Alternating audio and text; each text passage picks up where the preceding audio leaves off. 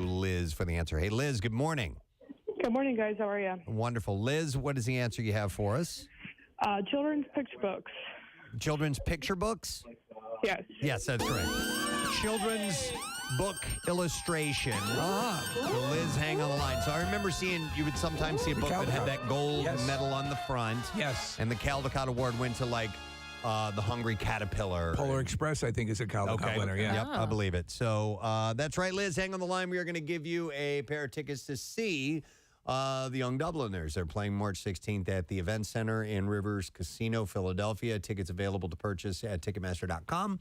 Must be at least 21 years old, and more information is available at riverscasino.com/Philadelphia. I got a lot of stories for you. Let's get going. Jesse Smollett was sentenced to 150 days in jail in his hate crime hoax case. According to TMZ, the former Empire star was also ordered to pay $25,000 fine, spend 30 months on felony probation after being found guilty on 5 counts of felony disorder conduct for making false reports to the Chicago police. So in some ways, they could have gone harder, and in other ways, they went lighter. And I think it evened out to something that makes sense. I just saw the 150, and I was kind of like, oh. Yeah, the 150 days. Yeah. So there's more to that. The 30 months on felony probation is a pretty lengthy time. And, yeah, they could have nailed him with more. And the financial fines. They probably should have hit him with more money, I think. Yeah.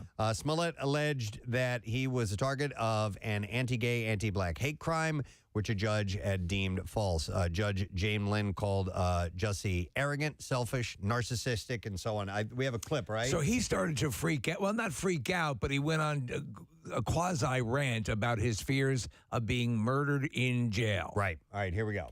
I would just like to say to Your Honor that I am not suicidal. That's what I would like to say.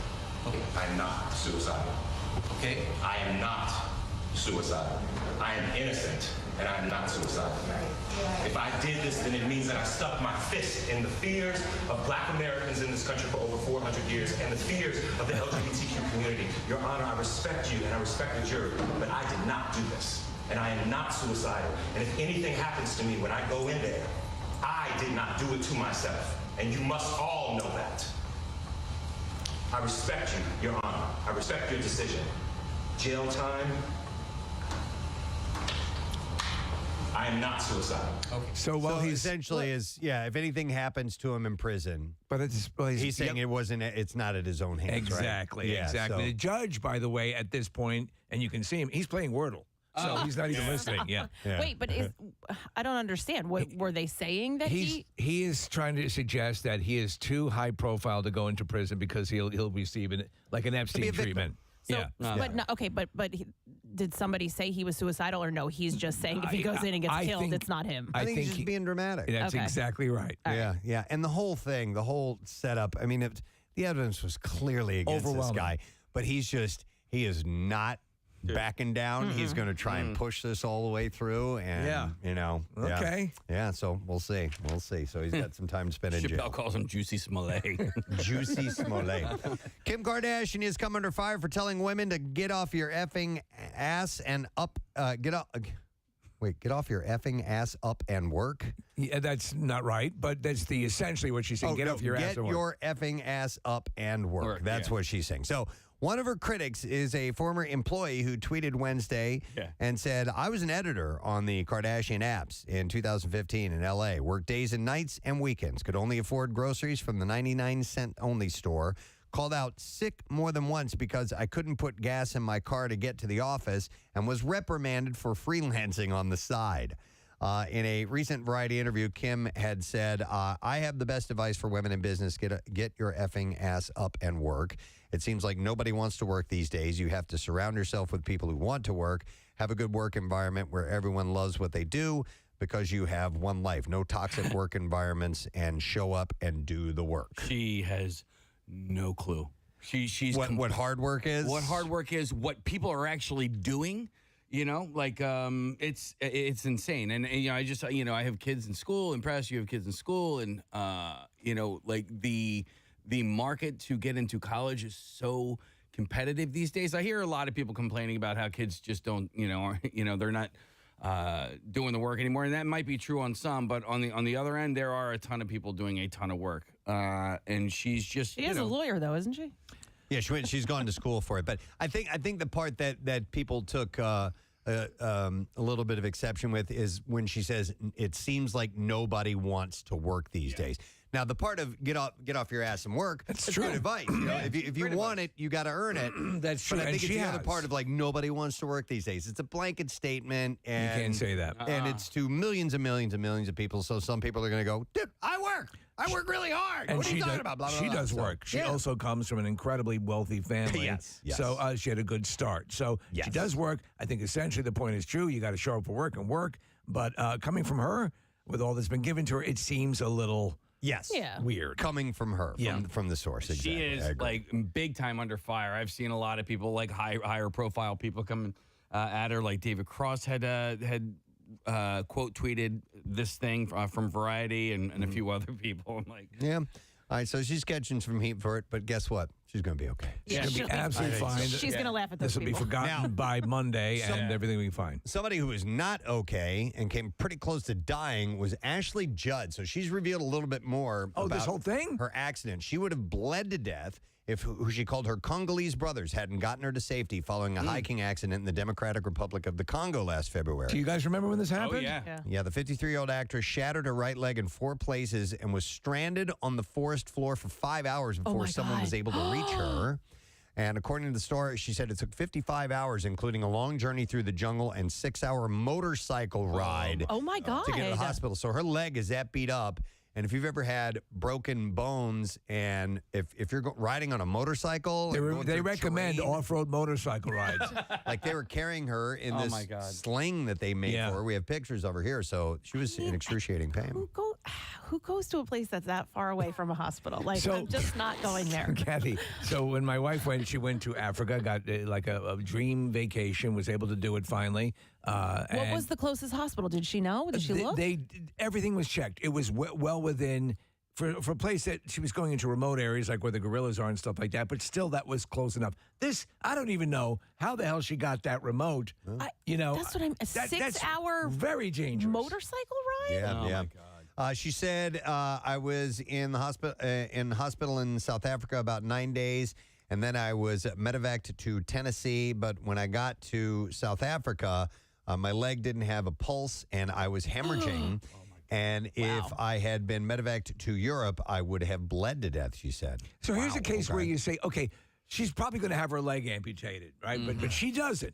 But then somebody who gets a splinter in their hands, right. like Jeff Devlin, almost gets his hand amputated. Crazy. Grimes and Elon Musk had a secret second baby together via surrogate in December, and the singer just revealed this in a new interview with Vanity Fair. News of their daughter, full name Exa Dark Cedrale Musk, but they call her Y, following her older brother nicknamed X, comes 6 months after a report that Grimes and Musk had broken up. Despite the reported split, the pair welcomed their daughter 3 months later, with Grimes also moving to Musk's now home base of Austin, Texas in December. Are the names that they've given them so that they'll be at home when they finally move to Mars? Yeah, I guess so. Maybe they'll fit right in with the other Martians.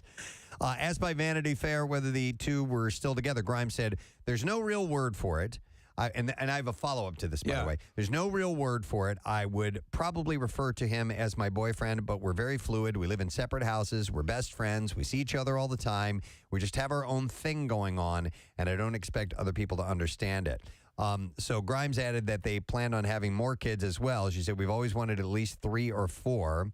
However, in a series of tweets following the interview's publications, Grimes clarified, "Me and E have broken up again since the writing of this article, but he's my best friend and the love of my life, and my life and art are forever dedicated to the mission now." The mission is capitalized. I don't know what that means. What the hell is she talking about? Which she defined as sustainable energy, making humanity a multi-planetary species, and the preservation of consciousness. She also, what the hell are you talking about? She also said it didn't mean for the interviewer to find out about her second baby, despite inviting the writer to her Austin home where a 3-month-old baby was residing. So who knows, man. Yep. So do you know how to pronounce the baby's name, actually? No. This is the exact pronunciation. Okay.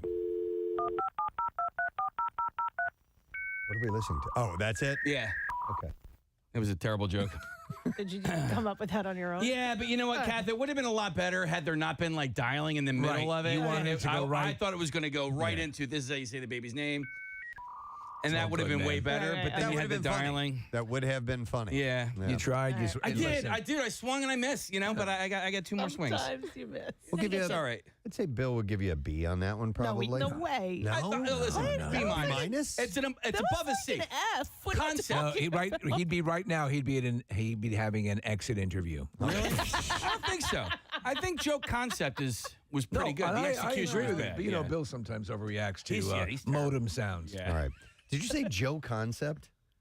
The joke concept. Oh, I'm sorry. The concept. Joke concept. Too, Did you hear that? Yeah, I Joe just Concept. didn't know what he was saying. It was a more smarmy version of Joe Camel. I love that idea of a Joe character named Concept. Joe Concept. Joe Concept. That's a good air name. Yeah. We need a good Joe pitch Concept. for this valve. Yeah. It's called Joe Concept. Get Joe Concept on the phone now. All right. Here, I'm going to dial him up real quick. No, but- yeah. All right. I was so saddened to see this morning. Emilio Delgado, a Mexican-American actor, best known for his role as Luis on Sesame Street, passed away. He was 81. He was one of the... God, I he remember wasn't him. original, but I think he came on like the In the third 80s. season or Yeah. something. But no, he it was early. on forever. Yes. Sesame Workshop confirmed the news in a statement. A beloved member of the Sesame family for over 50 years. His warmth and humor invited children to share a friendship that is echoed through generations. When did he debut on the show, Preston? I think it was the third season in 1971. Okay. Yep. So they started in 68, year I was born. Yep. So he was at the very beginning there. At the forefront of representation, Emilio proudly laid claim to the record for the longest-running role for a Mexican-American in a TV series. And we're so Wow. grateful that he shared his talents with us and with the world. Delgado originally joined in 1971. He played Luis until 2016 when his contract was not renewed. After public outcry, he, Bob McGrath, who played Bob, and Roscoe Orman, who played Gordon, were brought back for Sesame Street's 50th anniversary celebration in 2019. He also kept playing Luis for events that were put on by Sesame Workshop. He had the Fix-It shop, right? Yes. If I Beloved, recall right? correctly. See, yeah. I was on my second wife when this debuted. No, but so I remember the first group of people, and I vaguely remember him, but judging by the outpouring of affection, he was beloved. I remember him as clear as yesterday.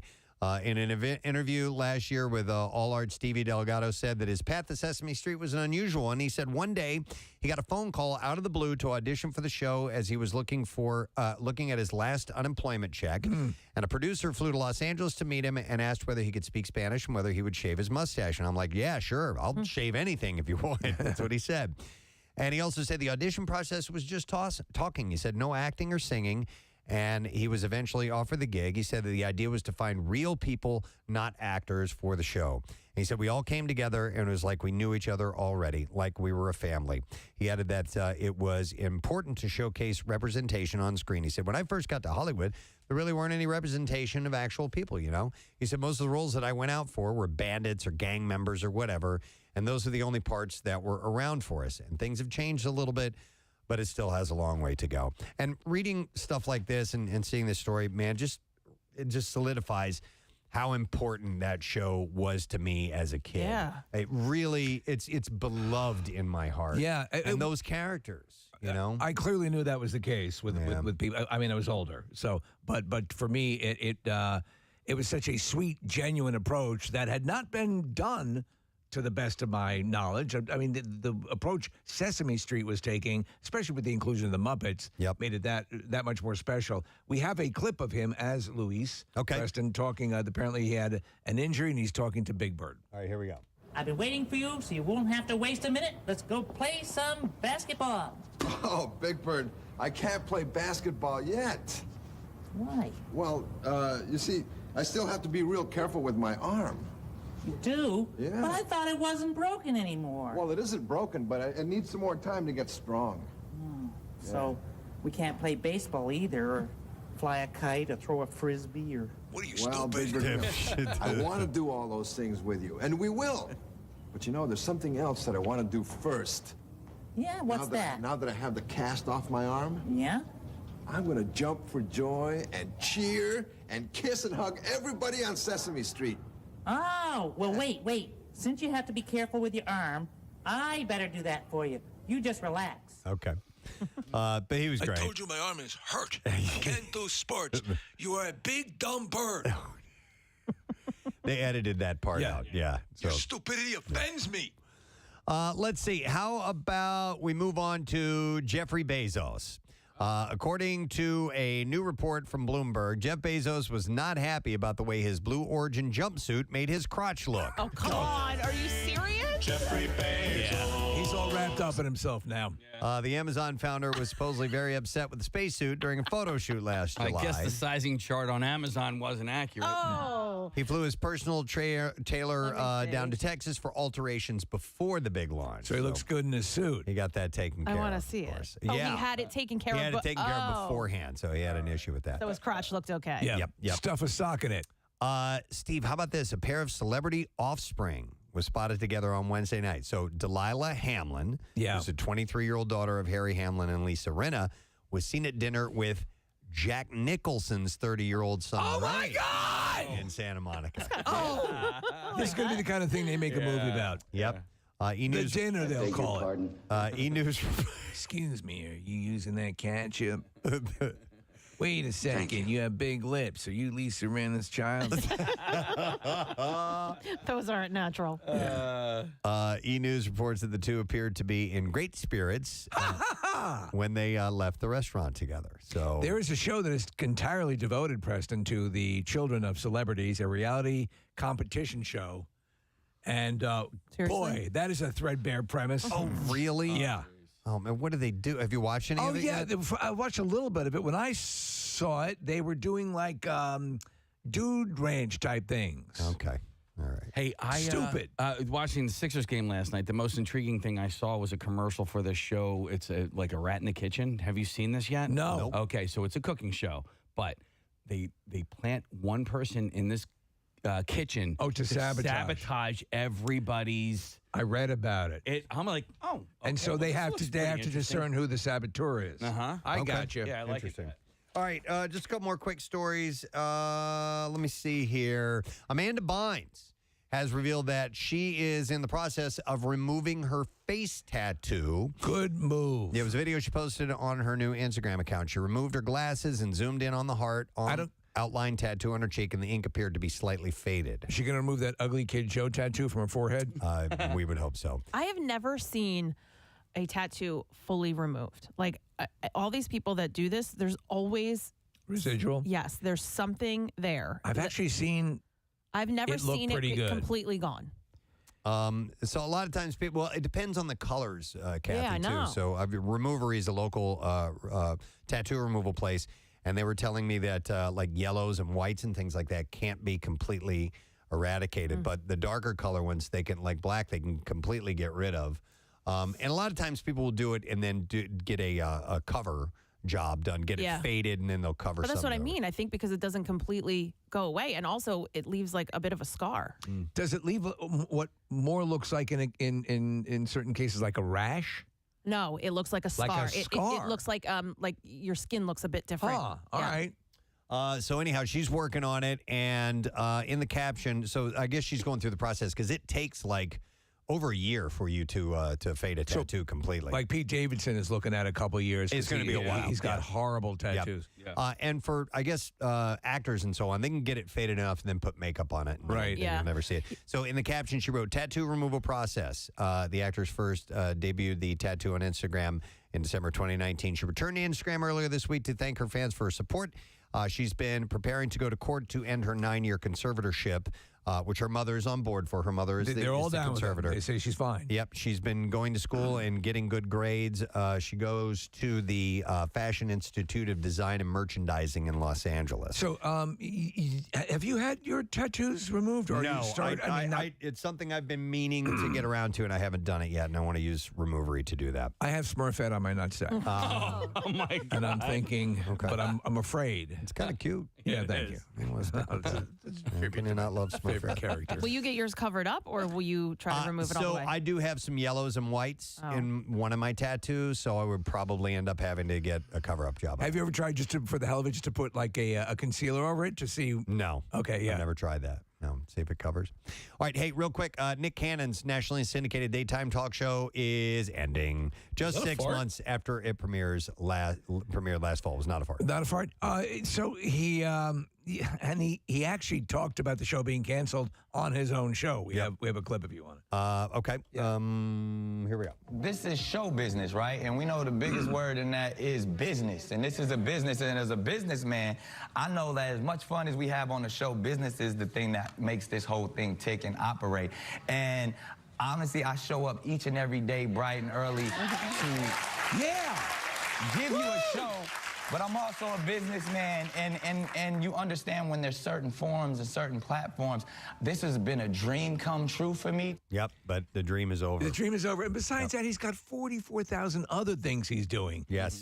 I bet including a dozen children. Yeah, he's got to take he's care breathing of a as well. sigh of relief, right? So, anyhow, yeah, that's been canceled. And then one last thing, HGTV's Flip or Flop has come to an end of the road. The popular home renovation series will conclude after the current 10th season. And doesn't that make it the longest running HGTV show? No, not Flip or Flop. I thought they were making a big thing about it, yeah.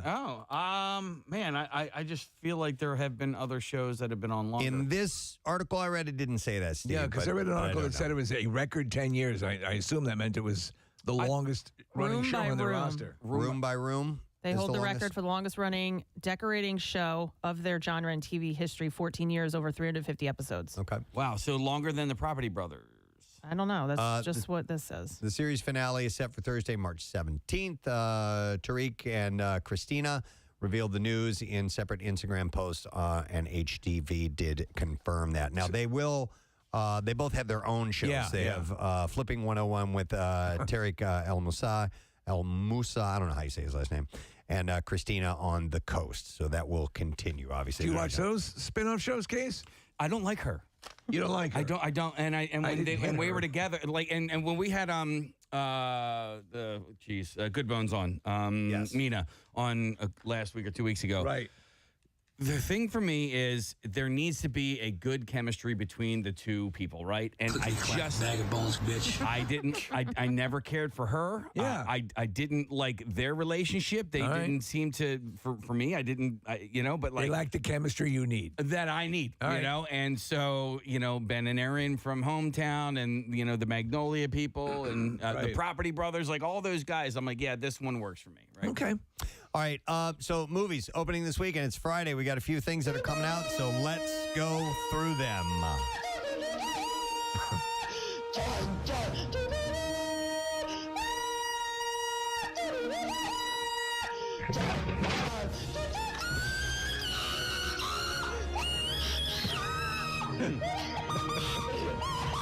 All right, Two Dimension. We're going to start with Turning Red, an animated comedy starring Rosalie Chang, Sandra Oh, and James Hong. Mei Li is a confident, dorky 13-year-old torn between staying her mother's dutiful daughter and the chaos of adolescence.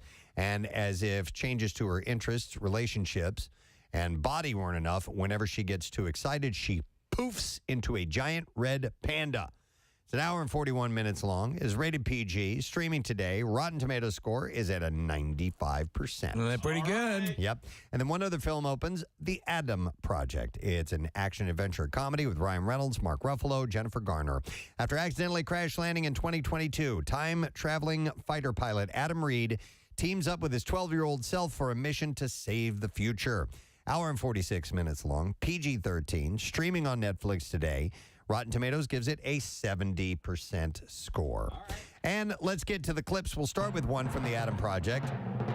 And it was a very personal film for everyone involved. In this clip, Ryan Reynolds talks about the first time he and producer Sean Levy watched it with an audience. Usually when you're watching a movie that you're extremely close to, in particular with an audience, you start to see it through the prism of their experience as opposed to your own. So I was really moved and touched by it. Adam Project can be streamed on Netflix, as I said. Next clip.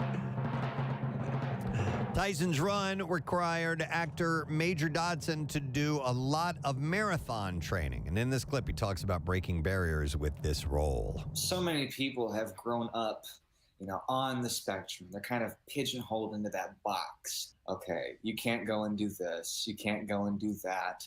Just a lot of people don't have that independence when they are perfectly capable with the right help, with the right attitude, with the right amount of determination to go and do what they want to achieve. Shut the f*** up! Tyson's Run is in theaters now. And that's it. There we go. Your entertainment report to round out the week, friends. Thank you. Oh, please.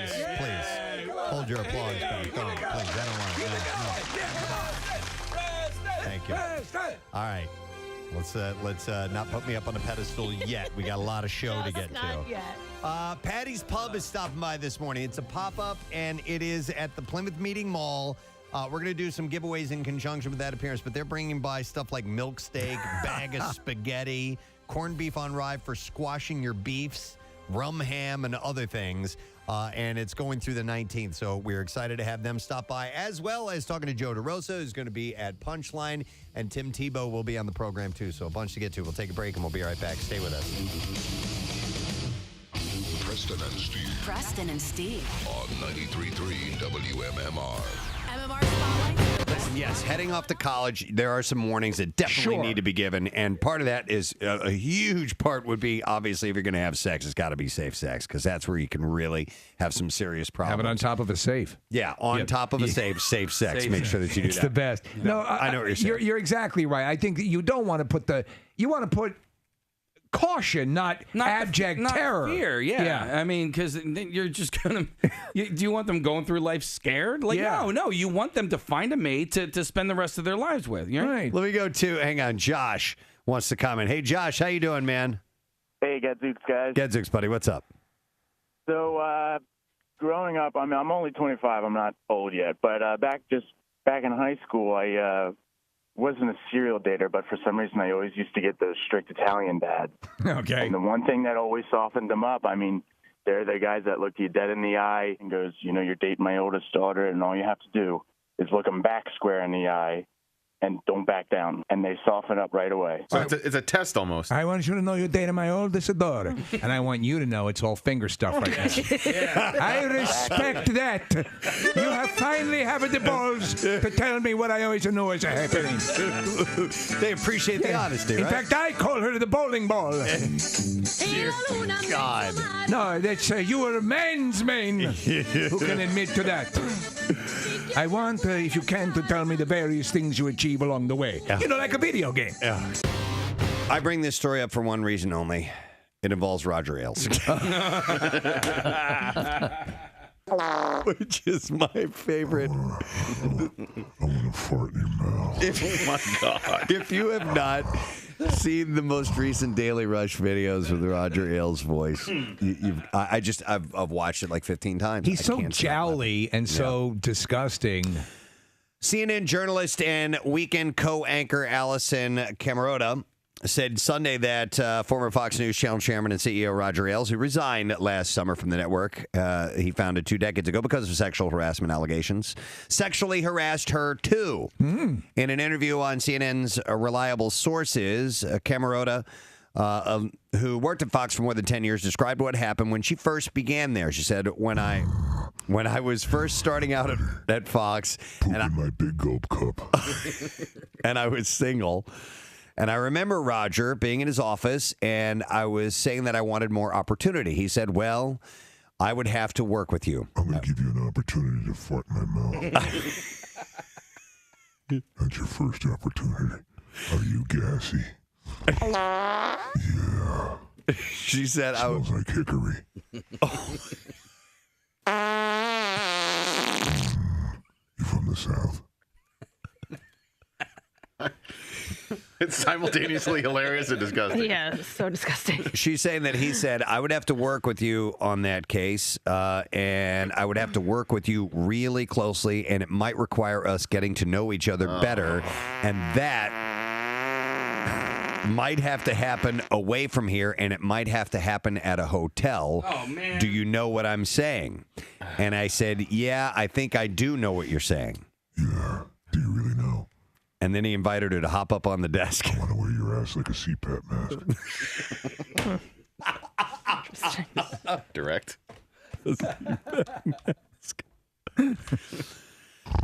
Camera. That's just how he breathes. Yeah, her cheeks are like caving in as he's inhaling. Is it too hard?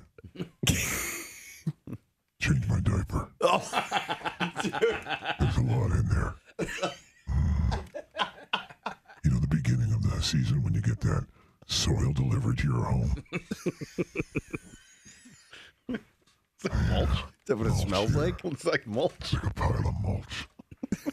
There's a prize in there for you. Oh, God. A contract to do weekends here. I'm going to lead the introduction with our next guest with a quote from Rocky Balboa. Man, you look good for an older guy.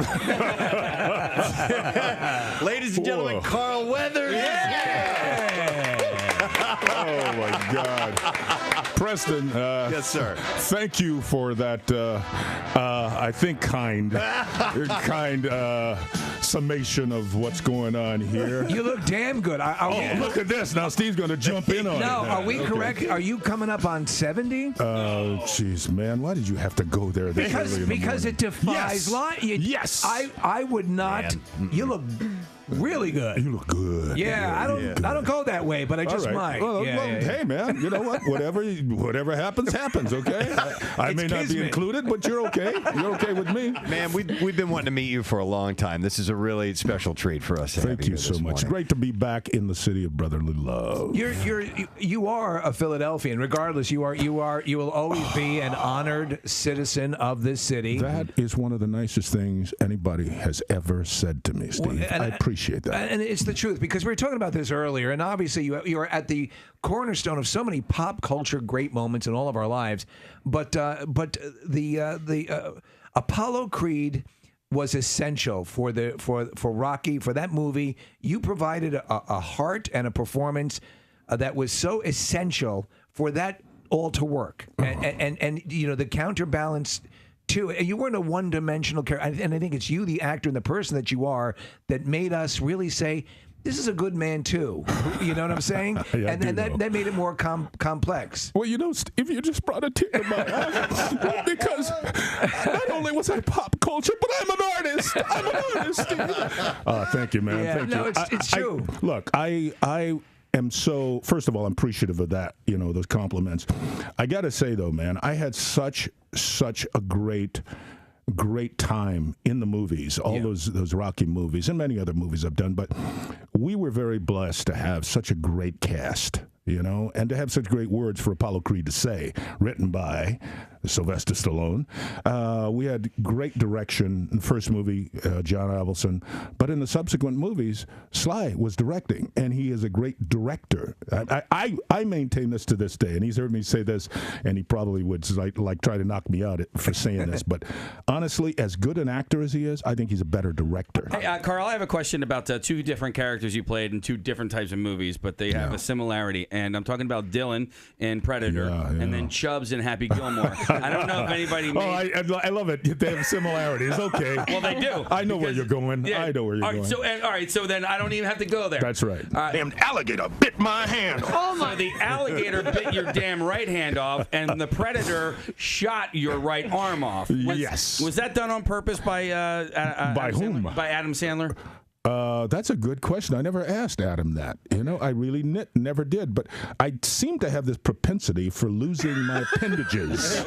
Did you get to keep any of the props? Did you get to keep? Man, what a fool I am, because I didn't. Neither of those movies. Well, that's not true, because from Predator, the only thing I have is this beautiful knife that was forged. We all had these knives that were made by this great knife maker, and I don't remember his name right now, but it's beautiful, right?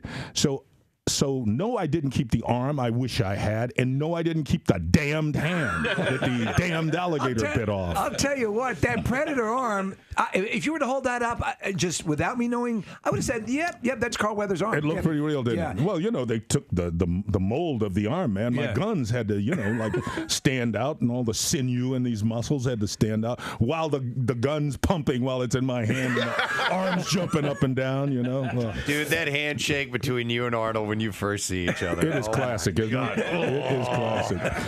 Man and man. By the way, I have coined that the man shake. Yes. That is not a handshake. That is a man shake. Carl, have you ever been to a sporting event in Philadelphia where they've done Rocky montages during the sporting event itself? No, I haven't. It's amusing and it gets you going, but the scene that comes to mind is when you and Rocky are running on the beach and then you end up hugging one another. Yes. Because it's sort of comical at this point. There are a lot of people who look at that and think, these two guys like each other. They really like each other.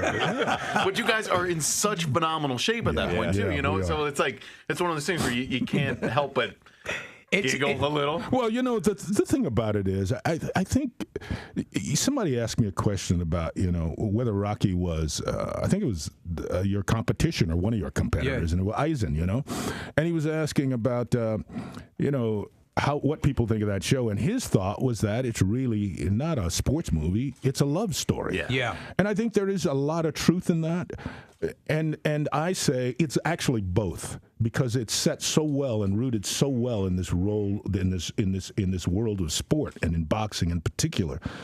But what makes the thing about sports, in a way, all about love, is that it's not romantic love, but it really is about men loving competition and loving the competitor because of what you go through to be at the top of your game.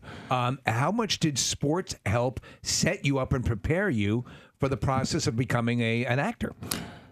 Oh, man. It's prepared me for life. Yeah. In my mind, and maybe others feel differently about it, but there's something about teamwork, number one. To be on a team, you learn something about that from a very early age, what it takes, what your job is on that team, how to be your best at your job, how not to let others down because you have responsibilities, you have assignments on that team. But speaking of the best, I mean, I think a lot of people would agree that during the 80s, Tom Selleck had the best mustache, but I think you give him a run for his wait a minute now. Wait a minute. I gave him a run for it in his 80s. Okay. No, Tom, I know Tom's reputation, not only as an actor, but as an actor with a mustache.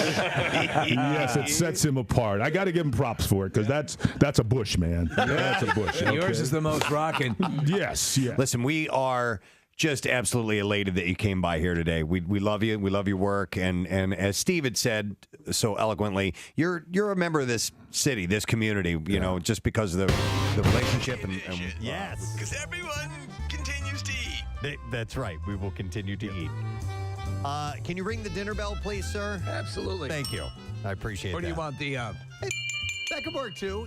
Either one works. Steve, this first story is exclusively for you. I mean, there will be other people that will be sad to hear this, but the son of the founder of Entomens, who helped take the family's cakes and cookies from a small bakery in New York to grocery stores nationwide, passed away in Florida last month. He was 92. For many... Well, I wouldn't say full years, but for many stretches years ago, Entomens was my girlfriend. And, you look forward to that time spent with Entomens chocolate chip cookies. Oh, their cheesecake, their cheese-stuffed coffee cake, or it wasn't coffee cake, it was Danish. It was just my absolute favorite. Excellent. Was it the long, long, rectangular, with little icing swirls on it, and you would have to cut it. Yes, that was was a standard Sunday morning staple for us. How about the chocolate chip pound cake? Never had it. Yeah, excellent. Never had it. Yeah. Good stuff. Okay. We always had the crumbly donuts. The donuts, Crumbly all the donuts, extra little crumbles that would fall off, and you could pick them out of the box. With like coffee cake type material on it. Yeah. The best. When I lived in Brentwood, Long Island, the facility, the main baking facility, at least to the best of my knowledge, was just about a mile and a half away. And you'd wake up some mornings and you'd smell. Oh, that's great. Entomens baking. That's good to wake up to. Charles Entomen died peacefully, surrounded by his living children on February 24th in Key Largo. His father, William Entomen, opened the original bakery in Brooklyn in New York in 1898. Later moved it to Bayshore on Long Island in 1900. Yep. Charles, along with his mother Martha and his brothers Robert and William, took over the bakery in 1951 after his father's death, setting it off on a course that would see its products decorate supermarket shelves across the country. So they took it in 1951 and then really ran with it. They sold the business to pharmaceutical company Warner Lambert for $233 million, which would be valued at more than $1 billion in today's money because That's like $1 billion. It's like $1 billion. That took place in 1978. So they sold it in 78. And So- yes, it would have been worth like $1 billion now. So it's and it's under Bimbo now, yes? Now it is. So it's sold. It's changed hands again. So their net worth is not publicly known, although Charles's Key Largo home is worth an estimated $10 million, according to Zillow. Yes, that's right. $10 million. All right, so the home is worth like $10 million, but adjusted for today's money, it's like $1 billion. No. It's worth $10 million Right now? Oh, okay. $10 million. I mean, there's nothing that. Wait a second. What's that on the roof I hear? Stop it. Stop it. Yeah. Everything they have is good. Like, there's nothing really out there where you're like, oh, no, that's gross. No. Kathy is right on this one, Casey. No. Those when you get the variety pack donuts, there's the one just the plain regular donut that has the regular nothing with a old-fashioned nice donut. coffee or tea. It's a Those wonderful. are still good, but yes, there's going to be when you get a variety pack of almost anything, there's going to be one thing that's going to be less popular than the others. I agree. They provide variety so that everyone has something. Yeah. All right. Who likes that donut though? I mean, I do. I don't mind it. Of all the ones that it's are in not that, the first one that I grab, but I don't hate that donut. With that coffee or tea, it's a wonderful little nosh. It's a dunker. It's a dunker. It's not you a son of a bitch. Okay. No, it's actually Casey. I believe it's the first donut they made. Yeah. Well, you guys, I don't like donuts, but Entomens donuts, I don't like. I'll eat those. Okay. I would. See? I would prefer that. In 2014, the Sun listed a nearly 7-acre compound on Lake Montauk for $24 million. Actually, $25 million. Whoa. Wow. Wait. Say that again. When was it? 2014. So adjusted for today's dollar, was. that's like $1 billion. It's like $1 billion. It's like $1 billion.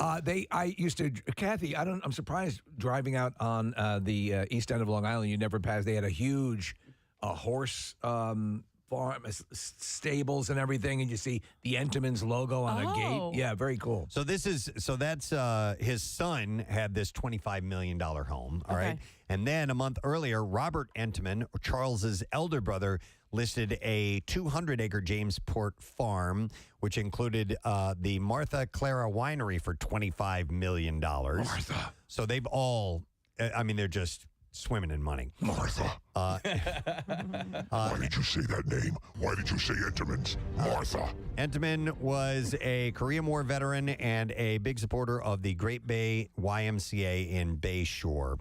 And he was a big, he would contribute to a lot of charity functions and so on. Very, very a generous family. His father was a baker from Stuttgart, Germany, who had learned the trade from his own dad, according to the company's history page. His first job in America was at a bread factory. William started the bakery in Brooklyn, moved it to Bayshore, and his doctor's recommendation when one of his children got rheumatic fever. William's son, William Jr., later added home delivery routes. Entomen took over the company with the rest of his siblings and mother when his father died. They expanded the business into New Jersey and Connecticut, and in 1961, Entomens built the largest baking facility of its kind in the U.S. on 5 acres in Bayshore. So that's where I live near. Yep. So Brentwood and Bayshore are right next to each other. All on Long Island too. Yep. So hang on a second. Real quick call. Let me go to Lauren. Hey, Lauren. Good morning. Gadzooks. Gadzooks. Lauren, what's up? So there used to be an Entomen maintenance reject store in the Berlin area of New Jersey, and it would be, I think, for their quality control, all of the items that didn't pass quality control. Yeah, you know what? We had one time we had someone from the Dove Chocolate Company. Send us a bunch of stuff that essentially was fine to eat, but it was just kind of like slightly misshapen, or there was an edge on a piece of candy. And yes, so they will do that. They get rid of it, and you're exactly right, Lauren. For quality control and uniformity, the stuff is exactly the same. And you can get great prices. But we lost her. But I guess they used to have a store that would sell that. So why have that food go to waste? There was one for, I'm sorry, Case, there was one for Drake's near me when I was growing up in Long Island as well, where it would be those, like, didn't quite look right cakes. Yeah, well, there's one on, I don't know if it's this type of store, but on Henderson Boulevard, Kath. King of Prussia? Yeah. So you turn Henderson Road? What's that? Henderson Road? Henderson Road. I said Boulevard. But it's right there. It is like some sort of an outlet store. It is a baker, like a big baker. Really? Yeah, but I can't remember which one. All right, I know Henderson Road. Look for those opportunities when you can get them, because like I mentioned, I was in the Acme on Mermaid Lane. I've seen this now a couple times. They have a special section that is all like sort of knockoff or I know that. Yeah, like lower priced, and I assume it's the same sort of thing. Kathy, that trampoline park that's right there used to be there. It's right across the street from that. Oh, okay. All right. I don't know what that is. How about that? Maybe somebody can text in the info. All right, I got something else I want to share with you from the Connoisseur. It's all about food. We love food. And this one's a local. Milk Boy. I think I have my Milk Boy. Yeah, you do. Hoodie that I keep my jag on the back of my chair here at all times. The first 100 people in line at Milk Boy South Street on Sunday, March 20th will receive free burgers. What? To celebrate the South Philly Bar's new takeout menu. Oh. So is March 20th the first day of spring? Is that, can you look that up for me, Marissa? I think it is. It says on the first day of spring. Here we go. Milk Boy South Street will hand out free samples of its hit single burger, a beef patty with Tommy sauce, which is named for its co-founder, Tommy Joyner. Tommy want wingy? Listen to this. This sounds good. So Tommy sauce, red onion, milk bun, and sidekick pickle. The giveaway coincides with unveiling of Milk Boy Takeout, the bar's first to-go only option. And the free burgers will be distributed only between 11 a.m. and 2 p.m. Milk Boy's Takeout menu, they have some great-sounding burgers here. So they'll have a new create-your-own burger section, allowing guests to add an array of toppings like baked brie, sun-dried salsa, blue cheese, long hots, sauerkraut, maple bacon, crab cakes, and more. That's burger. That's sounding pretty good. And that's the first day of spring? Yeah, the to-go menu will also have varieties of waffle fries, regular, cheesy, and loaded. Thank you very much. Love waffle fries. And another section dubbed Other Tracks lists burgers like the Double Platinum, made with 2 patties, Tommy sauce, lettuce, tomato, and Cooper Sharp cheese, and the South Street Boogaloo, made sloppy style. They make them extra sloppy for you. Yes. With fried onions. I made them extra sloppy for you. With fried onions. Can you play that whole clip? Oh, yeah. I know how you kids like them sloppy. Extra sloppy for you. I know how you kids like them sloppy.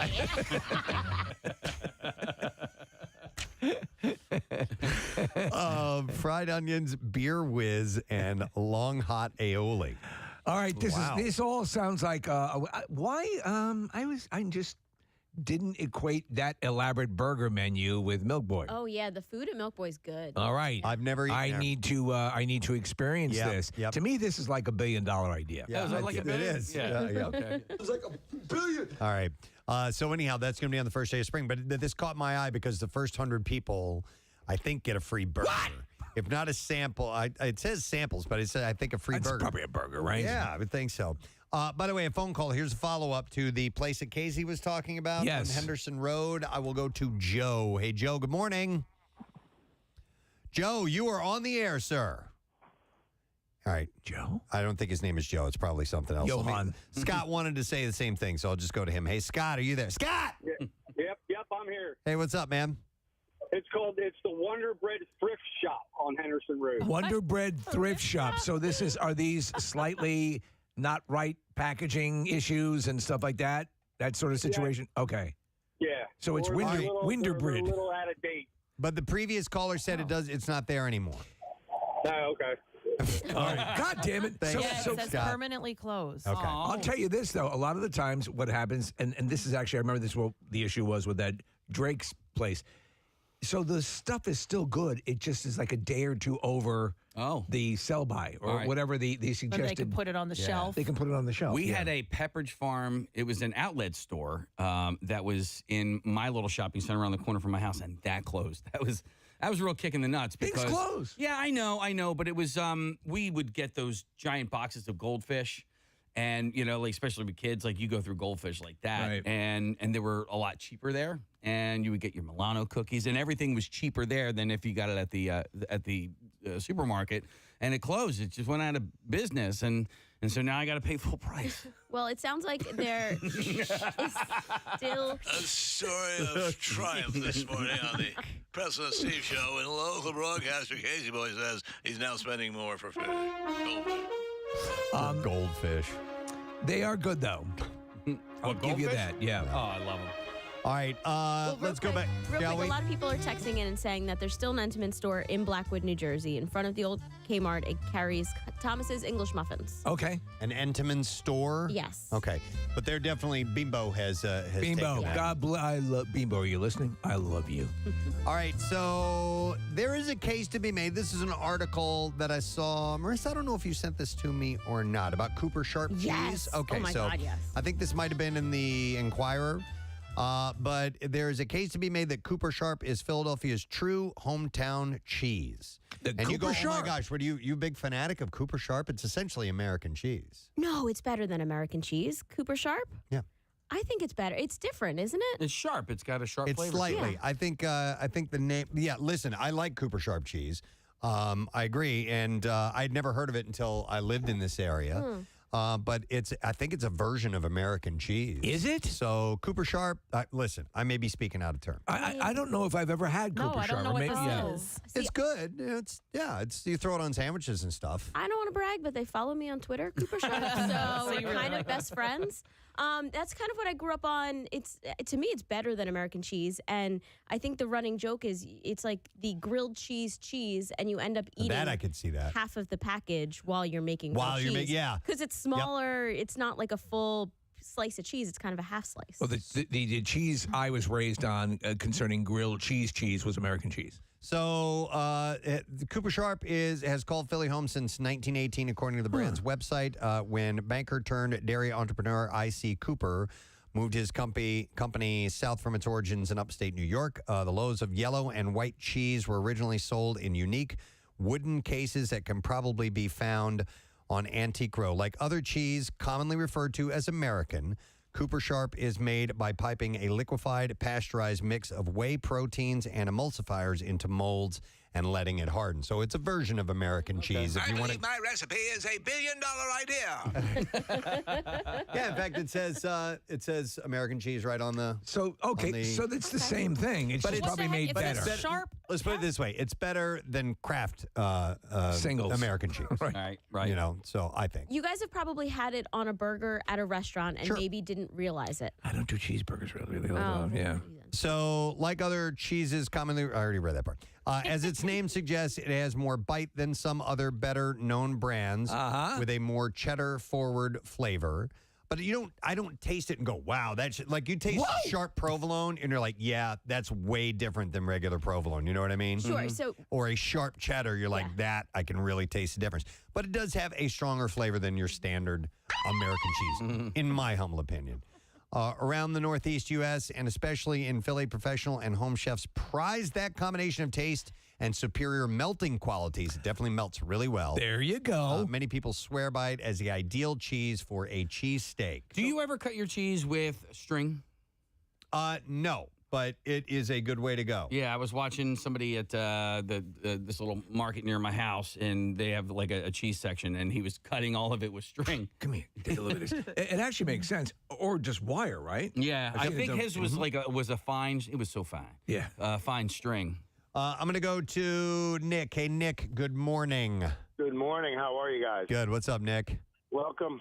Listen, I work at ShopRite Deli in Marlton, and that cheese has various forms of cheese. It even has a cheese with pepper, like the pepper you put on salt and pepper. Oh. It is amazing. It is so amazing. You're talking about Cooper Sharp? Cooper Sharp. It also has a yellow brand. Cooper Sharp is one of the biggest selling cheeses we sell there. And let me tell you, buddy, burger, Cooper Sharp, and Canadian bacon on a burger, bam, boom. All right. Canadian bacon and Cooper Sharp on a burger. Bam, boom. I like that combination. All right. All right. I like that. Thanks for the tip. Yeah. I did pork roll and Velveeta on a burger last summer, and that was a bam boom as well. Okay. All right. By the way, Milk Boy, to double back, they are going to take suggestions on customized burgers for their burger of the month. And you can suggest different types of burgers for them. We got to come up with a President Steve burger. Yes. We got to come up with a really good We'll just take one of our Gadzooks flavors and send it. Let me go to Dave. Hi, Dave. Good morning. Gadzooks. Gadzooks, Dave. What's up, man? So I'm like running around last night looking like what we have for food and stuff for kids for lunch. We're coming up on spring break, so we're not like stocking up on food. And I'm like, ham and cheese, that's an easy one. I have no cheese. So I ran out of the store last night. I'm like, of course, it's 9 o'clock at night. The deli's closed. I'm like looking at all the prepackaged stuff. There's like no cheese to be found. I'm like, what's this Cooper American cheese? First time I've ever had it in my life. That's the best cheese I have ever had, ever. I'm just going to keep getting it from now on. Wow. There you go. A revelation. Best cheese you've ever had, ever. I've not had this. All I right. can't say with Thanks, any Dave. conviction, Yeah. unless I was unaware of it, because everyone says it was a revelation, and I didn't have that. I live a very sullen life. No, it's really good. It's a good go-to to have in the fridge at any time you want to make a sandwich, burger, whatever. It's a really, really good one. Marissa, would you put it on like a cheese board and cut it up that way? It's different than that. I've never thought about it, but if you got one of those big blocks of it, you could cut it thicker. There's like places like Cherry Street Tavern. Their cheese plate is just thick cut American cheese. Yep. So a lot of people are loving the Cooper Sharp love that we're giving on the air this morning. So thank you for the text. So this should be considered the authentic cheese of. This is what I would absolutely have on a cheesesteak without question. I'm not a whiz guy. I think whiz sullies the beef. I know I've said something very controversial to a lot of diehards, but I would put Cooper Sharp on a cheesesteak. That would absolutely. I don't think that provolone's got enough flavor in it, and I think that Cooper Sharp is the best to have on a cheesesteak. My personal opinion. I just never considered that it was regional, but I guess like Cooper Sharp and a Martin's potato roll, it would be like a Philly sandwich to me. Okay. Nice. All right. What else? We're in the connoisseur. Just keep them coming. Let's stay with cheese for a minute. Oh wow. Oh wow. If Gorgonzola cheese has a soapy flavor, it may be your fault. You can blame your genes for that. I was just going to say soapy. Who keeps cheese in their jeans? Researchers in Italy looked at 219 people and found 2/3 said at least one form of Gorgonzola tastes soapy to them. They note that it was found the perception of the soapy flavor in Gorgonzola cheese was associated with some genetic variations. So it's sort of like cilantro. Like some people love it, some people hate it. So some people taste soap in it. And it says, as previously observed in other foods like cilantro. Yep. Okay. Yep, exactly. Soap. I love Gorgonzola. That's like... Do you? Yeah. No kidding. We're learning so many things about that you keep teeth, you eat Gorgonzola. By the way, I got an email from somebody who's going to send me pictures. He kept all of his kids' teeth and then made like an album and gave it to them when they were 18. Ew. Kathy keeps He goes, her "You're not son's the teeth He goes, "You're not the only weirdo." and eats Gorgonzola. I didn't know that. Yeah. So I would say over the past couple of years, I've entered the world of cheese fandom, and the joy that cheese can bring. Describe the taste of Gorgonzola to me. Oh, it's like 10 words or less. It's a sharp blue cheese. Okay. It's a very. Then I've had it. So you've got Gorgonzola has a nice strong. I can't describe the all the qualities of blue cheese, but you know what blue cheese tastes like. It's a strong flavored blue cheese. Okay. And I'm down with that. It's really, really good. I do like a nice blue cheese. They also add that in the future, the knowledge of the genetic variants associated with food preferences could help to develop new personalized strategies for the promotion of consumers' health and prevention of diet-related diseases. So, well, it comes down to personal taste, but also what determines your taste is goes a lot deeper than just a whim. Like my tastes have evolved over the years. Yeah. Yes. All right. Here's a local thing. Fairly local. This is at Bear Creek Mountain Resort. I got an email from Amy White Knight. That's her name. She's wedding sales manager at Bear Creek Mountain Resort. And she said, I thought this might be interesting to you. It's an event we're holding in April. She said, I know Preston's love of charcuterie art, and it's going to be pretty cool. And we're capping tickets at 100 guests. So they are having Charcuterie 101 at Bear Creek Mountain Resort. And it says that it's brought to you by White Acre Studio Workshop. Local studio specializes in handcrafted, unique, customized wooden furniture and boutique items for your home and business. So I guess they're going to supply the boards that you will use. Okay. And your ticket price includes your own personalized charcuterie board made by White Acres, chef-instructed presentation on how to create your own display at home, guided decorative craft from White Acres, a glass of wine of your choosing, and the opportunity to personally enjoy our chef's charcuterie board. It's at $80 per person. Preston? And do a search with Bear Creek Mountain Resort. I think you're nudging into Kathy's activity realm. I know. I was just, yeah. And I want to know how Kathy feels about that. You're right. No, it's okay. I got this email from her too. Oh, okay. And I did look up the event, and it looks like a great event. Unfortunately for us, it's on a Thursday night, so I'm not going to be able to go. But no, this is great. I sort of did like something like this. It was more like I did an interview, but she went over like what she does in a charcuterie class and like the different tips that she gives. Because you think, okay, well, I can do this. Like you're just putting it on a board. But like the tips that she gave, like never putting two things the same color next to each other, I was like, oh, okay. Right. Kooky. Yeah, you can do that, right? Listen, I love, but the thing is, it's funny. I sort of love them because I'm not a fan of the meats per se. Right. You know? So like the new iteration of them where it's basically whatever you want it to be. Yeah. Then I'm down with that. Yep. So they're going to do that at Bear Creek Mountain Resort. One more? Sure. Do it. One more. I got to pop this I'm sorry. I'm so excited over the connoisseur this fine Friday. Let's see. All right, I think I'm going to go with this one. This is kind of a personal one. I'm a coffee creamer guy. I like my coffee sweet and creamy. Like your men. Like my men. Exactly. No, I like coffee to taste like candy.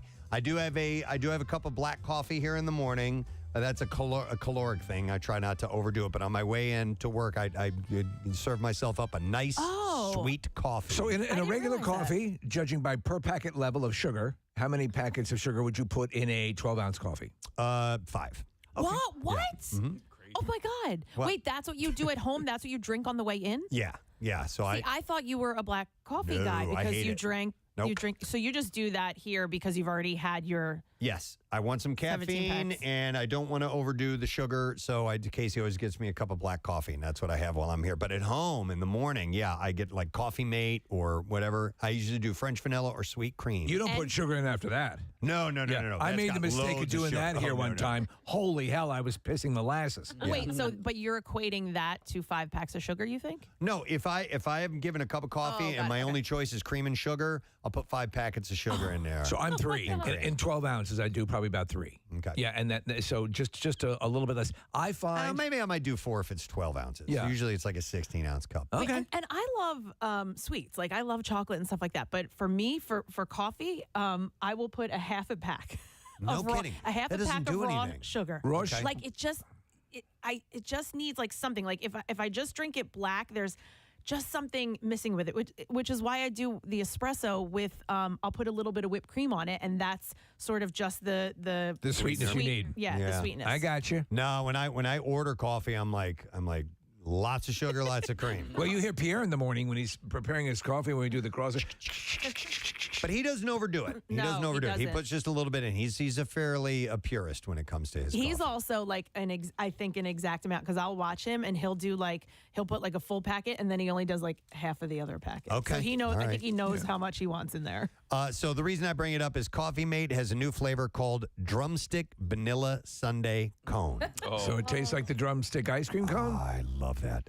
It's said to combine the flavors of ice cream, milk, chocolate, and waffle cone. And it's good for you, right? It's good for you. It will be rolling out in grocery stores in April, but is available now at select Walmart locations. I was at, Kathy, I was out with some neighbors. They had a dinner party, and I was there after dinner. They were serving up coffee, and I'm putting sugar in. And the lady next to me, she goes, my God. I'm like, what? She's like, how much sugar are you putting in there? Did you know her?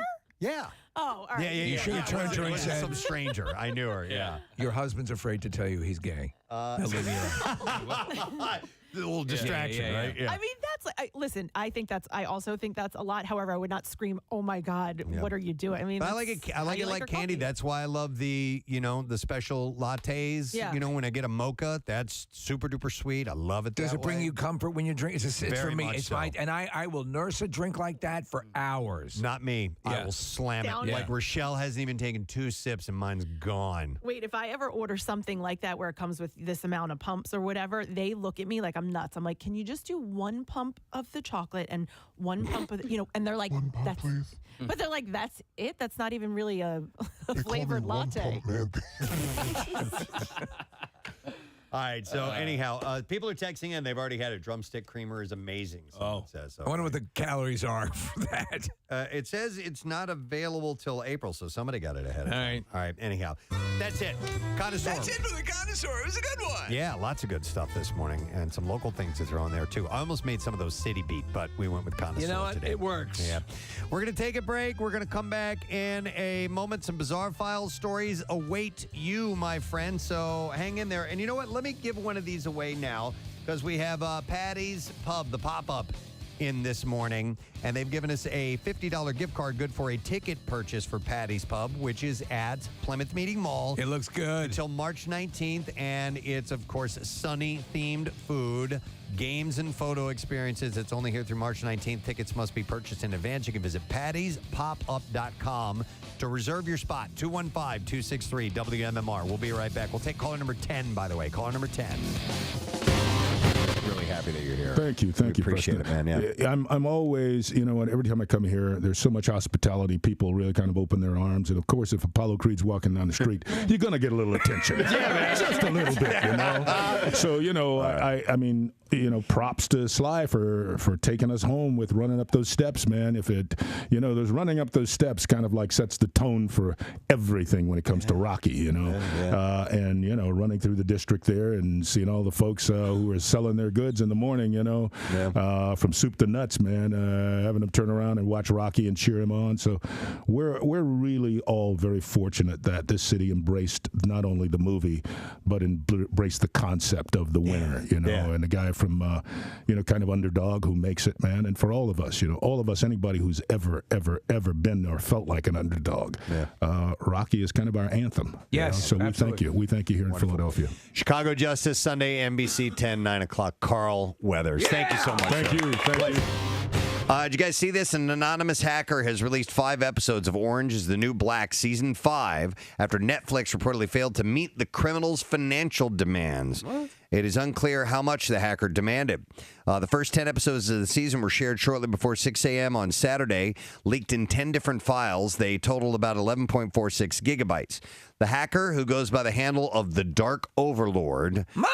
I'm trying to do something! Kicked off the leak when you're done, Dark Overlord, take the garbage out. By publishing the premiere episode for the forthcoming Orange is the New Black season Friday to the Pirate Bay. This is my son, the Dark Overlord. The streaming giant has set June 9th as release for Orange is the New Black. No word on whether Netflix will move that date up.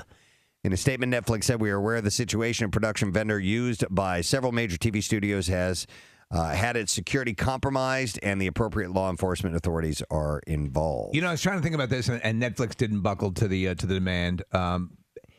I don't know how much impact this has because Zero because it's $9 a month. Yeah. You already have it. Yeah. More than likely. So, and you're not going to watch it any quicker or any sooner than you would normally. So I wonder where the damage is really. Maybe in some people who aren't already subscribing, getting it, but it is what it is. I guess piracy still remains to be a really big problem. For me, it holds no fascination. I'd rather just fork over the however many dollars it is to watch the actual official version of something, and I can wait until Friday. Yeah. I don't need to see it on Monday before it comes out. What are you going to do? Watch 9 episodes? Yeah. Well, the hacker isn't stopping with that show. The cybercriminal claimed via Twitter to have unreleased shows from ABC, Fox, National Geographic, and IFC as well. Okay, again, tell me of Game of Thrones and maybe I'll listen. Right. This is the Dark Overlord. I have your Capuchin Monkey special, and I will upload it if my demands are met. That's from National Geographic. Your special concerning the Watusi women of Puka Buka will be released to the world. If you do not yield to my demands, I'm the Dark Overlord. Capuchin I know. There's the extortion there. In a message posted Saturday, the Dark Overlord wrote, This is the Dark Overlord, your 1-hour special concerning FIFO, the zebra who can tap dance. Will be released to the world. The Dark Overlord wrote on Saturday, it didn't have to be this way, Netflix. You could have avoided it. You're going to lose a lot more money in all of this than what our modest offer was. We're quite ashamed to breathe the same air as you. We figured a pragmatic Someone's gotten a little carried away with their Dell laptop. Yeah, we figured a pragmatic business such as yourselves would see and understand the benefits of cooperating with a reasonable and merciful entity like ourselves. What are you talking about? Come on! No. Yeah, it's illegal. Yeah. And by the way, Dark Overlord. Dark Overlord.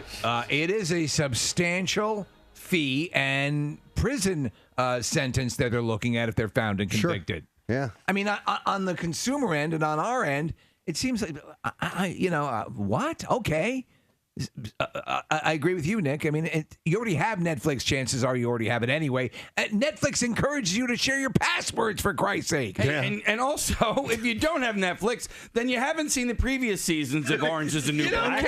So if you're going to release the 4th season, can you release the first 3 seasons as well? Damn good point. I got to get caught up on this. Dear Netflix, we are committed to releasing the 3rd episode of Lemony Snicket.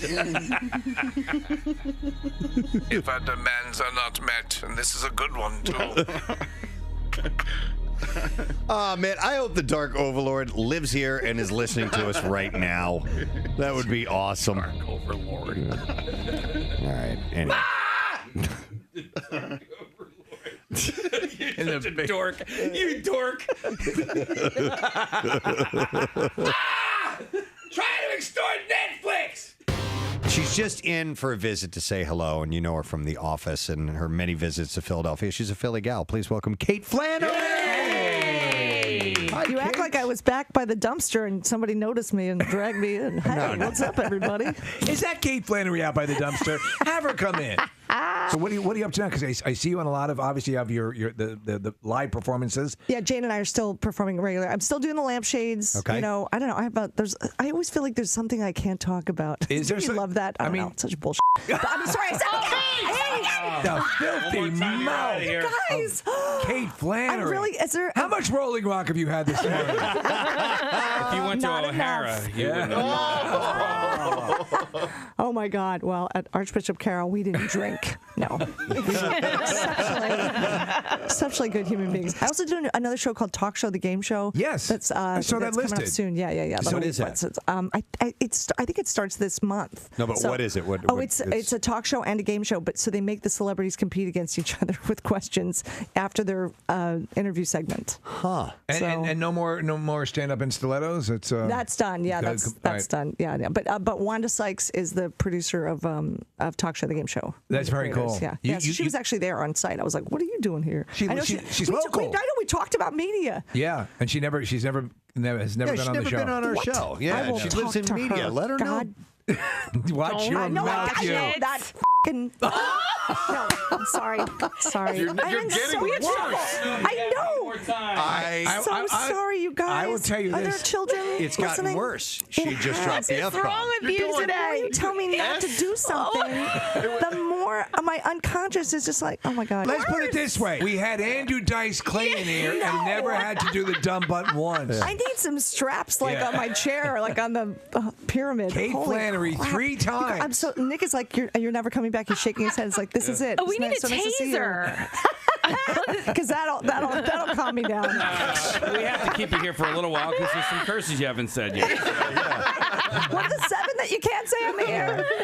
You know what? That list, by the way, that classic list, Yes. as legend has it, we've said it before, did not exist before Carlin created Are you kidding that me? list. There was the FCC had no set list of words, but once Carlin created that list, the FCC said, "Yeah, that sounds good. Yeah. Let's go with that." That's amazing. All right, so when you're not on the air, Yes. do you curse like a sailor? And how I does that didn't go think over? so until I got here. Okay. No one blinks an eye in Los Angeles, where everyone is drug induced and on painkillers. Once in a while, I don't know. No, I don't know. I'm so sorry. I think I have not had enough sleep this No, week. we have many dumb buttons for just such. Now we're going to call it the Flannery switch. No. Mark it on the board right here. Oh my gosh. Hit the Flannery switch. Hit the Flannery. Oh no. I'm sorry. We had to Flannery out on that. Well, the owner of a sperm bank has been accused of secretly switching donor semen with his own in order to father 60 children. This has happened before. It has. Jan Karbat, who died at the age of 89 last month, has been accused by 23 families of using his own semen instead of the donors at a fertility clinic in Rotterdam. So what does he do? He puts the samples under cups and moves them around quickly on a table? He is also accused of tampering with the clinic's data and donor descriptions and allowing couples more than the allocated 6 children per donor.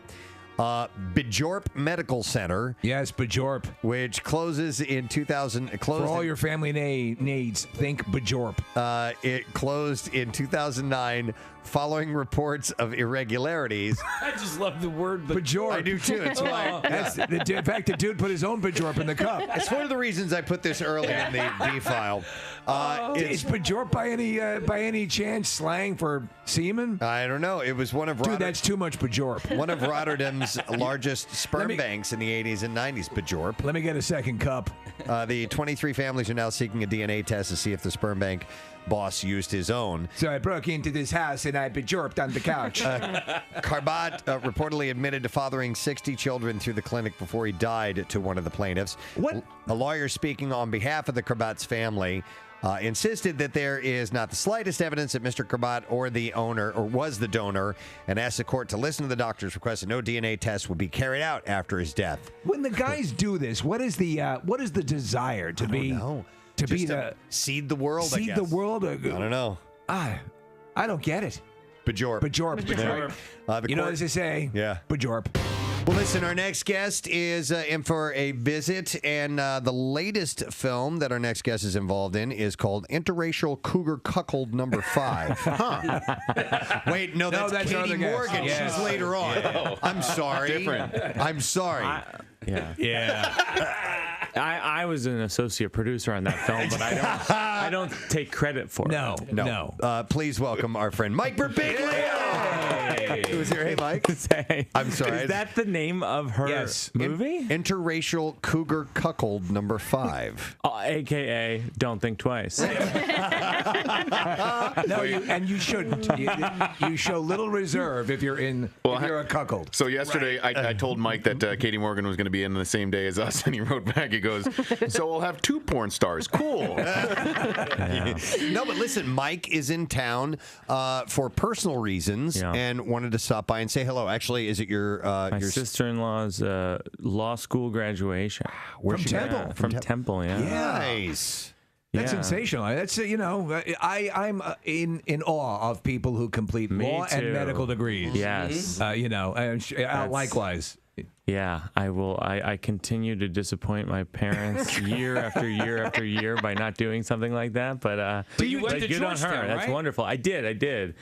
But then I didn't. Yeah, I didn't. Were you expected to go into law?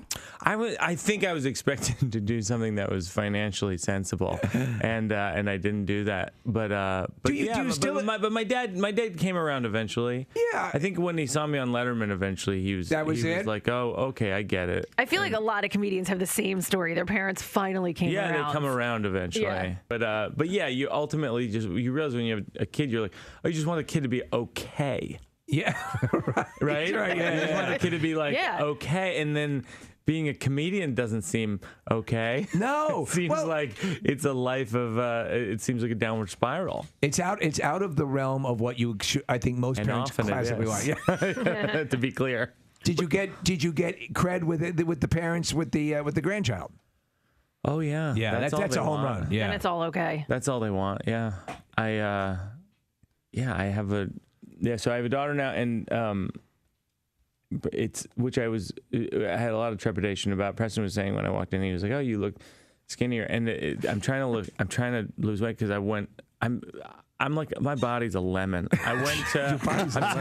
I'm telling you, I went to the doctor, and he goes, I'm not kidding. This is in one visit. He goes, he does the blood, calls me up. He goes, hey, this came out well. This came out well. You have Lyme disease and diabetes. Oh my God! I was really? like, whoa, one at a time, fellas. We're all gonna get a chance. Oh my gosh! Yeah, the Lyme. So the Lyme disease, I took meds for, and that's fine. We caught it early.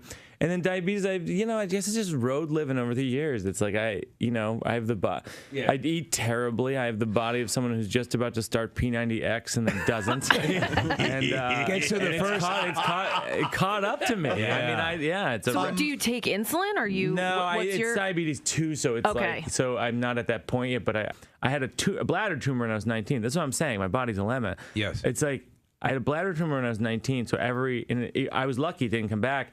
But every year or so, I have to go for a cystoscopy where they take like a rod like the size of this with a camera on and they stick it through your urethra to look in your bladder. But while you're awake, why do you have to be awake? Preston, you've had it. No. Vasectomy? Yeah. Now they numb you down not getting there. that. They that numb true? you down there, but still, I had read, which was my big mistake, that you could actually feel. There have been occasions where people were able to feel something, and you definitely see and smell stuff. All right. And so I'm like, I want no part of that. And somebody had said, you know what, they'll knock you out if you want. I mean, not completely under general anesthesia, but they'll give you propofol. Right. What do you smell? That's like the way Michael Jackson went to sleep. Right. Yes, exactly. That's what it is. That's what propofol is. Yeah. And once I found out that they could knock me out, then I was like, okay, I'm totally down with this. And it was easy. But you stayed awake for yours. I was totally awake for mine. You mentioned a smell. What smell is generated during a vasectomy? Smoke, from what I hear. I couldn't smell anything, but you have to Wait, describe where the smoke is coming from, please. Because they cauterize stuff. It's the doctor's cigar. Right. Yeah. You can. Yeah, catch. Okay, ready? Oh God, what is it? Here we go. It's a bad idea. It's a bad idea. Oh, that was ill-advised. It's a bag of spaghetti. Bag of spaghetti. We definitely need. Did you make a mess? We need paper towels because water spilled all over the mic thing over here. Oh, I'm sorry. No, it's okay. It wasn't moist at all. Did we knock something over? No, knocked my water over. Sorry about that. Oh my God. It's a bag of spaghetti from the Patty's pop-up that is here this morning inside the Plymouth Meeting Mall. And sure enough, they have all those things that you would expect from Sonny. They've been meticulous about it. Even what populates the actual pub setup is amazing. So the bag of spaghetti, you can also get milk steak with a side of jelly beans. Is something going to be broken? Did I? Maybe Marissa's mic. Oh, no. Sorry about that. You didn't know. Anyway, they actually made milk steak with a side of jelly beans. They've cooked this steak in milk. Milk steak? Rum ham. So they have these hams that they soaked in rum for 24 hours. One of my favorite episodes. You remember that where they were out at sea and the rum ham was floating away, a la the volleyball. Oh my God! In Wilson and Castaway. And then they have some more edible fare like the Italian hoagies and veggie hoagies and stuff like that, and corned beef on rye. But they actually brought in the grilled Charlie, which is grilled peanut butter, cheese, butter, and chocolate syrup. And they made them. They're there. Somebody's going to have to try one. Yes, I'm not feeling very adventurous this morning. I'm going to try one. I'll definitely try a few. But the stuff is very authentic. And what I love, Preston, is It's set up really kind of like for selfies and social media pictures. Right. So there's a whole bunch of things that are just going to resonate with any fan of the show. And it's there to the 19th, by the way. So if you want to check that out, we'll do some giveaways in a little while. But we're going to do the bizarre file case. I need you. Oh wait, no. Yep, we got to do it. We got to do. It's Friday. Yeah, it's not pre-Friday. It's actual Friday. So let us celebrate with Froggy this Friday.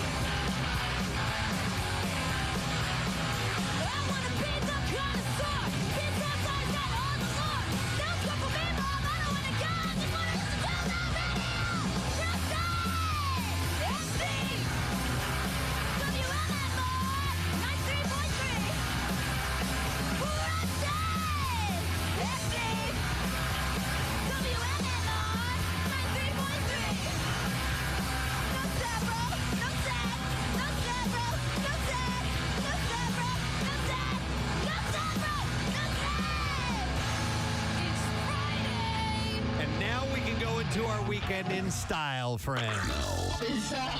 WMMR presents Preston and Steve's Bizarre File.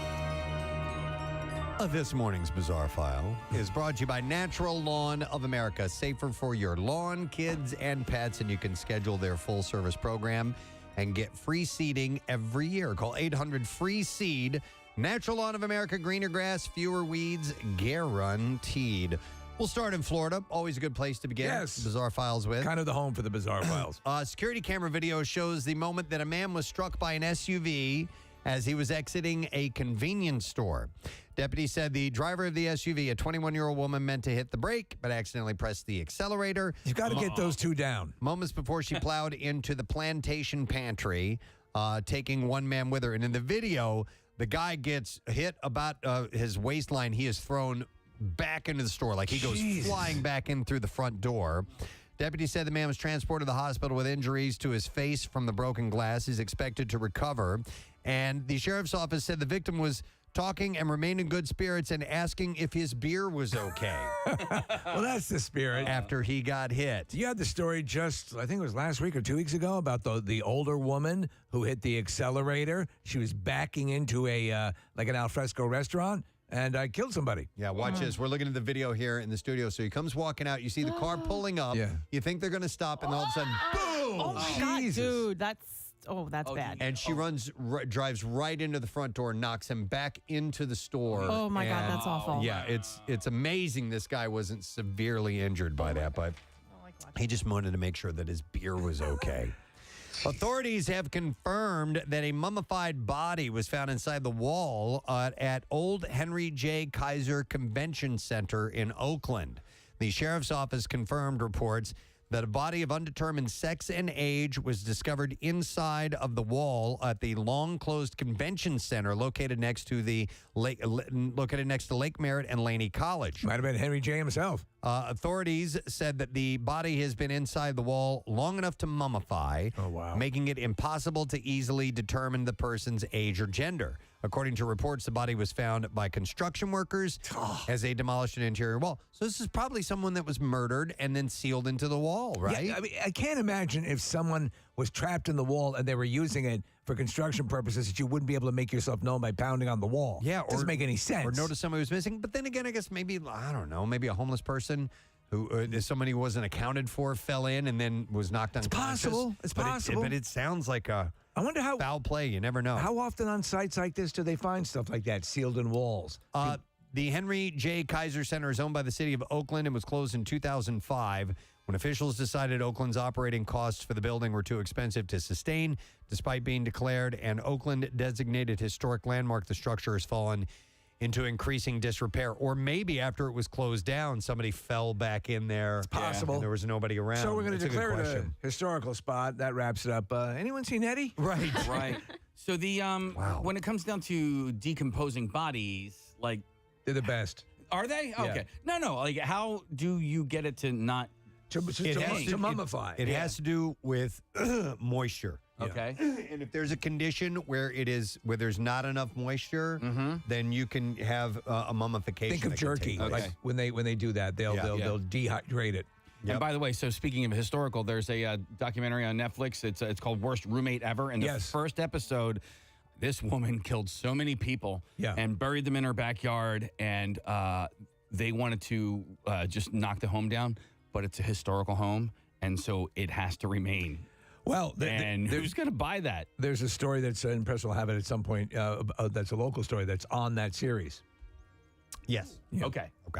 Back to the bizarre file. The lips pouted to perfection, the neck long and poised, and the judges were sure that no Botox was involved as they awarded Qatar's largest cash prize for a camel beauty contest in front of an enthusiastic crowd. Yes. They actually do check for Botox. Yep. Hundreds of spectators who poured into the isolated desert venue in Land Cruisers and Jeeps threw up their scarves in celebration as the animal named Mingia Gufran was declared winner of the 1 million Rial prize, which Rial is, it'll be about $275,000, so a nice chunk of cash. 4 Rials. At the first Qatar Camel Festival late Tuesday, or Qatar as some pronounce it. The animal... you know those camels are sleeping with the judges. The animal paced nervously in a paddock as his owner collected the check and told how it had taken years to prepare the prize-winning beast. Previous festivals were more local, but now Qatar has allowed in animals from across the region, drawing breeders from Kuwait, Saudi Arabia, and United Arab Emirates, along with millions of dollars at prizes at stake. Organizers were on alert after a recent festival in Saudi Arabia where 43 camels were disqualified after it was found that they were given drug enhancements to make their lips droopier and their humps more shapely. I can't stand a camel with implants. To pick the winners, the judges look at the size and beauty of the head, the length of the neck, and the position of the camel's hump. These are the most important points.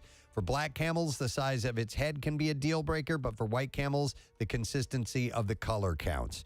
Authorities in Qatar and its neighbors are seeking to give traditional practices a higher profile as they compete with mega events such as football's World Cup and Formula One Grand Prix. This will be bigger than the Super Bowl eventually. Yep. All right. You watching the camel thing tonight? One last story, and this is a Philly-centric story. U.S. Customs and Border Protection officers, along with U.S. Fish and Wildlife Service, recently seized a lot of prohibited leeches en route to Philadelphia. Oh, excellent. They specifically seized 6 air cargo shipments containing 9 plastic jars of the leeches, about 300 in total. Well, leeches are used for years, long ago, were used for medical purposes. No, they still are. So the bloodsuckers arrived in Bulgaria between February 19th and the 25th and were set to be mailed to locations in Connecticut, Florida, and Illinois. Inspectors identified them as Hirudo medicinalis, which are used in medical bloodletting treatments. And I didn't realize they still did that. Yeah, they do. They were seized due to violating the Endangered Species Act. I have 2 friends that actually work for them. I wonder if they were on this seizure.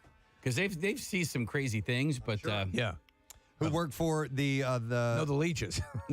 No, work for U.S. Fish and Wildlife? Oh, Customs, sorry. And We're there you leech go. peoples. We're leechers. That is what I have in the bizarre file for you. We're going to take a break. We're going to come back. Let's give away a $50 gift card, good for a ticket purchase for Patty's Pub's Pop-Up, which is at the Plymouth Meeting Mall. It's going now through the 19th, and you can bring your gang to this event, the worst bar in Philadelphia, Patty's. This fan, and we'll take call number 15, by the way. This fan-created experience includes photo-ready props like Patty's wagon to drop off in the woods, and the not-so-sparkling clean bathroom glory hole, and the infamous bar with beer for purchase. All right, 215-263-WMMR. Caller 15. When we get back, Joe DeRosa is going to be at Punchline tonight and tomorrow. Will be joining us. I wanted to ask you about non-medical stuff. Sure. And basically, like, this sort of this career path that you're on now is fascinating to me because we've known you for a long time, and now I see you just popping up everywhere. And you're a producer on Crashing. You show up on late night talk shows all the time, and I follow you on Twitter, and it's like, hey, Burbiggs is doing Kimmel, Burbiggs is doing Fallon again. Are you surprised at that at all? Not that since you're 11. Are you as like you are? Yeah. Are you as incredulous as we are? I was going somewhere with this about that development. And then Nick pulls off a mask, and it's Todd Glass. Here's why I asked that. Your career has been the most steady rising career I know about in comedy. Because some people, they shoot to the top and then they're selling out stadiums. But your success is I love your success. I love seeing it.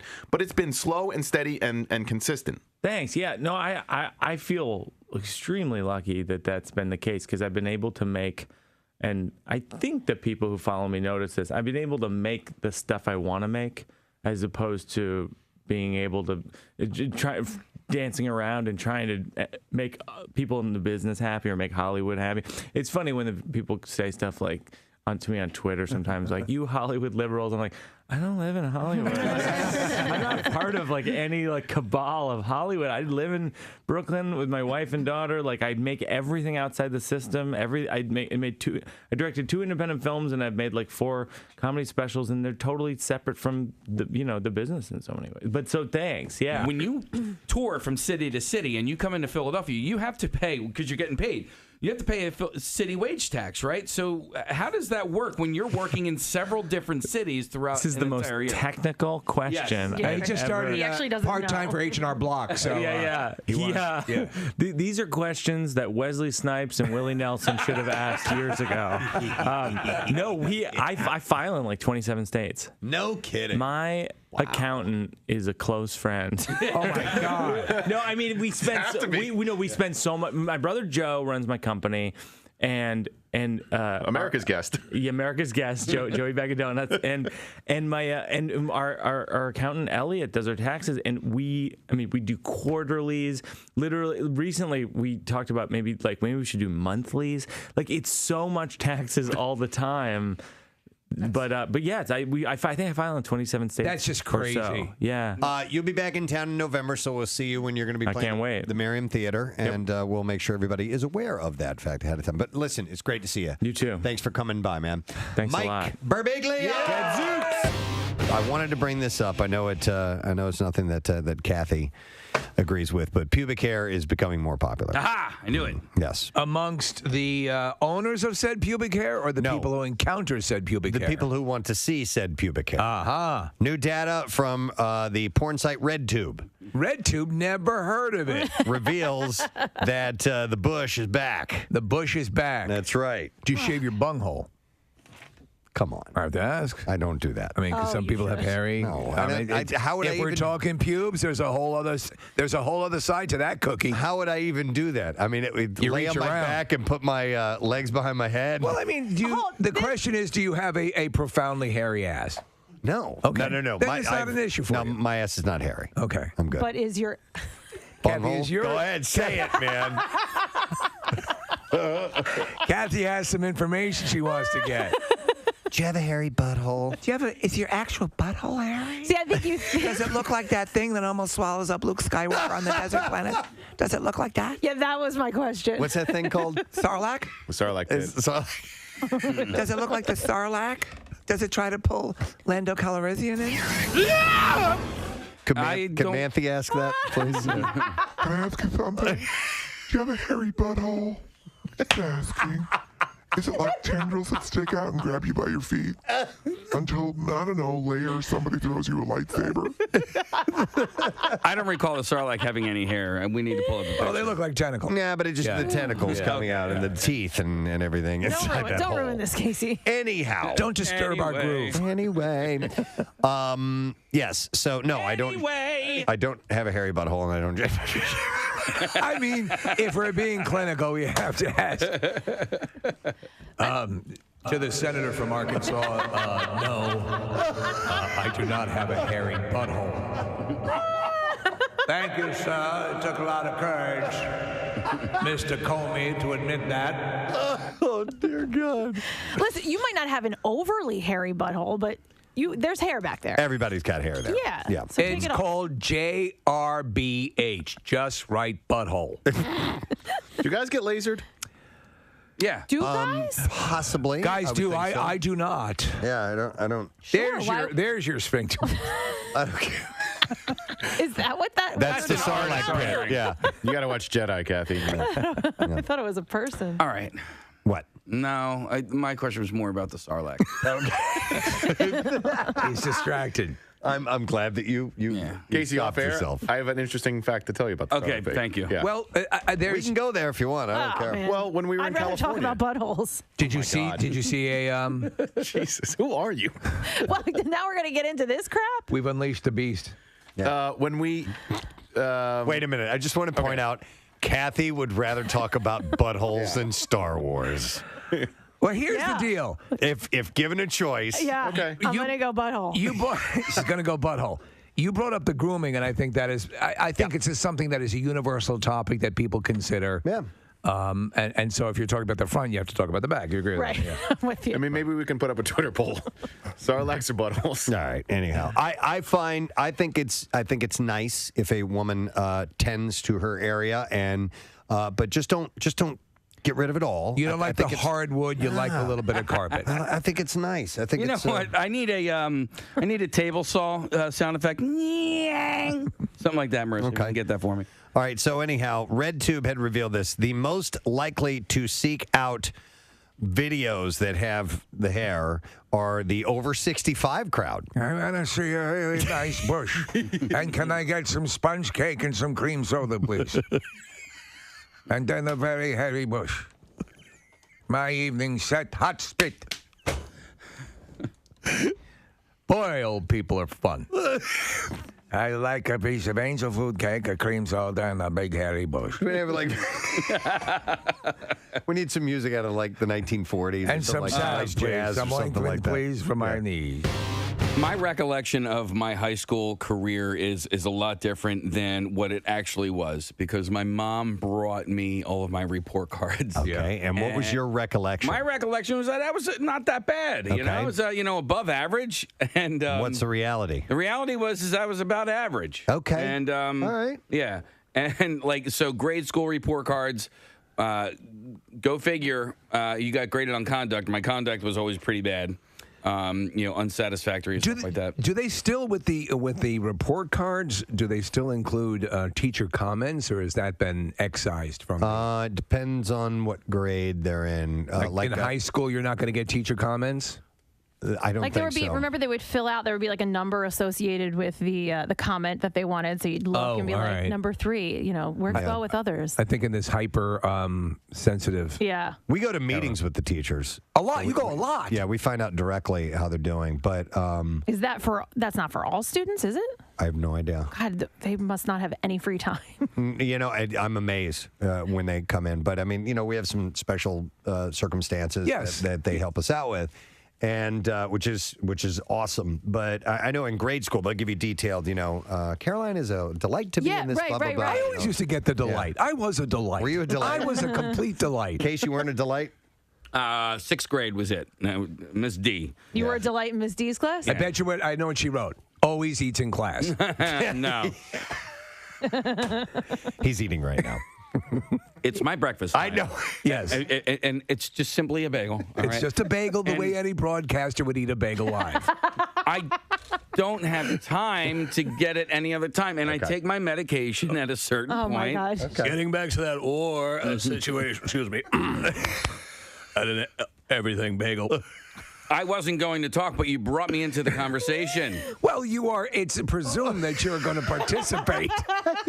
I participate in between bites. In between bites. There's just a general assumption that when we're on air, you might talk. I am writing that down. Yeah. That is a T-shirt. I participate in between bites. Thank you. Now, if you don't mind, I'm going to get back to eating my bagel, and you guys can talk amongst yourselves. Today, December 7th, 1940. Excuse me, I have to take another bite. Hey, what's going on? It's Preston, and actually Nick is here with me as well. We're in California, and we're at the 20th Century Fox Studios, and we are here with Mr. Michael Giacchino, who has become a friend of the Preston and Steve show now. That's my favorite thing. Friend of the show. Mm-hmm. That's my favorite thing to hear. Yeah? I've never heard that before. And then the last time I was on, I was like, friend of the show. I was like, yes! Yeah. I think you have to be on like 3 times, and then you become an become a friend of the show. There should be a pin or something that you get. We can get that. Yeah. A pin or ribbon, something like that. Something that says friend of the show. Can't just be like, here's a WMMR pin. No. It's got to be legit. We can come up with something. Yeah. Next time he comes in studio, we got to present him with something. Yeah, there should be some sort of coronation. So Michael invited us out to be here while he is recording the score of the film Spider-Man, and we're at this legendary studio. Actually, he was giving us some of the details about this room that we're in right now. Yeah, this room that we're in right here has been around for a long time, so long that it used to be Shirley Temple's shooting stage where she would make her movies. And, let's see, the original Planet of the Apes was recorded here. We had Jaws was recorded here. The Day the Earth Stood Still was recorded here. There are these amazing, the iconic, yep, that whole thing. And the 20th Century Fox theme. Yep, that was done here. I mean, just oodles and oodles and oodles of things that you would know. Just incredible history here on this stage. And they barely touched the stage in all these years because once it sounds great, you don't want to mess with it. I can imagine. And what you're not seeing right now, we're on a lunch break right now, but the amount of people that are involved when you're putting together music for a film. And today was a light day, even as far as the amount of musicians. Today we did a smaller orchestra, maybe about, 50 people. But usually we would have like 100 people out here, 100-piece orchestra. But the cues we were covering today were just for smaller moments in the film, so there's no need to bring everyone in. And this room, the studio as well, filled with people. Yes. I mean, friends and family, and you got engineers, you got you got the people that are actually working. Yes, in we there have as well. we have music editors, we have recordists, we have Joel, the recording engineer, is in charge of everything.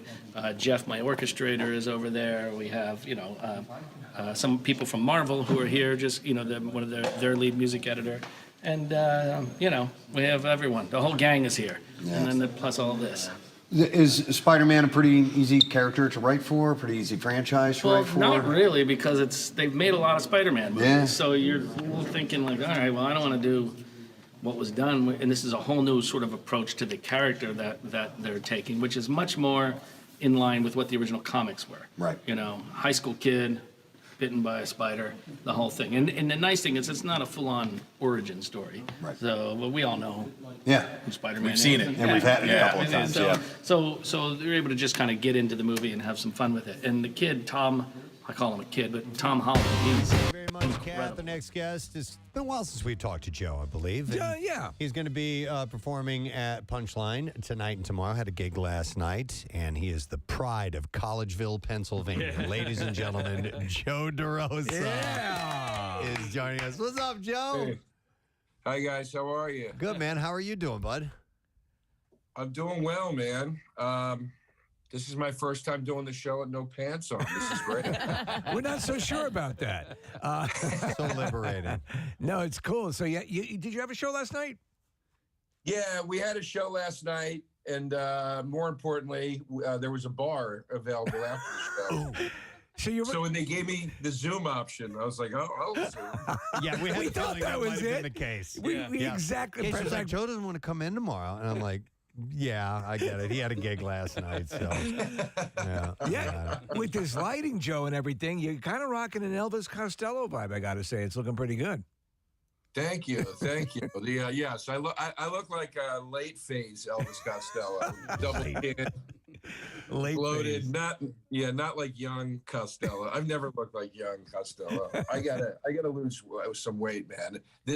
You do these Zooms, and you just see it all. You know what I mean? You see what you need to do with your body. Oh my God! It is, and we talk about this all the time. Maybe Kathy and Marissa don't experience, but finding a good picture or ever being satisfied with the way you look on video is just an alien concept to us. It's horrible. I hate it. It sucks. Yeah. It sucks. I don't know. I feel like, I don't want to, you guys have probably talked about this all, I don't want to be repetitive with things you guys have already tread on, because I know you were on the air throughout the pandemic and stuff, but I just feel like, I was talking to my friend about this last night. I feel like everybody now, even though it seems like we're coming out of everything with COVID, now we're in the PTSD phase of it. Right. You know what I mean? Where you're like, I got to lose the weight, but why lose the weight? Because what does life even mean? Yes. You are right. You're exactly right. God. Yeah. Brutal, man. Yeah. It's like, you can't. I just want to get some footing here. Where are we going? I wonder, because Joe, a lot of people are saying, well, this is going to be a good way for us to reset and appreciate, what the meaning of life and the good things. But what if you, of all that 2-year time, just fixated on the horrible stuff, and that's what you got out of it? Yeah, I know. It's weird. It's like, I always say that, if you came out of that 2-year stretch, well, God, it was almost 3 years, right? Yeah. So if you came out of that stretch and you were just exactly the same person, like I feel like you missed an opportunity there to like sort of do some digging or whatever. But at the same time, like if you came out of it and you were the same person, you might have just kept a good mental state through the whole thing. Because just because you're introspective doesn't mean it's going to go to a good place. You know what Exactly I mean? right. Oh my God, you're right. Yeah, just ask Travis Bickle. Oh. Yeah, no, exactly. Right. So it's good to be back out here on the road. It's good to see you guys, even though it's over the computer. And congrats. Like, I'm so happy to see you're still going strong. Oh, thanks. Man. Yeah, it's been we've actually enjoyed ourselves being able to come into work every day, so we've been lucky in that regard. You know, you'd mentioned heading out last night and being back in town. Any friends come and hang out with you last night, or were you just meeting up with fans after the gig? Well, I have friends on the shows all weekend. I have Blake Wexler on with me. Nice. Yeah. All good. Brian Sick is on with me. McKeever stopped by last night. Basically, the whole Shane Gillis crew is in the house. And Shane's one of my best friends. I wish he was here too.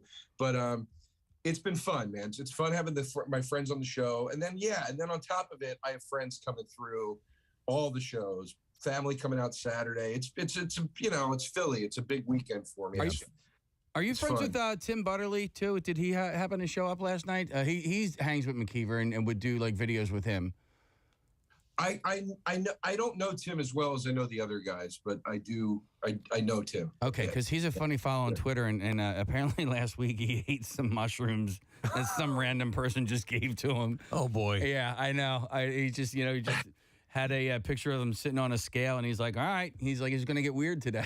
I got to tell you, though, with that, some of the video stuff that Shane Gillis and these guys are doing is hilarious stuff. Like, really, and it's funny because he had that whole SNL thing, but maybe this broke better for him this way because, it's sharp. It's funny stuff, like really solid.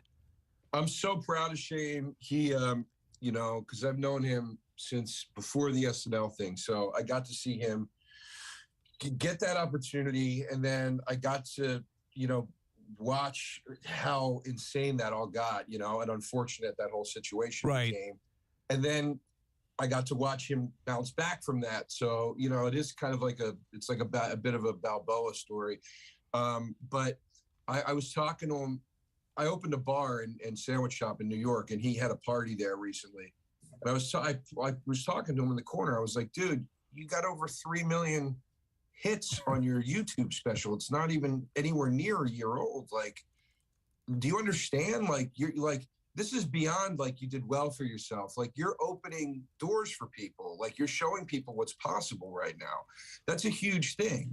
That's a really, really big thing. I'm very proud of it. It is, and especially when you talk in terms of just in general, we're still in this amorphous time, which is, YouTube traffic and Twitter hits and all of this stuff, and what it boils down to in the long run. Just because you're being exposed to it, are you retaining it?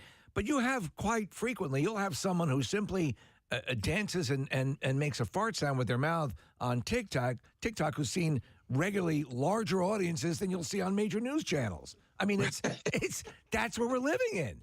It's pretty wild. It's insane. It's insane. Like, I think like, like anything with technology, right? The tools are there. And if you have the ability to utilize the tools, if you have the basic skill set, right, then the tools just enhance all that. So you might get lucky and strike oil with the fart video, right? Yeah. But hey, it happens. God bless. But also if you're, they said this like in the 80s, man, like when like synths came out, everybody was like, oh, anybody now can just hit a key on a thing and make a song. And it's like, well, no, like the cream rose, like the bands that were good and knew how to use it lasted, and the one-hit wonders came and went. Good point. And I think like, it's any technology is that, and TikTok is just the latest version of it. Yeah, you're right, because eventually what happens is you get the initial run, you get the glut, and then you have to rise by virtue of your talent level. And I think we're starting to veer into that. And you jumped on something and been on something that spoke, I think, to the pandemic realm and is still great is your taste buds.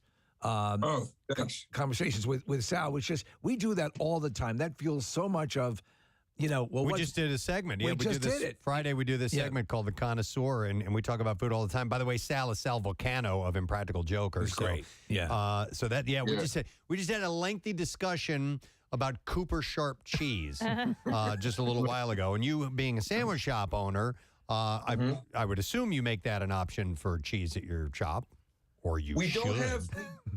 I love Cooper Sharp. We don't have it at the moment because one of the things I noticed with sandwich having a food place, it's like buying paint. If you're a painter, you're like, well, I'm going to buy red because I use a lot of red. Right. You buy what you like. You buy what you use. Yeah.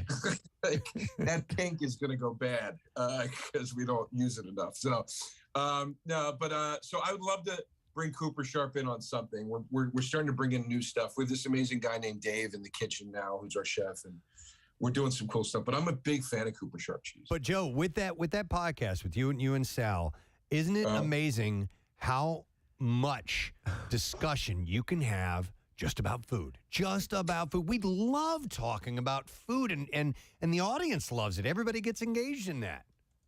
Yeah, it's incredible. That podcast was born out of real arguments that Sal and I were having in life.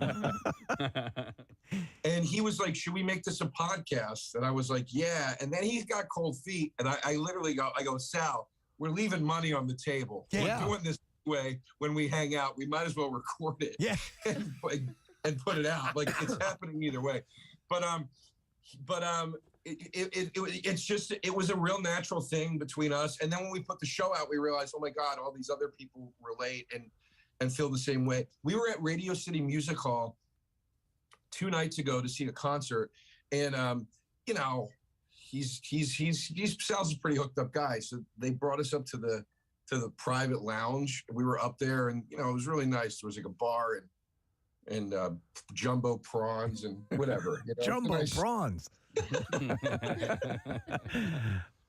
was a nice environment. Yeah. We started talking about cookies, and he goes,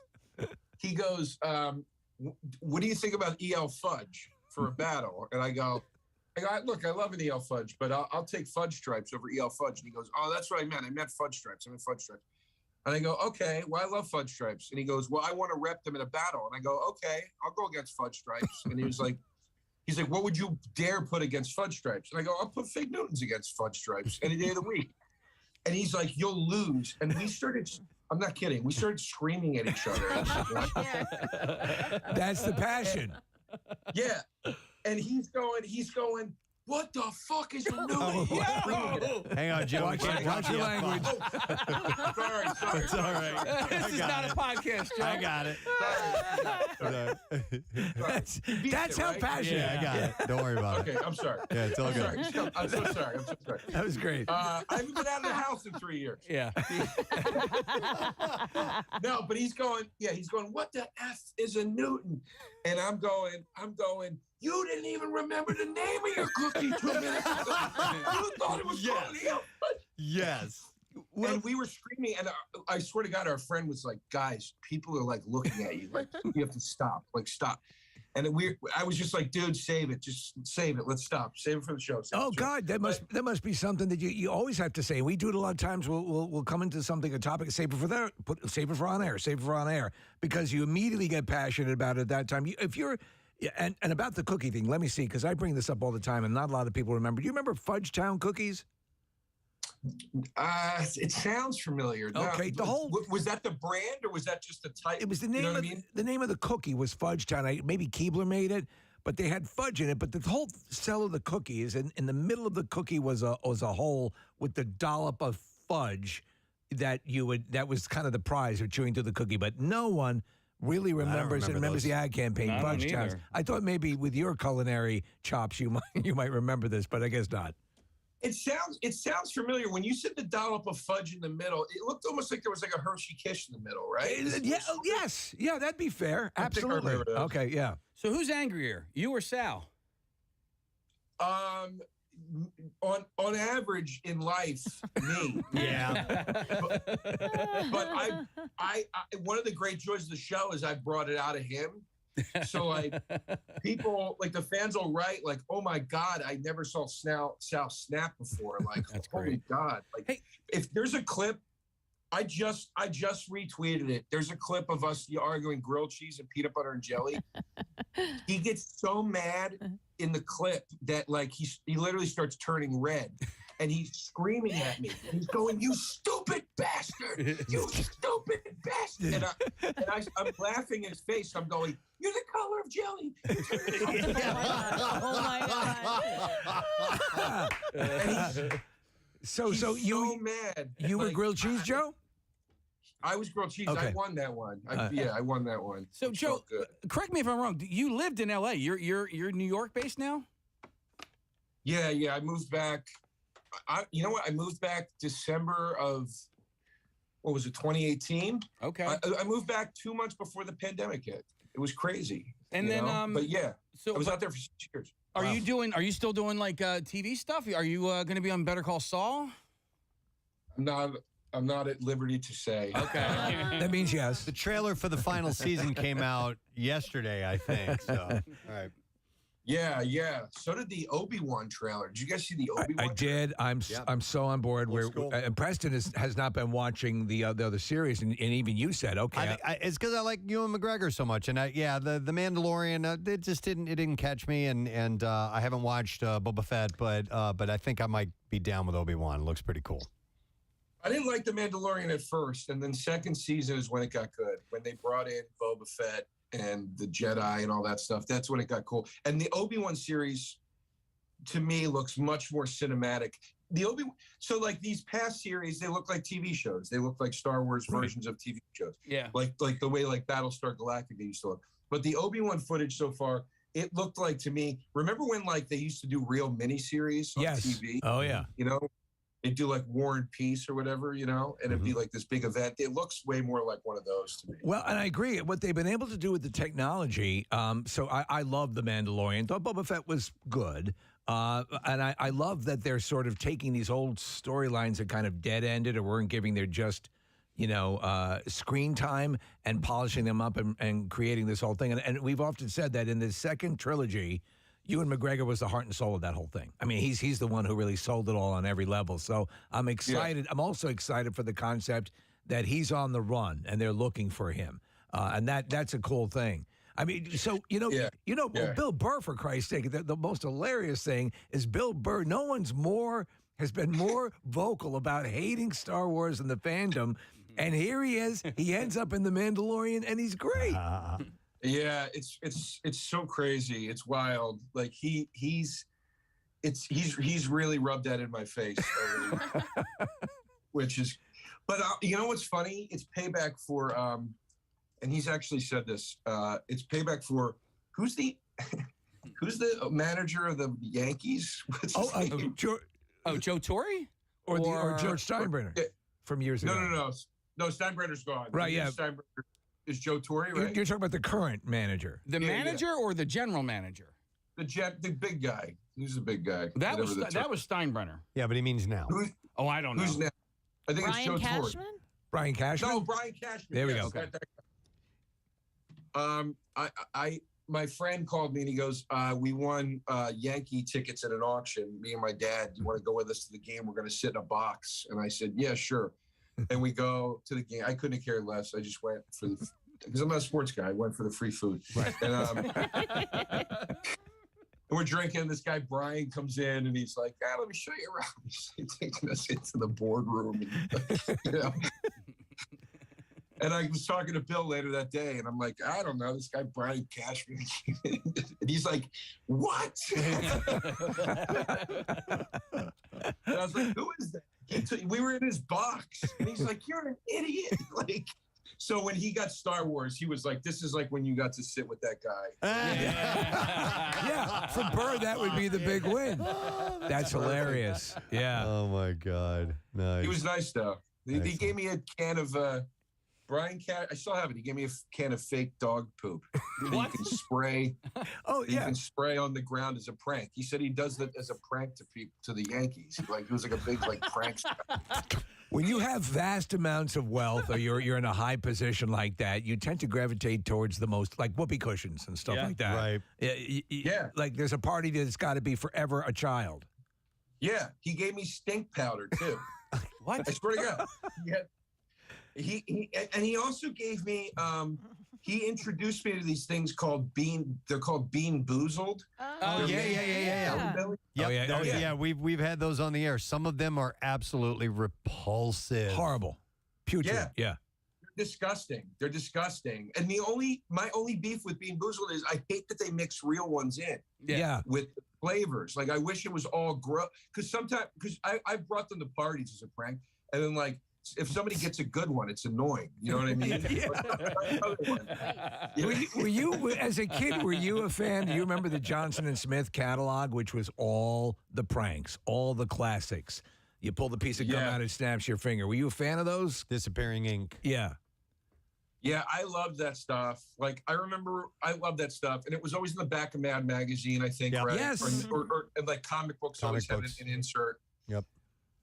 I remember that was when I was a kid, when I first saw Pee-wee's Big Adventure. That was my favorite part, was that he got to go to that shop with all the pranks. Oh, I loved it, yeah. And I remember as a kid being so jealous that existed, that kind of store existed somewhere, and I couldn't get to one. And now I see them, and I'm too old. But right. Apparently not. No, so there was a shop that was like that, but it was inside Six Flags Great Adventure in New Jersey.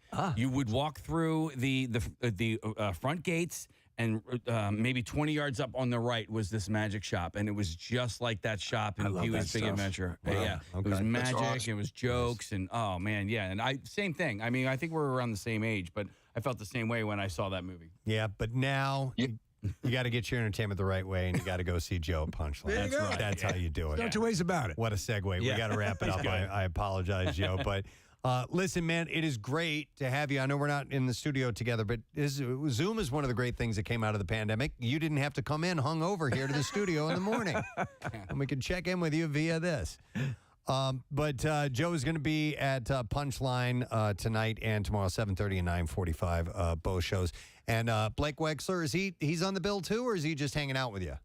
No. Blake is featuring, and Brian Six is hosting, and then I think some other Philly guys are going to be popping through for guest spots. Awesome.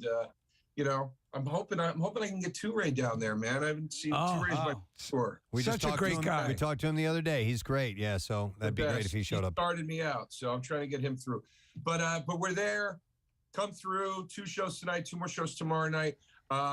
I love you guys, man, and I hope to see you soon. If you guys are doing, please, if you're doing one of the stand-up fundraisers again or whatever, give me a shout, man. Awesome. I would love We definitely to. will, Joe. Definitely. Thank you, Joe. We appreciate that. Have a great night. Have a great weekend. Joe DeRosa, guys. And Punchline. Yeah, Joe did the Camp Out for Hunger one year. He did. It was great. And now that I know that he's New York based, I just assumed that he was in LA. I had no idea that he moved, and so he's so close. And so when we were doing these stand-up comedy nights at the Camp Out for Hunger, you would have these guys coming down from New York. It was just easier to do, than flying somebody across the country to do that. So some killer bills we had on those shows. No, we really did. Hey, mention the little jokey stuff, the little things that you could buy. What was the shop? Was it 10 below, 5 below? 5 below. Is it 5 below? Everything's $5. They would have some of those. They had a whole section of that. So itching powder and fake worms blood, blood capsules Right. and things like My that. favorite By the thing. way, sorry, Case. No, I was going to say 5 Below now has a $10 section. Oh, okay. All right. My favorite thing was that it was a ketchup bottle, and you squeezed it, and then a string came out. A red string. Yes. Yeah. I need to have one of those. A lot of times at hibachi restaurants and stuff like that, they pull that little joke on you. And it never fails. Yeah. All right. With that, we should take a quick break, come back in a moment. But you know what? I'm going to give away another pass. No, actually, another $50 gift card, good for ticket purchase for Patty's Pop-Up, which is in the Plymouth Meeting Mall. It's now through the 19th. And we'll take caller number 12 at 215-263-WMMR. And you can do photo ops inside Patty's pop-up, including a kitten with mittens, a rum ham in a raft, the Virgin Mother denim chicken, the Green Man, and a full recreation of Charlie's Pepe Salvia doesn't exist conspiracy. So, the board, all the strings and everything. So they got all They were meticulous. that stuff set up. So we'll take the 12 caller, 215-263-WMMR, and we will be back in just a moment. Stay with us. Preston and Steve on 93.3 WMMR. Another Brit playing an American character. Yeah, by well, the way. they got amazing actors over there, right? It's true. Come on. Where are Benny we? Hill show. Right, I mean, yes. it's on. The list starts there. So where are we in the movie making process with Spider-Man: Homecoming? They are still. They're still editing slightly. Now from now on, I think maybe the picture will change slightly with trims and different things like that. But what they're really working on now is finishing all the visual effects. Okay. Getting all of that stuff, as you saw today, a lot of the shots in there. Yeah. You could still see wires hooked up to him. Yeah. You could still see or like a sort of a previs of Spidey. Which I think is crazy to us because we think of by the time the ads start running, the movie's That's in the done. can, it's No. done, it's ready to go. And it's not. No. Yeah, I mean, the no, music no. hasn't even been added to it yet. There's all these visual things that need to be There's fixed. so much still going on in the film at this point, and it comes out in July, so it's just there's not much time left. Wow. But it's the way it always is nowadays with films. It also depends on the filmmaker, depends on the director. Certain directors are much more, no, this is my film, that's it, it's done. Other ones are like, they want to keep changing it and keep trying different things, see if they can improve it. Everyone is different in the creative process, so you sort of have to be adaptable to whatever that process is. And every time you're on a film, it's a whole different story. Yeah, I'll bet. Another one of the amazing things that you don't realize until you see what goes on behind the scenes is the musicians that you have here. What Michael was telling us earlier is that basically they came in, they sat down, they're given the music, they start recording it. They haven't rehearsed it. They haven't rehearsed it on their own, much less with each other. No, they haven't seen any of this music at all. I mean, they come in, they sit, that's how good they are. Yeah. You have to be as good a player to be able to come down, sit down, and whatever is put in front of you, you have to be able to play. And to No matter listen what to is. we would never be able to tell. 'Cause No. we were sitting here watching the process, which is incredible. But to listen to it, you would think they've been rehearsing for days or weeks on end. No. Could you do it?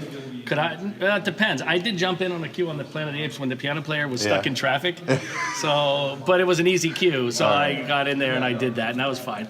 But most of the stuff these guys do, it's such a specialized thing. Yeah. I kind of went in. I didn't do the performance route. I went into the composing and orchestrating and all of that instrumentation, that route. So all my time is spent there. Right. So I used to be able to play a lot better, but the more I write, the less I play, and so my fingers are rusty. But I get around it. It's fine. Now, while you have this going on, you're in the thick of that. Are you able to juggle other projects at the same time? Work on completely diametrically opposed, You mean like maybe storylines and films with apes or in it? Yeah, or something like that? Yeah. For example, one that comes to mind. Yeah, I just literally a week ago finished Planet of the Apes. We actually have one more day of recording on the 25th for Planet of the Apes. Wow. But that's just we're going to catch the end credits and all of that stuff. Yeah. But the bulk of the film was done, and that was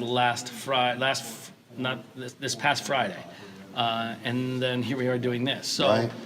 You don't always want it to be like that, but it's been a crazy schedule the last couple of months, and but luckily, like who I'm working on Apes with, Matt Reeves, is such a good friend, and we've done everything together. He did Cloverfield, a film called Let Me In, the last Planet of the Apes, and this one, and right now he's scheduled to do the next Batman. So wow. So he's such a great filmmaker, such a good guy. So I love working with him, and he's very understanding about everything else that's going on. Yeah. And they're very kind about that. So we make room for it. I was talking to Curtis, who is your assistant. Yeah, or- Curtis is great. Curtis is a friend of the family, but also an incredibly talented musician. And what he does is he tracks all of the percussion changes. Because what we do, a lot of times when we're using big rhythm sections like this, Yeah.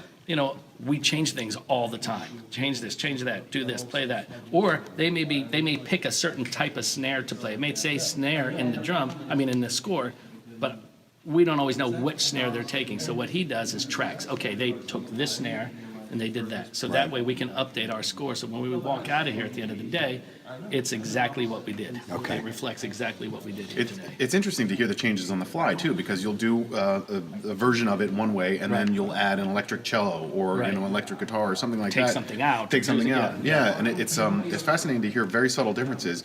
And is that just something where something feels right for you? Yeah. You I'm go just with that? listening to it, and I'm like, nah, that's not going to be right for this scene. Yeah. Because it's always about you want to track what's emotionally happening in the scene and make sure whatever the music's doing is reflecting that. So sometimes, if the first time you play it through, the percussion guys they pick something, they do it, you go, okay, that's not exactly right. Or sometimes it's spot on what you want. Right. But it's always keeping an eye out for that to make sure.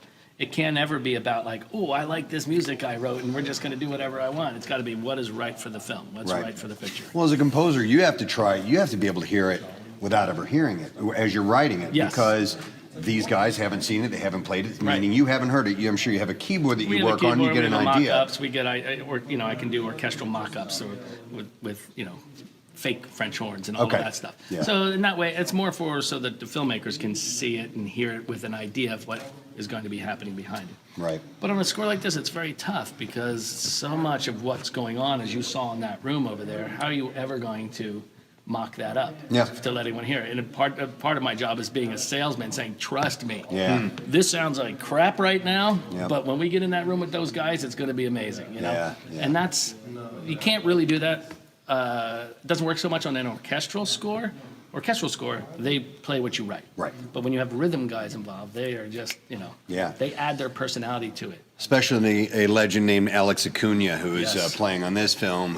He almost lost his mind. Yeah, he's a legend. I'm a drummer. I've been reading about him and listening and stuff since I was a teenager. So it was pretty cool to meet him and to watch him work in there. Thanks for letting me go in that room. I know. While they were... they're so nice. Him and Walter. Yeah. They're amazing, and they're always a pair. Like they've been working on my films for ever. And so you use them regularly? Oh yeah, okay, yeah. Cool. Well, he's played on everything. He's worked with Elvis. He's worked with McCartney. He's worked with legends over the years, and now he's doing this. And now he's with me. Yeah. Sadly, he's like, yeah.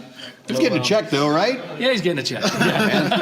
It's all good. How long do you guys anticipate working on the Spider-Man?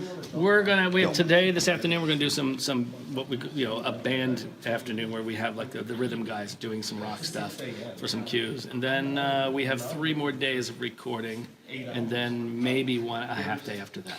See, in the scheme of it all, that doesn't seem like a whole lot of time to me, as opposed to, filming is a different story, and they shoot a lot and then cut it down to what they want. But I was surprised to hear it was only like 3-4 days, maybe 5, something like that, and then you're done. Yeah, that's it. There's a lot of work leading up to it. Maybe on both of these I did fairly quickly, so I might spend 3, you want 8 weeks to write a score. Sometimes you don't have 8 weeks. But anywhere between 4 to 8 weeks. Wow. Star Wars, I had 4.5 weeks. Now it was a nightmare because of the way the schedule was. 4.5 weeks to write? To write the whole thing.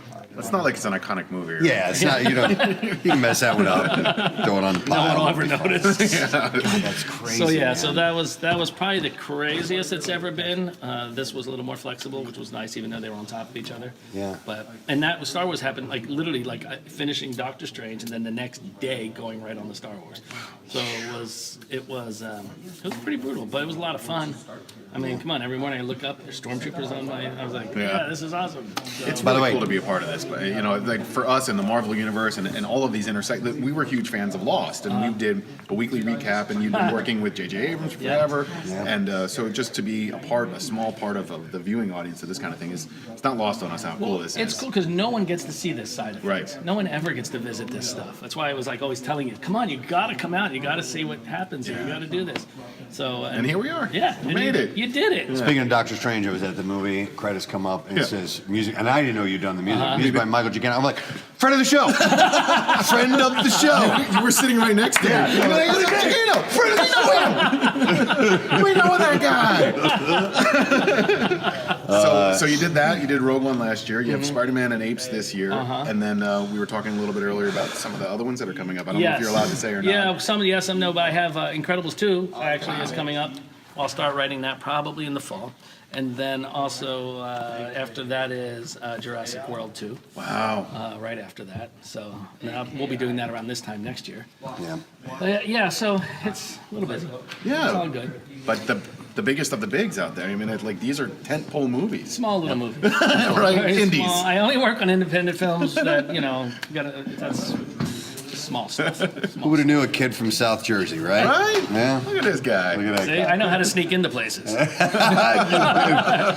Sneaking into the vet. Yeah, exactly. Spectrum. All that. Learn how to do it. Sneak That's into awesome. Hollywood. I know how to do it. Do you think you'll ever do any more live scoring with the Philadelphia Orchestra at the Man or anything We like want that? to, Oh, yeah, that'd be absolutely. great. We'd love to do the third Star Trek film with them. Absolutely, because we did the other ones. We'd love to do that one. They're so much fun, and the Man is a great place to Yes. to see anything, to witness anything. But when you get the live scoring, last year I went and saw Back to the Future. That was fun, and right? It was a blast. It's you know, so and- much fun to do. We're trying to get Rogue One figured out where we're going to do that because we're preparing that. But yeah, we're always looking to do that kind of stuff. We want to do Up, and we want to do. There's so many. And that's what's so nice about the films I get to work on.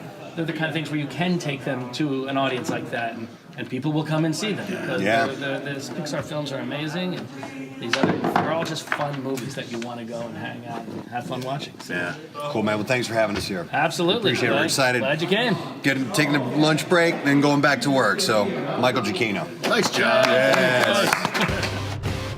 What caused a herd of cows to jump to its death from a cliff in Switzerland last week? That is the question pondered by farming experts in the area. You know what they're labeling this, Preston? No. Oh. An utter catastrophe. Oh, my God! It's been a while. But the return of the utter catastrophe joke. I never see that setup coming. I get these stories ready to go in the morning and sometimes think, I wonder what Steve will say about this. But they don't know what moved them to do that? Man, we're milking this one!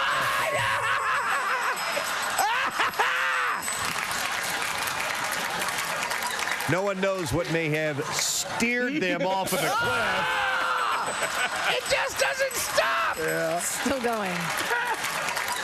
Before they had to hoof it out of there. All right. Okay. What else you got?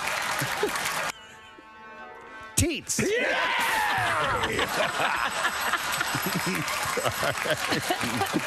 All right, anyhow, the 13 Heron cows broke. The crowd loved it. They did. You can hear the applause. Broke out of their pen, ran towards a cliff, and either fell or threw themselves off the 50-meter drop last Wednesday night. Wow. 12 of them died. The 13th actually survived, probably because it landed on the others, but was injured and taken to an animal hospital. The cows broke through several lines around the pasture before finding themselves on the ridge. They fell into the void as though they were forced into it. The president of Farming Insurance Company in the region told the paper, in total, the cows were thought to be worth about 20,000 francs. They're saying the remaining cow's odds are half and half. God. Got one more. Oh, my God. That one I actually liked. Okay. That was good. They belong, even though it was cheesy. It's a dairy product. That's right. So they belonged to several owners, but were all grazing on land belonging to a local couple who said that they thought some kind of predator must have chased the beasts off the cliff. That must have been one hell of a predator. It's not. Yeah. They're not even considering a suicide cult. Nevertheless, the behavior was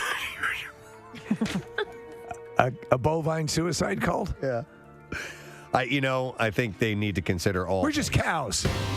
In a new study, the finding of which was published in the Journal of Molecular Psychiatry. Yeah, I get it all the time. Has said that women are more likely to have a mind-reading gene mutation that gives them the ability to read a person's thoughts and emotions by looking at their eyes. The scientists found that the genetic variants on chromosome 3 in women are associated with their ability to read the mind and the eyes, known as cognitive empathy. Yes. Which is an interesting term. I could see that, though. Yeah. Do you find you're intuitive, Kathy?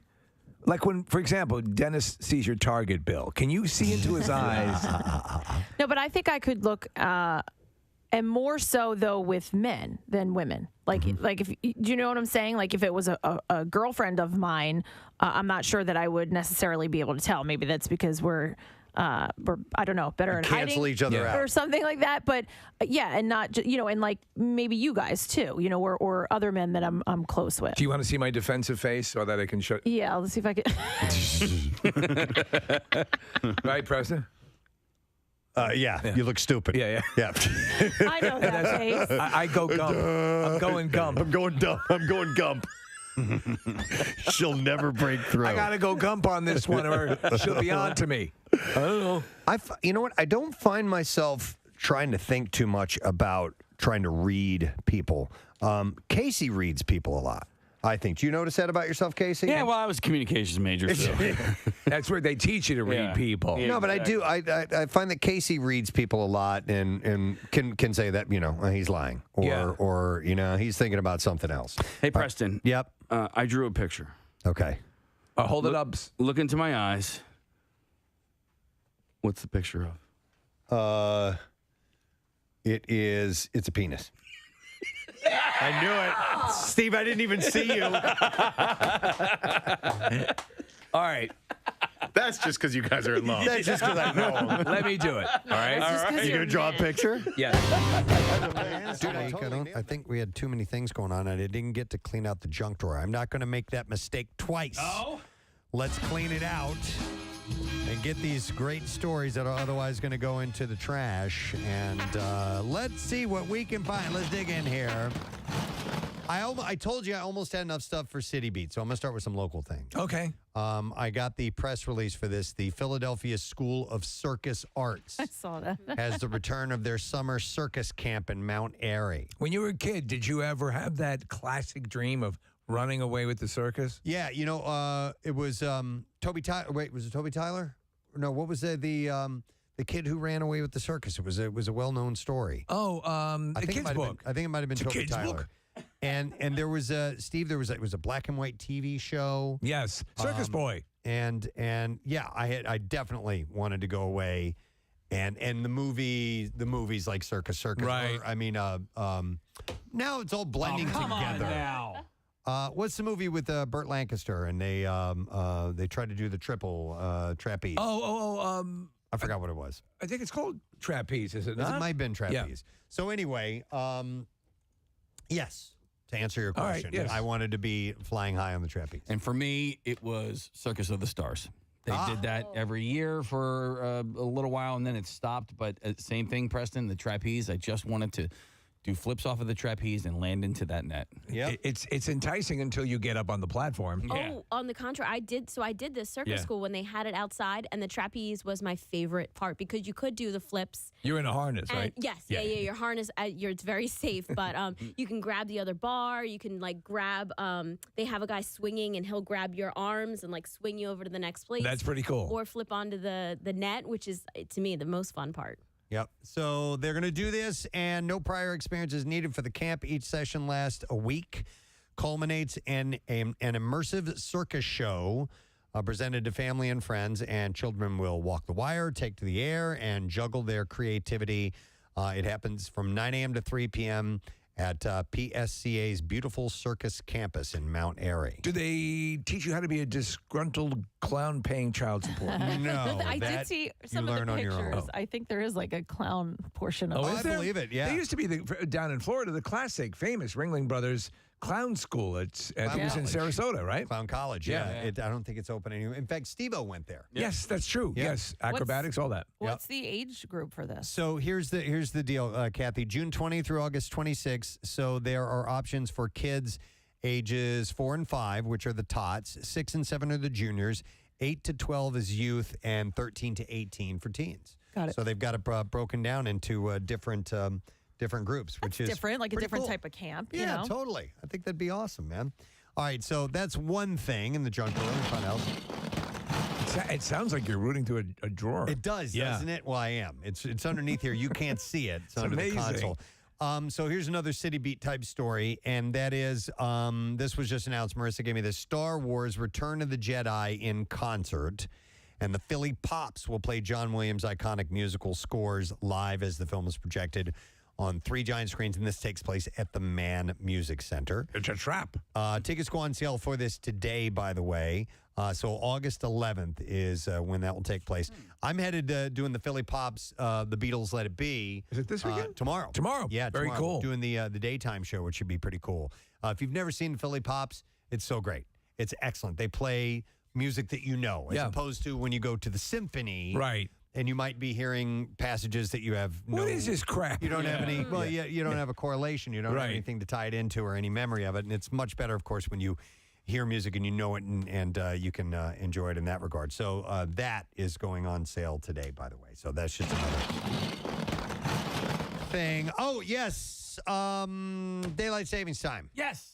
Or saving time. Apparently, it's not plural. I've always said daylight savings, but so that is on Saturday night / Sunday mornings. Actually, Sunday mornings when it takes This place. is the impactful one that everyone talks about. This is where we lose the hour. Yeah. Correct. And that they've done studies that say it is actually a real detrimental thing for a good portion of the population. Right.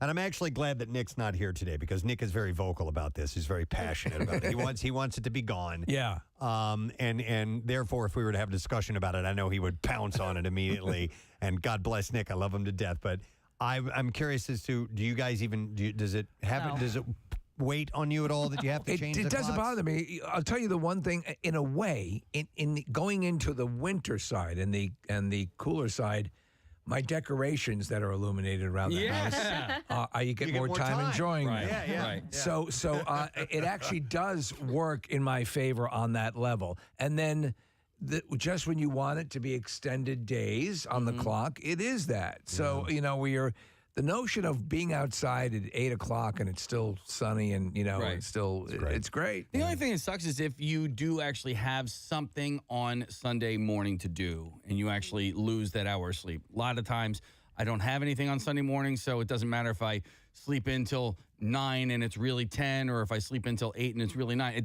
That doesn't really matter.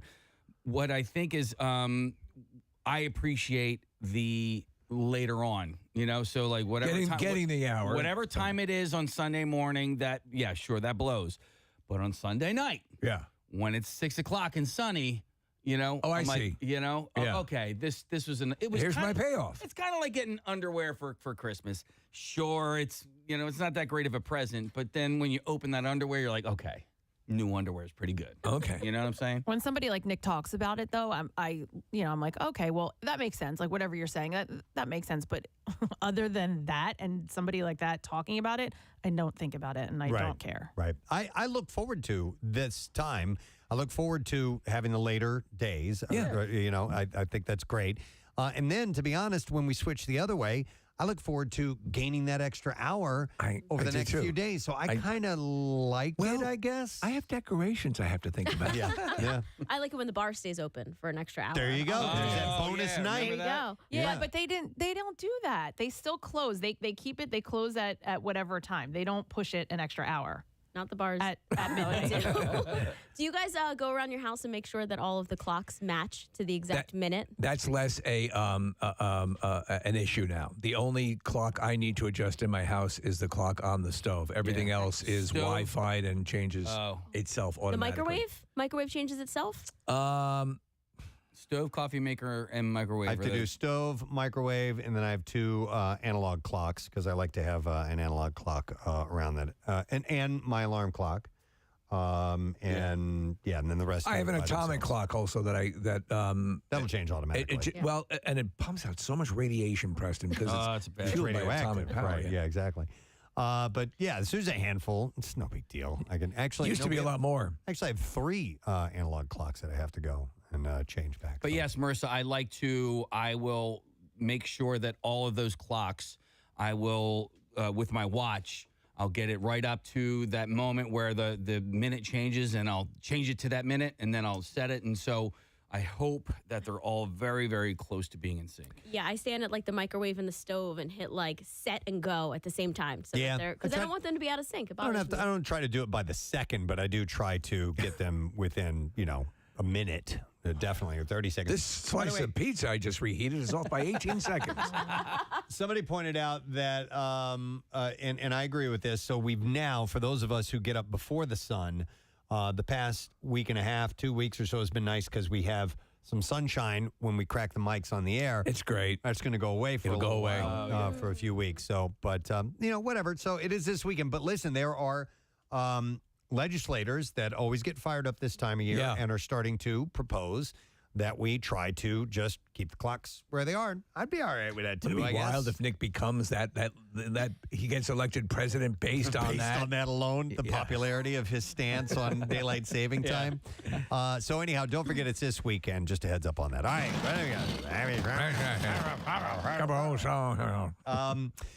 The wreck of the Endurance has been found in the Antarctic 106 years after the historic ship was crushed in pack ice and sank during an expedition by the explorer Ernest Shackleton.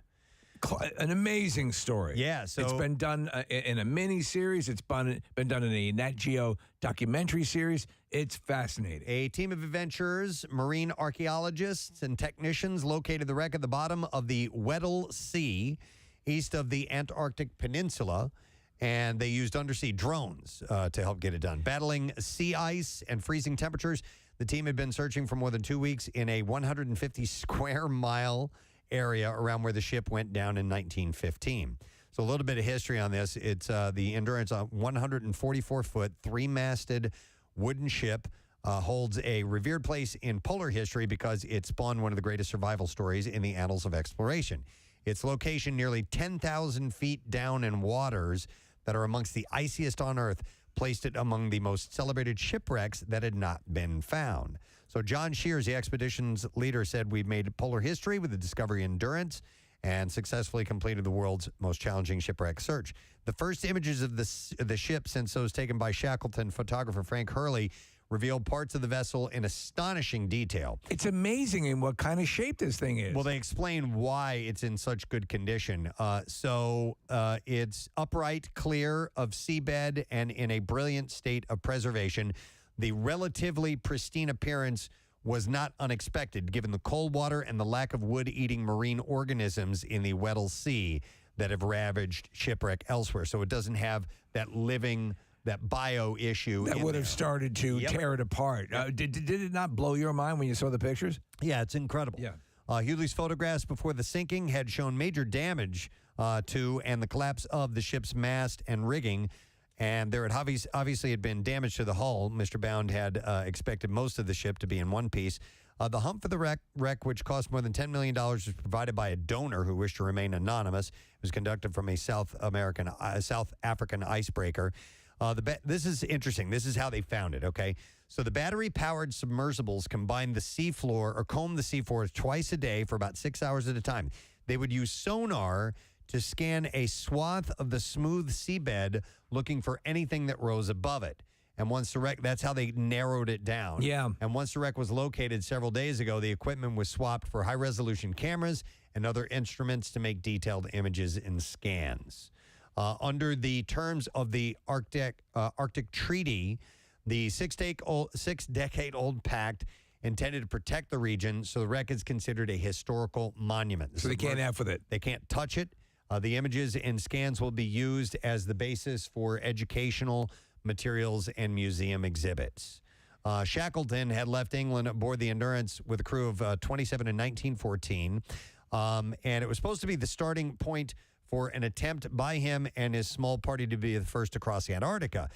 They never made it to the polar beyond, and his leadership in rescuing all of his crew and his exploits, which included an 800-mile open boat journey across the treacherous Southern Ocean to the island South Georgia, made him a hero in Britain. It's amazing. I mean, that he was able to pull that off with what he had is just astonishing. So Shackleton was tripped up by the Weddell's notoriously thick, long-lasting sea ice, which results from a circular current that keeps much ice within it. In early January 1915, Endurance became stuck less than 100 miles from its destination and drifted with the ice for more than 10 months as the ice slowly crushed it. So, yeah, they were, and there's tons of pictures because they had a photographer on the mission of them standing around and looking at the thing. And in fact, this ship that helped find the Endurance got stuck for a little while in that very same ice in that very same situation. But obviously, it's a much more reinforced. It's amazing those guys survived. Yeah. That they were able to eventually get out of there. They all survived? They all survived, They did. from what I understand. Yeah. Wow. So pretty crazy. And now they have this ship in great detail as they found it. And they have these great cameras that can take all these videos and pictures of it. It's pretty damn awesome, man. All right, what else I have for you here this morning? I'm really curious what Pierre thinks about this. And I hope he gets one of these. The Endurance? Nope. Oh.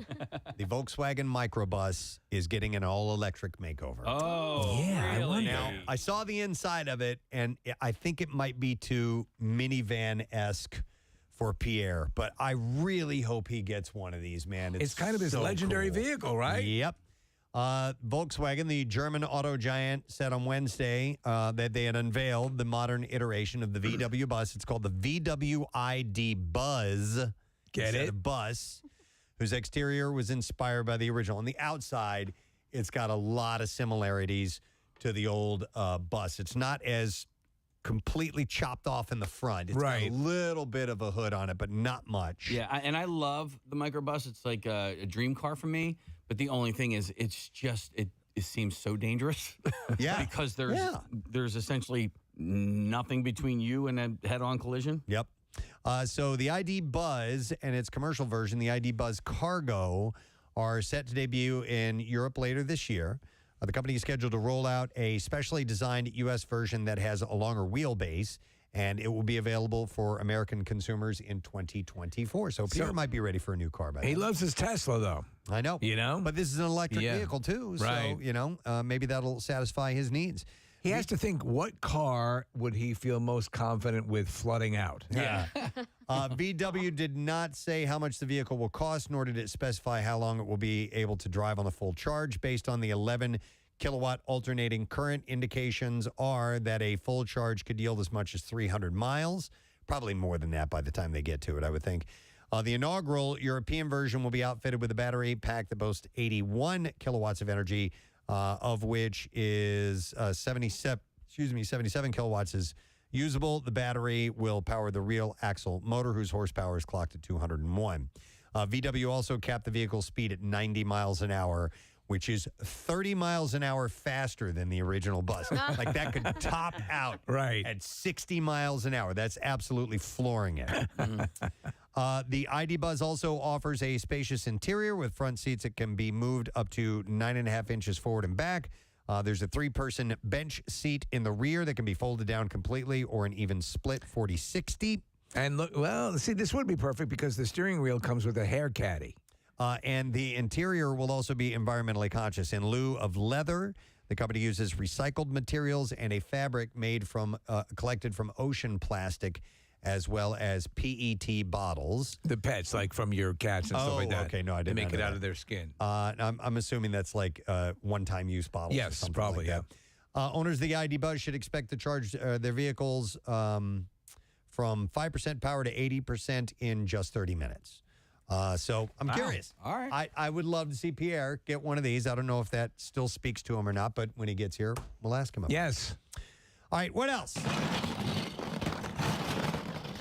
Super Nintendo World, the immersive theme park that allows visitors to play some of their favorite games in real life, will be opening at Universal Studios Hollywood in 2023. The people are addicted, even at this point in time, to Nintendo and to these games. How Just many addicted? There are so many people that still play this on Twitch and stuff constantly. It's still a game that my daughter loves to play it. Absolutely. Still. Which one does she play? I'm not sure. I'm not sure because we have all of them. So I'm not sure which one she focuses on, but Probably Mario Kart. I think it's not kart. I think she likes to play the regular the worlds, the interior, the Mario, Super Mario Brothers, and so on. With its first location having opened in Universal Studios Japan in March of last year, the latest iteration will mark the only Super Nintendo World in the United States. The official announcement of the park also described it as a visual spectacle with vibrant colors and architectural ingenuity. Cool. While Super Nintendo World technically can cover all Nintendo properties, the parks have focused on Mario games and their many characters, from being able to play real-life Mario Kart to playing live-action Mario video game courses. There appears to be something for everyone. So my friend got one for Christmas, and so this was a gift from his parents, not from Santa Claus. So he knew where it was hidden, and it was wrapped. He unwrapped it. Okay, I mean meticulously unwrapped it, took it out, played it, right? Put it back in the box. All back in the box, wrapped it back up. Oh my God. All right, I have to ask you, was it a Nintendo Entertainment System? It was a Super Nintendo. A Super Nintendo. Yeah, so it was. I believe that came out when we were in high school. Okay. Oh, you're talking about back in the day? Yeah. You did this. Okay. That's pretty funny. Wow. It's like steaming an envelope open. Right. Yes. Yep. You can't find out. So they're looking to do this at Universal Studios in Hollywood, which is great. It's not as big, and it's still solid. It's not as big as the one in Orlando, but I've been to the one in California twice. It's nice. It's really cool. Yeah. All right. So they will be opening up. The thing is, if they for example, I had heard that Jurassic World opened up at Universal in Orlando, and I had heard that they were going to replicate those vehicles, those round vehicles that you roll around in. That's not the case. It's a roller coaster, and it's kind of a similar thing. But the notion that you could get on a track or do something and play Mario Kart. I mean, come on, driving one. Yeah, that'd be awesome, man. All right, let's go in here. Get another one. So the first patient to have a heart transplant with an organ from a genetically modified pig passed away on Tuesday.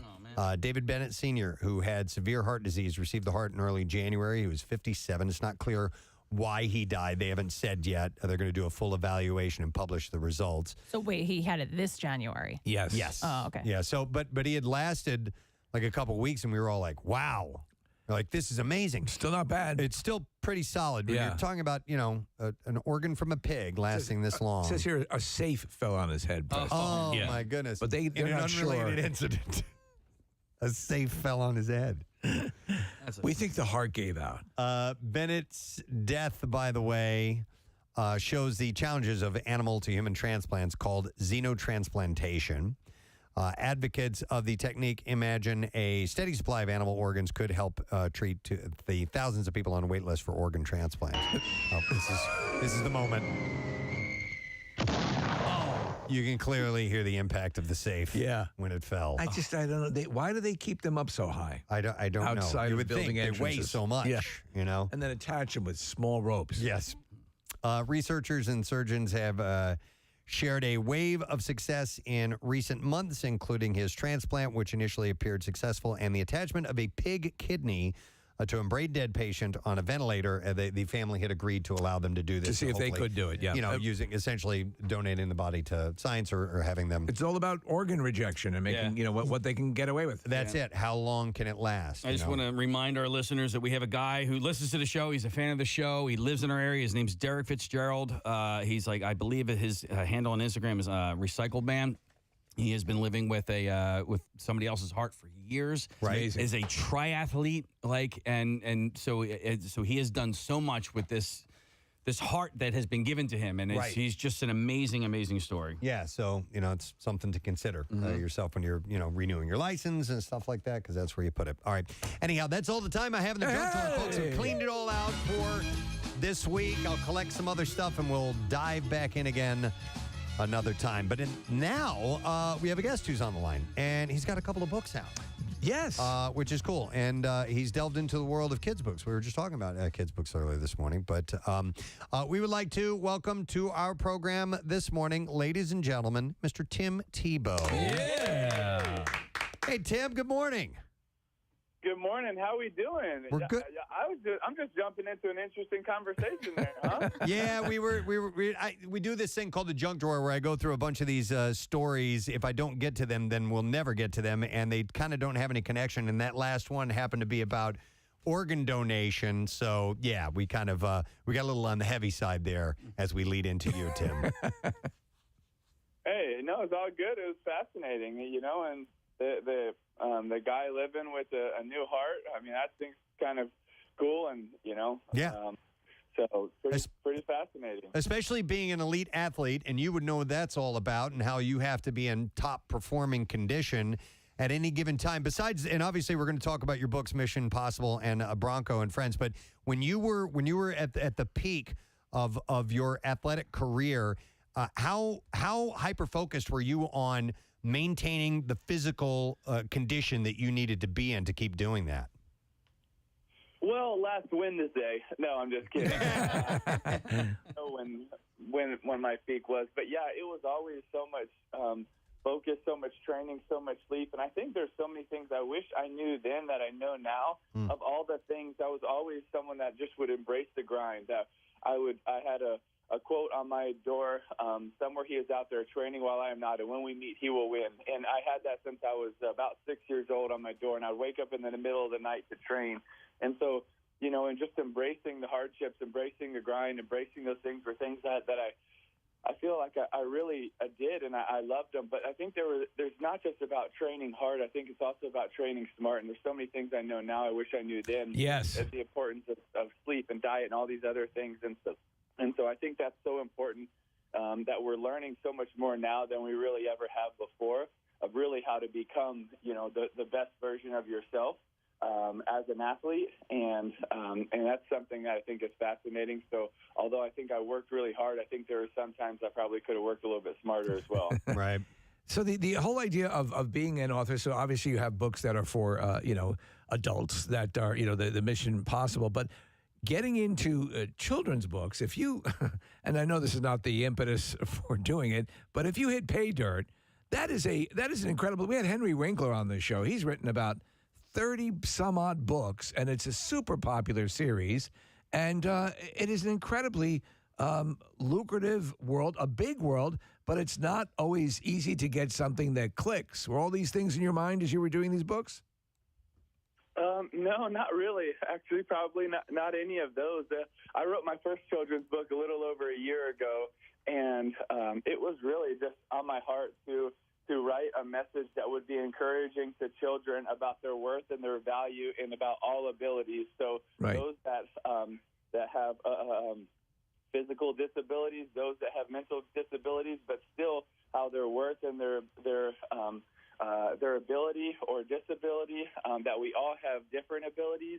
And it was just to encourage. And man, I tell you, the first day, right when it came out, we got so many letters and messages instantly of thank you so much, of Bronco has glasses, I have glasses, or different disabilities that people would, and it was just, they were so encouraged, and I thought, man, I got to do this again. And so this Bronco and Friends Mission Possible is all about doing the right thing and helping those in need around you, and encouraging young children that they can help their friends even in the playground, even when some are getting bullied, even at a young age. And we think sometimes as adults, well, they can't understand certain deep principles, and I just think we're so wrong with that. I think they understand way more than sometimes we give them credit for, and I think they can understand kindness and compassion and love and so many of these things that I think we're still trying to figure out as adults as well. Agreed. Well, Michael, what you do,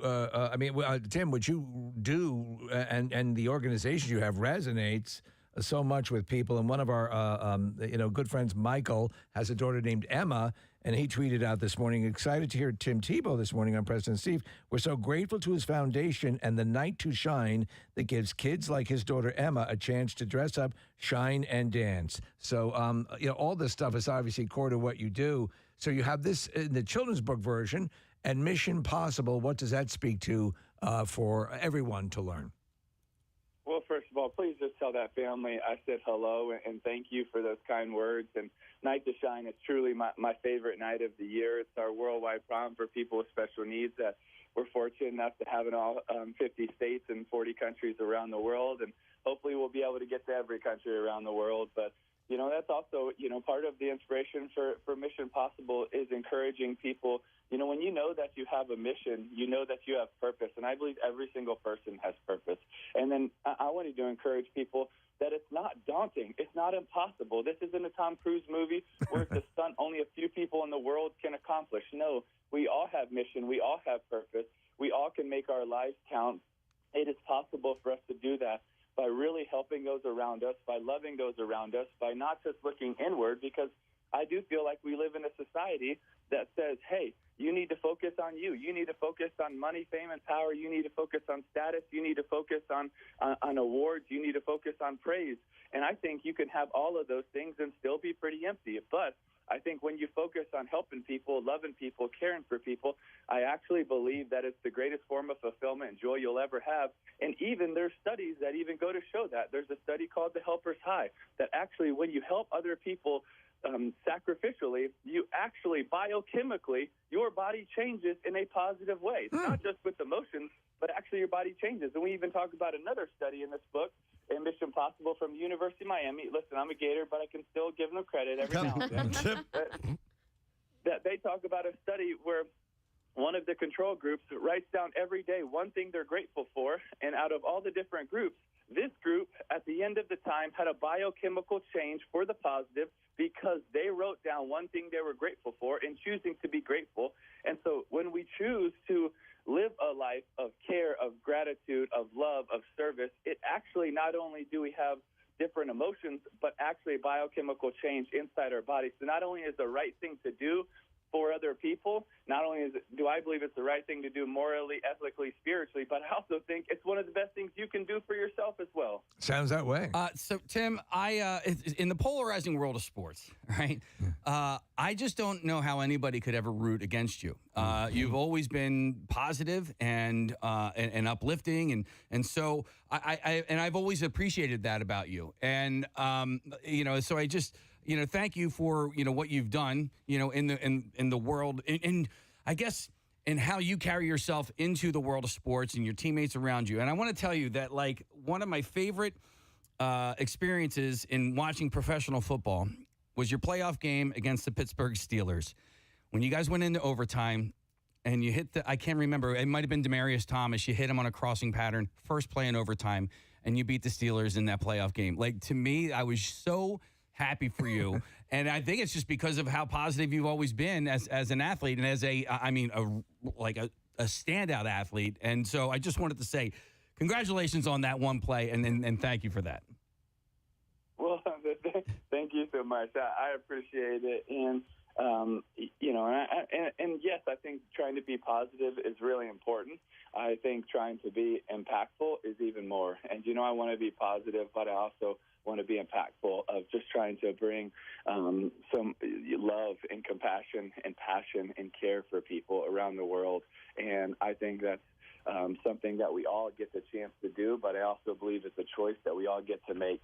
And so that's what Mission Possible is all about, encouraging people to step up and make that choice. For maybe it's the person at the corner of your street, maybe it's the person in the other corner of the world, but we all get a chance to live that life, to choose that, and I think we all have the opportunity. We all have people in our life that we get the chance to make a difference in their life, but we have to choose. Are we willing to go out of our way to do it? Hey, Tim, I have a question for you. There was so much focus that was done on your faith and so on, and I'm not really a faith-based person. I like your message. I like the positive attitude that you have in reading Mission Possible.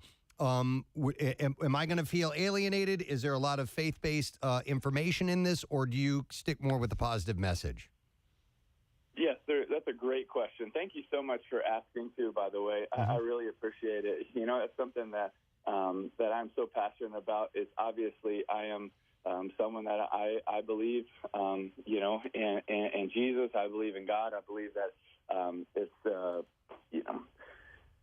that's the truth that I buy into. But I also think it's so important that we all are willing to have conversation and relationships with not just people that we see eye to eye with, but every single person, because we need to treat every single person, regardless of what we necessarily have in common or if we see eye to eye. but with respect and with gratefulness and with value and with decency. So I just appreciate you asking that question. I think it's awesome. And yes, in this book, we absolutely talk about faith, but we also talk about the practical. We talk about writing mission statements. We talk about writing non-negotiables.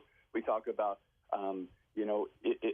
I encourage people that, yes, I tell people about my faith, but I also encourage them that whatever it is that you believe, that you hold, that the convictions in your life, to also encourage them, write that down as your mission statement, as your non-negotiables, and to encourage people to take those steps. So we do talk about faith in the principle and in the practical, but we also encourage people to be able, wherever you are in the journey, to also be able to take those steps to encourage, to help, to make differences. So I think it's something that, yes, you will absolutely hear me talk about my faith, but also I would say if it's something that is real and true to me, and I truly believe it, that Jesus is the Savior of the world for people, wouldn't it be the most selfish thing of me to do to not tell other people? Yeah. I think it would be the most loving thing to actually tell other people, not in a way to say that, that anybody else is wrong, but to do it lovingly and kindly. Lead by example, correct? It is the truth that I believe that we get to share with everyone. I get it. Excellent. All right, Tim, I echo Casey's sentiment. How can anybody root against you? I don't know, man. Tim, it's the best. Thank you so much. Mission Possible, Bronco and Friends, available timtebow.com or Barnes & Noble. Thank you so much, Tim. Have a great weekend, man. Appreciate you guys. Thank you so much. I really appreciate the time and the fun conversation. You got it. Tim Tebow, guys. What a positive dude. He is. You just feel good talking to him. Yeah, and I don't know how, listen, when something good or bad happens on the field, I don't, I understand that, but like, this dude has always just been like nice and positive. And, I love how can you that. not like that? Yep, agreed. All right, we need to take a break, and I'm going to give away the last of the Patty's pop-up gift certificate. You're being positive. You're being a force for good by giving that away. We're doing that. Yeah. All right, so we're doing it together. We're doing it. Doing it. Yeah.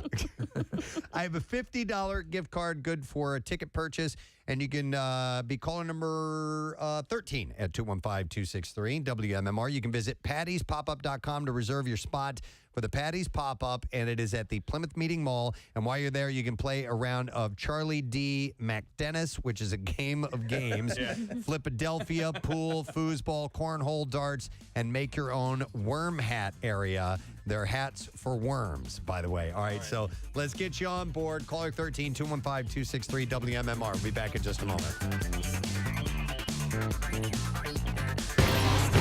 I almost said butthole. All right. Yeah. All right. So, Steve drew a picture of, what is it? A penis. A hairy penis. I knew it was I drew it with hairy balls. Okay. All right. Kathy, you going to draw something? Yeah. Well, Kathy should be able to divine. You know what? Yeah. All of you are going to draw a penis. No, Any guy here in this entire place is going to draw a penis. So I won't draw a penis. You're lying. I promise. All right. Kathy. All right. I drew a picture. Okay. Kathy, really look into Casey's eyes. Okay. Okay. It's a dog's penis. No. Am I close? Preston. All right. What did I draw? This time you drew a butthole. No, I drew boobs. Okay. Nick drew boobs too. All right, Kathy. Can you see it? No. I can't. I'm guessing what you drew? Yes. Yeah. Now look, you got to look into Preston's eyes. Preston, you have to let her see your eyes. Yeah, don't cover your eyes up. And don't go gump. A butthole. She's terrible at Close. It's a vagina. No, wait, that's a penis. I'm sorry. That's a penis. Veiny. Veiny, too. Yeah. All right, anyway. Okay. You want? Have we proved anything here? All right, do you want to see what I drew? Yeah. Oh, wait, no, look at Kathy's eyes. Steve, do it to Steve. He's better. All right.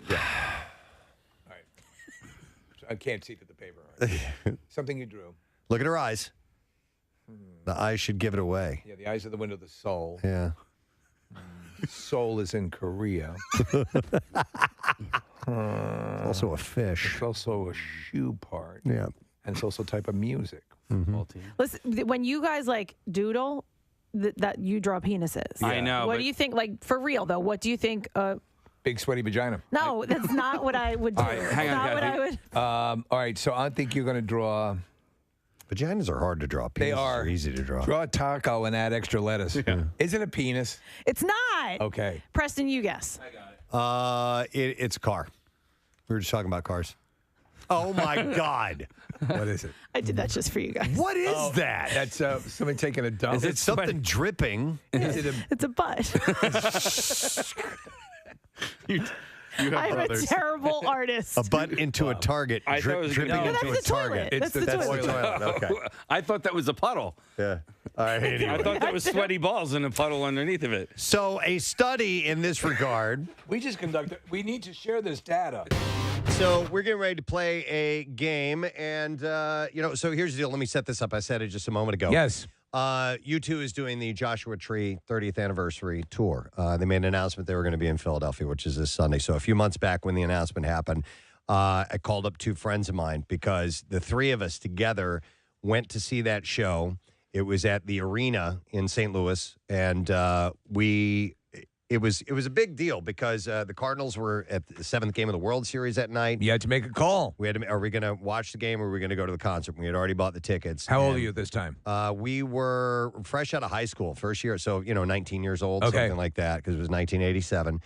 And we went to the concert, and I just was so blown away by the show that night. And I was like a mid-level U2 fan. I thought they were a really good band. I knew enough of the material to go to the concert. The new album sounded great. I hadn't listened to the whole thing. I'd heard, some of the songs that were on the radio. I'm like, all right, let's go. And left that night just amazed. The lights came up. The crowd was still singing. They ended with 40. Which is awesome. And the crowd is still singing and singing. The band was long gone, and we were still singing, and the lights stayed on. And I was just like, this was amazing. This is the best concert I've ever seen. And I was just dumbfounded for a while after this. So it was a significant show. Yes, yeah. And when they made the announcement that the 30th anniversary was coming around, I'm like, I got to get these guys. We got to get together. We got to go see it together. Everyone again. had the same experience with your friends here? I think so. Okay. Yeah, definitely. So they're back in town. They got in yesterday and the day before, and we're going to the show on Sunday, and we're going to play some golf and stuff while we're here and just having a buddies thing, which is pretty cool. So I told you guys this, and you decided, well, why don't we have them come in and we'll play a game with them? Sure. About my teenage and formative years. Right. We've heard a lot of stories. Yeah. And so there's some stuff that we know. There's some stuff that I'm going to be asking. I have no idea what it means, but it should resonate with you guys. Yeah, because Casey, I gave him some phone numbers from some old friends who couldn't be here, and he tracked them down and got some info, right? Yeah, I talked to Hawk. Yep. Right. And then I talked to either Patty or Sandy. I think you spoke to both of them, didn't you? No, I gave you Sandy's number. You gave me Sandy's number, and then Patty somehow got involved as well. Yeah, so those names pop up, and then the parole officer, of course. Obviously. You needed all Yeah, the all info. of the information, yeah. It's funny because I was, I consider myself a child of the 80s. And I definitely had yearbooks and all those things that I can look back at because I was in school at the same time as Preston, but I was slightly younger. And to see what you guys were doing, and I think you're like 7 years older than me, but like what you guys were doing and what you guys were up to in 7th and 8th grade, and then high school, it's just It's freaky, isn't it? Completely different world. I mean, I look back at my old pictures, and there I am at the Continental Congress. Yeah. And I'm saying, it's just so wild. Because I've told you guys in the past what DBH meant. Yeah, Dubong hits. Dubong hits. And so Casey's looking through my 7th and 8th grade yearbook and all the signatures and people signing, and it's like, dude, DBH till you can't stand it anymore. And this is in 7th and 8th grade. And that's from teachers. Right, Yeah, exactly. yeah. So But he then- was just looking at it and being But blown it's away. also funny because I think a lot of times we have this attitude of like, oh, these kids today, they're crazier and they're doing things that I never did. With and their then, malt shops and their leather jackets. But the reality is I think the kids of the 80s were probably way worse than anybody right now. I guarantee you, every generation has that perception. And Yeah. but there's something that is the same across the charts. Yeah. And I think as I'm looking through this, and we were looking at some of the things, and we were all laughing at the back, saying, "What the f does that mean?" Mm-hmm. Everyone's got their things, and that's why. you know, it always amazes me when anybody runs for political office, because any of these things taken and put on, there are a number of things here that we're going to ask that if we're put on a front page of a paper, you'd say, what the hell? Yeah. But we partied hard, man. Yes, We partied yeah. very, very hard. And these guys are a little nervous. So why don't you introduce your All right, friends? and before I do that, do we need to get callers on the line to play along? All right, 215-263-WMMR. Somehow or another, we're going to work this in a way to have you win prizes as well. I don't really know what's going to happen. Let me explain. though. It's going to be a straight-up trivia contest. And so we're going to have people playing. You're going to play for callers online. We're not going to go to them. Okay. They're just going to win prizes as we cycle through so we can move some product, and that'll be happening in the background. So All right. everyone will get assigned. If someone gets a question right, that person wins, and then we put another person in that spot, right. and that's how we'll proceed. Before we introduce our contestant, Steve, what's the name of the game? The name of the game is Preston, Cheston, and Steve Blast from the Ass Trivia Challenge. Thank you, studio audience. Let's meet our contestants this morning. Contestant number 1 hails from St. Louis, Missouri, and he is currently a teacher who's got the summer off. It's a wonderful thing. We go way back, and yes, his name sounds like mine. We are welcoming Cheston Chet Plaguey. Yeah!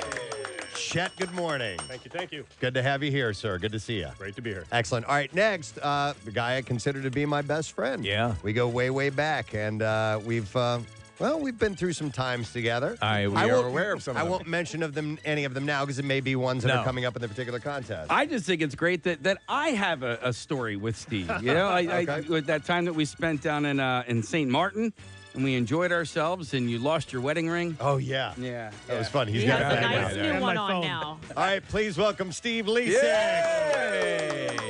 By the way, those of you who've heard the story about my friend Steve who threw his phone into the ocean, That's him. this is him.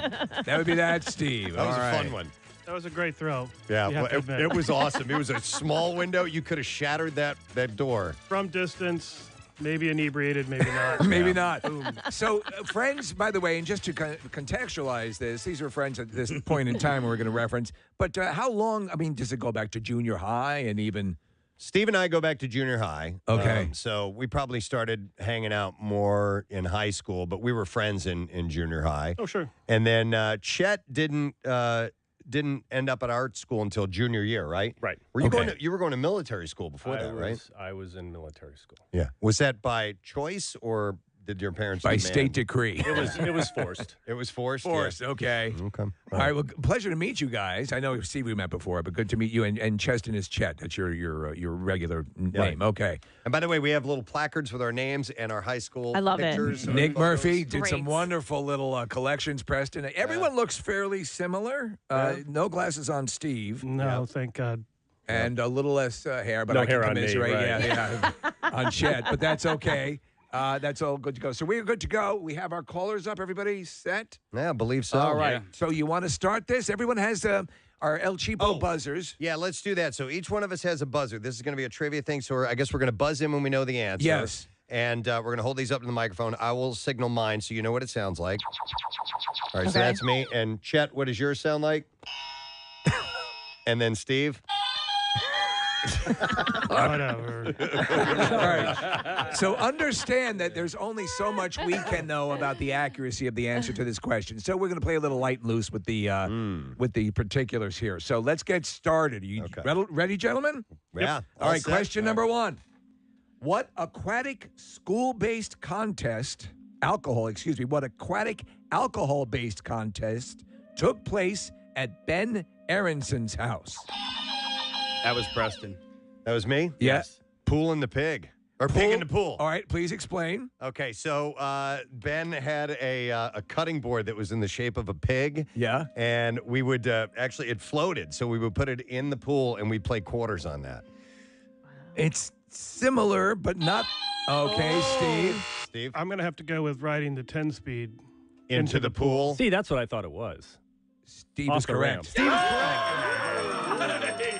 Now, as with anything we do, it is what I have on this paper that determines That's the correct fine. answer. Yep. And so listen- it says here, riding bikes into Ben's pool with Bud Light 12-pack boxes on your heads. On the head, remember? And this apparently was captured on very low-definition VHS. Yes. And it had no brakes. It had no brakes. And I remember after we did that, when Ben's parents got back, what we didn't realize is we were marking up the bottom of the pool with tire tracks.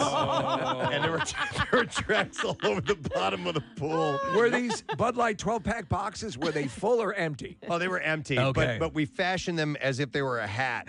And they went...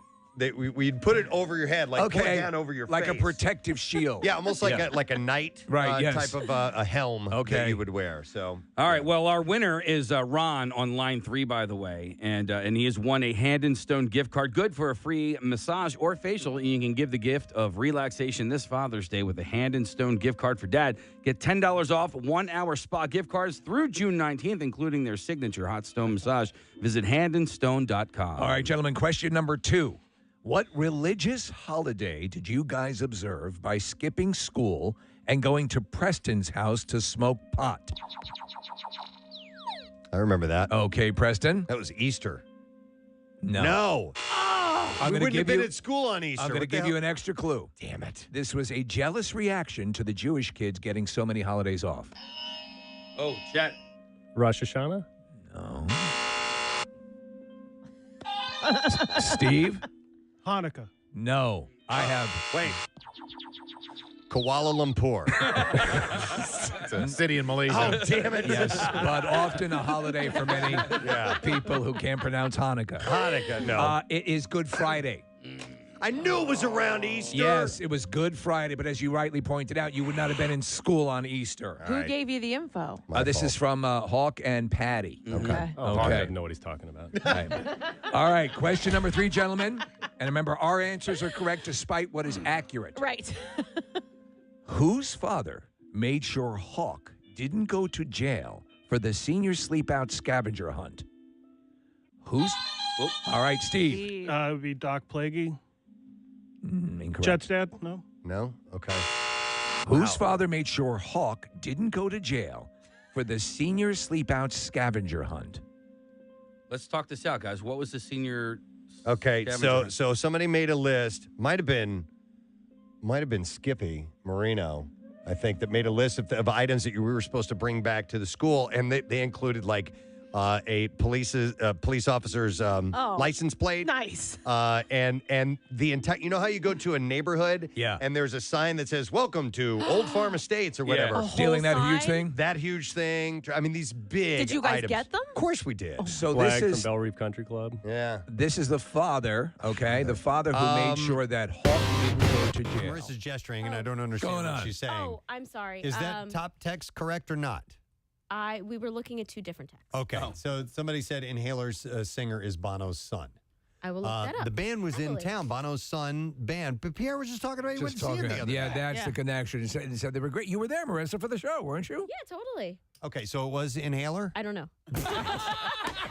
But I'm looking it up. Wait a minute. You went to the show and you didn't know No, the name of the band? Steve was kidding. I was not at the. I thought you were. I was not at the show. Who did Pierre say he went with? Oh, did he go with Sarah?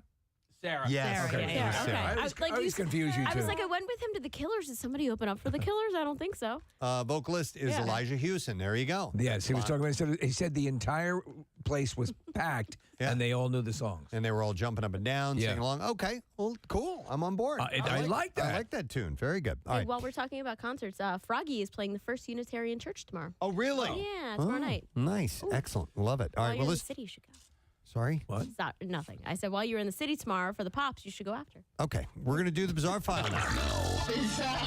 WMMR presents Preston and Steve's Bizarre File. Brought to you by Monster Mania. You can meet the biggest names in horror at Monster Mania Con 49 this weekend at Cherry Hill Hotel with Ernie Hudson, Michael C. Hall, and more. MonsterMania.net.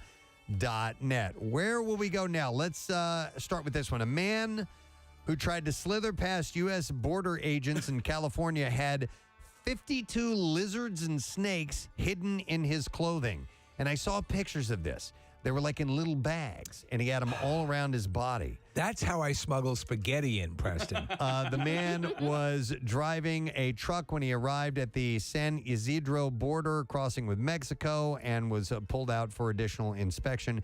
They found 52 live reptiles tied up in small bags, which were concealed in the man's jacket, pants, pockets, and groin area. So they do this fairly consistently because I was amazed to find out they're worth a lot of money. Yes. And we've heard of people doing it with birds, too. Yes. They'll, like, bind them up to where they can put them in a small bag or something like that and hide them on Super their cruel, person. too, because It is. a percentage of them are guaranteed to die. 9 snakes and 43 horned lizards were seized.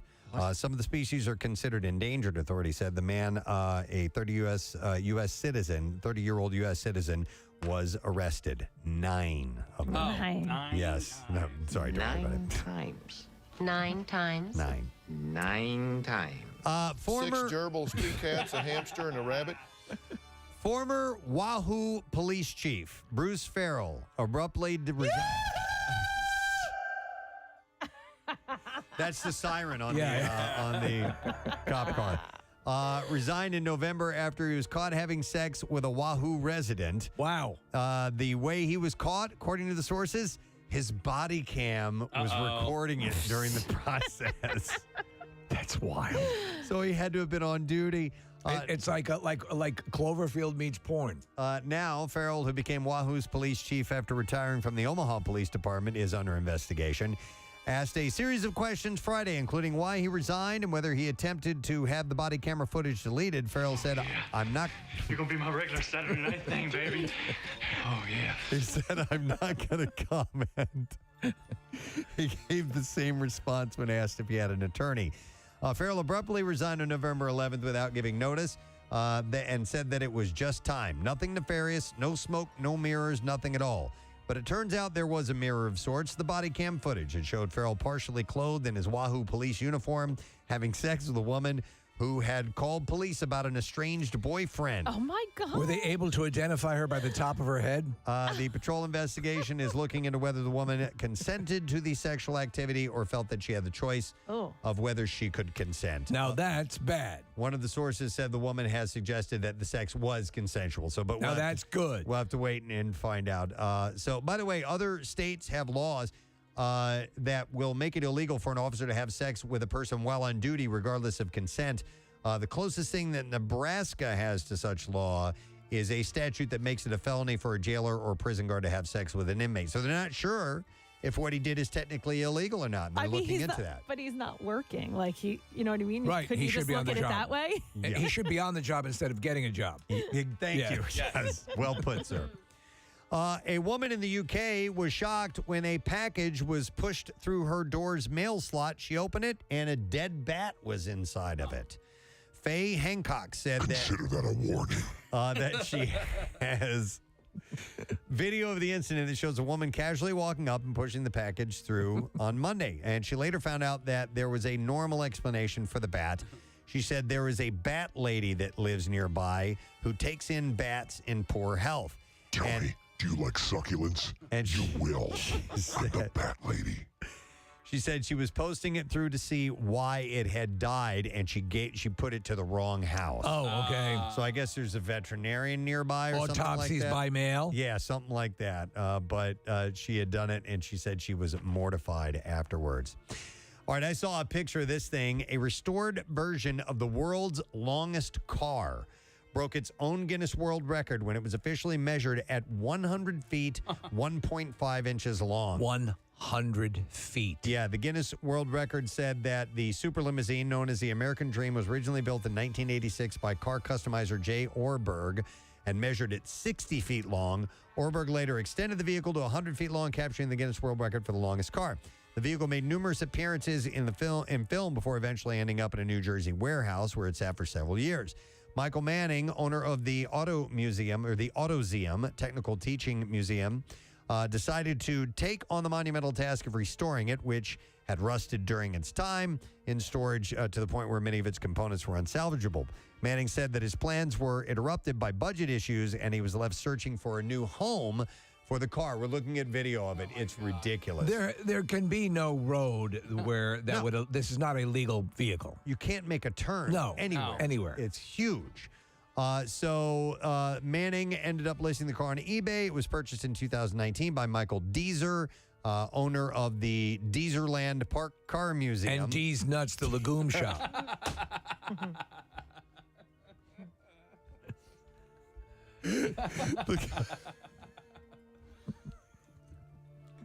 The car was shipped down to Orlando, and Manning came with it to participate in the restoration. The Restored American Dream features a helipad, a swimming pool, a hot tub, a putting green, and a large waterbed as well. So you hire this as a gimmick, say, at an event, but you're still kind of cramped in a limo. Well, and how do you even get it to where you want it to be? So I don't know. Yeah, but that's true. You go to it. Yep. It's a waste. All right, one last story.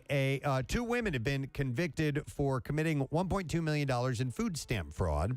An investigation revealed that Ana Rioja and Maria Consuelos de Ureno and other co-conspirators were exchanging SNAP benefits for cash. Now, the SNAP benefits were then used by Ureno and other co-conspirators at Sam's Wholesale Club. And officials say they completed 715 fraudulent transactions, and the Ureno's purchase of food totaled to about 49.1 tons of American cheese slices, 22.3 tons of pinto beans, 1.6 tons of Folgers coffee, 1.4 tons of instant mashed potatoes, and over 5,000 gallons of mayonnaise. And what could you make with those ingredients? Well, they would sell it to a partner and transport it to Mexico, and so they made the money off of it that way. So officials said that the $1.2 million in fraudulent. They're making a 100-foot burrito. Transactions took place between September of 2014 and August 2019, and they're facing several years in prison for that because that's a whole lot. And that is all I have in the Bizarre File for you. Let's take a break. When we return, we'll see if you paid attention. We'll have the lesson question, we'll have the trash, and the music news. Stay there.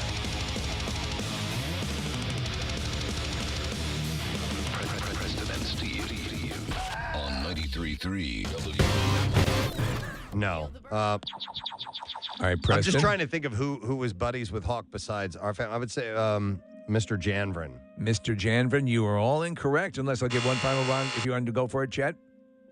I have no idea. The name I have here, and of course the correct, despite what is accurate, Mike Freeburger. Oh, I didn't know that. You Thanks, did not John. know. All right. Yeah. This next question, I have a feeling you'll get this. All right. By the way, the scavenger hunt, what would have been, obviously you're stealing things that are felonies. Yeah. Stealing is right. What was the most hard to get item in the scavenger list? I think it was probably the neighborhood sign. And somebody did. And where'd you get the neighborhood sign from? I didn't get it. I don't know. I don't. But somebody did. And by the way, I assume that was the crime. You had to bring all of these items to the high school and leave them there. All right. And then there was a huge list. And I really didn't get anything. So that you were night, I don't bringing think. stolen items onto school property. Yeah. All right. Senior sleep out was awesome, man. Slept in my car. Me and Howard Rosen. I remember that. I don't know if you guys were out all night for You that guys or lived in you're predominantly Jewish neighborhood, right? Well, I mean, there were a lot of Jewish students. Yeah. Absolutely. All right. Question number 4. You've got one correct, 2 not so much. All right. We suck at this. Mike Kirby. Kirby. Drove this rather muscular mullet Preston. Javelin. That is correct. Kirby, that thing was loud. And I had a Mustang. I had a 73 Mustang. It was really loud too. And we just go burnouts all the time. And Did he get in trouble for doing spinouts in the parking lot of the school as you did? I don't think Kirby ever got in trouble No. for that. No. Interesting fact about Mike Kirby: he bought the Playboy Club in St. Louis. Are you What? serious? Yeah, I didn't know that. It'd been Drove a Javelin, bought the Playboy Club? had been shut down, and I guess he bought it like back early 2000s. Okay, so it was closed at the point he bought it? It was closed. All and right. He bought it and turned into a teen club. A teen. There you go. Well, of course. All right.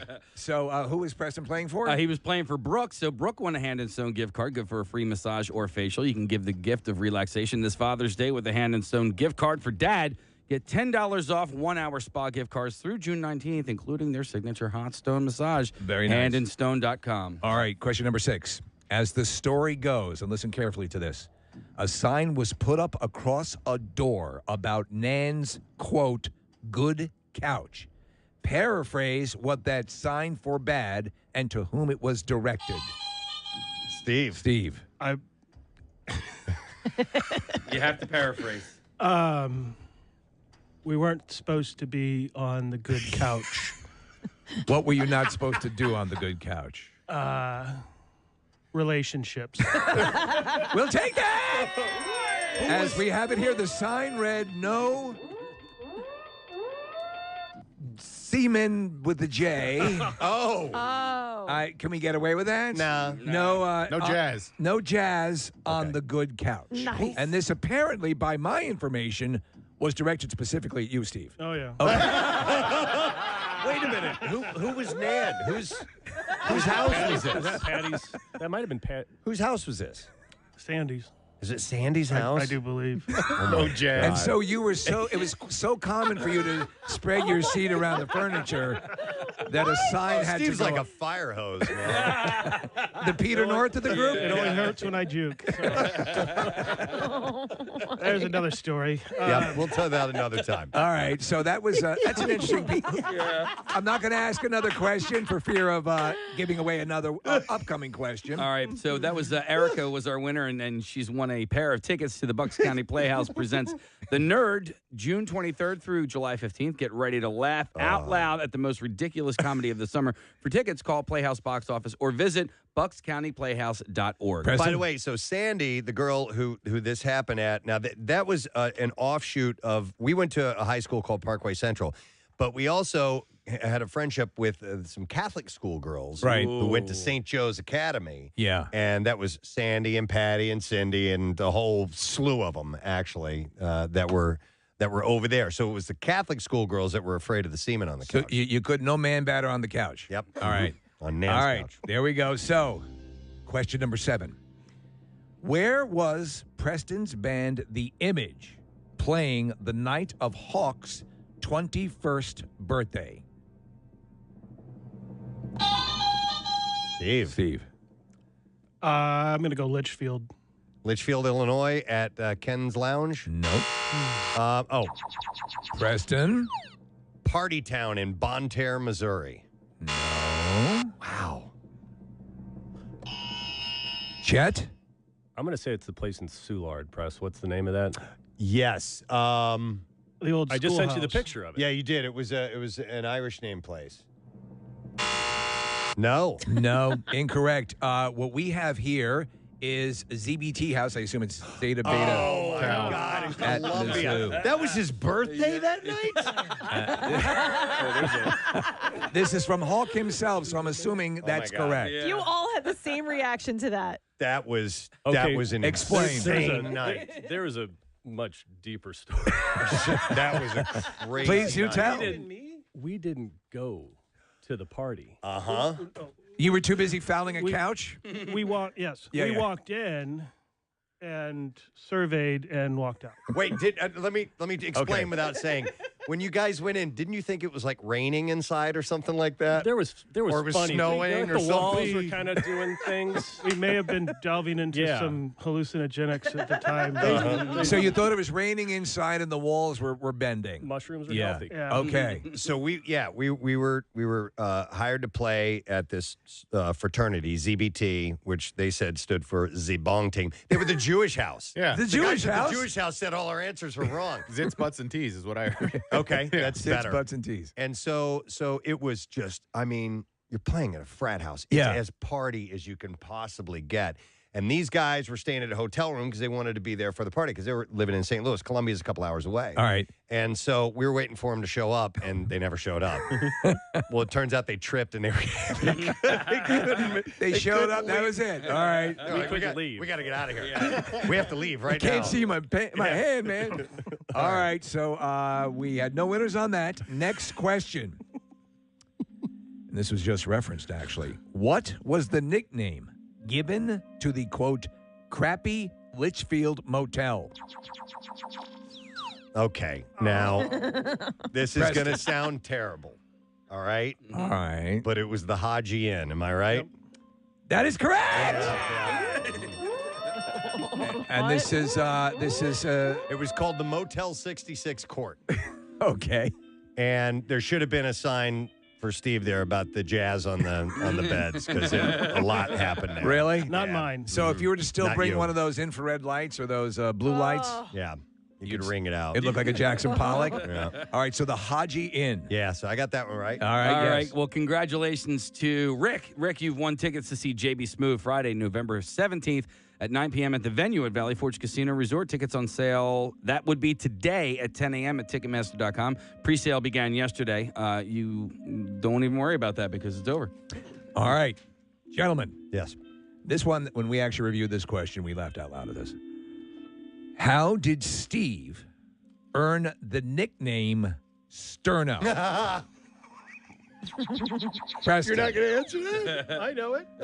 You didn't buzz in. No, you got it. All right. Steve used to light his farts all the time. And it was a little blue flame that would come out, and it reminded us of the sterno that you see, which is the liquid, the canned heat that you put underneath of little banquets, chafing dishes and whatnot to heat them up. So that's how he got the nickname Sterno. We have here by lighting farts in nylon pants, which caused them to burn away. Did that actually happen? I don't remember that. The old nylon shorts, we may have had malfunction here or there. Okay, all right. All right, but that is correct. Thank you. Yes. Another winner from Preston. All right, so that is Jim has won a Hand and Stone gift card, good for a free massage or facial, and you can give the gift of relaxation. Father's Day is on Sunday, by the way, with a Hand and Stone gift card for Dad. By the way, if you're just tuning in, two of my closest friends are here, Steve and Chet, and the gang has come up with these trivia questions from my past that they're asking to give you some prizes this morning. Absolutely. So And Nick is keeping score. Nick, where do we stand right now? I don't know how many questions you've read, Steve, but the score right now is Preston 3, Steve 2, Cheston 0. All right. Maybe it changes with this question. What was the name of the full-sized arcade game at Hawk and Clearman's apartment? Who got it in first? That's me. Yeah. Robotron. That is correct. Thank you. Robotron. Was this a full arcade game? Yep.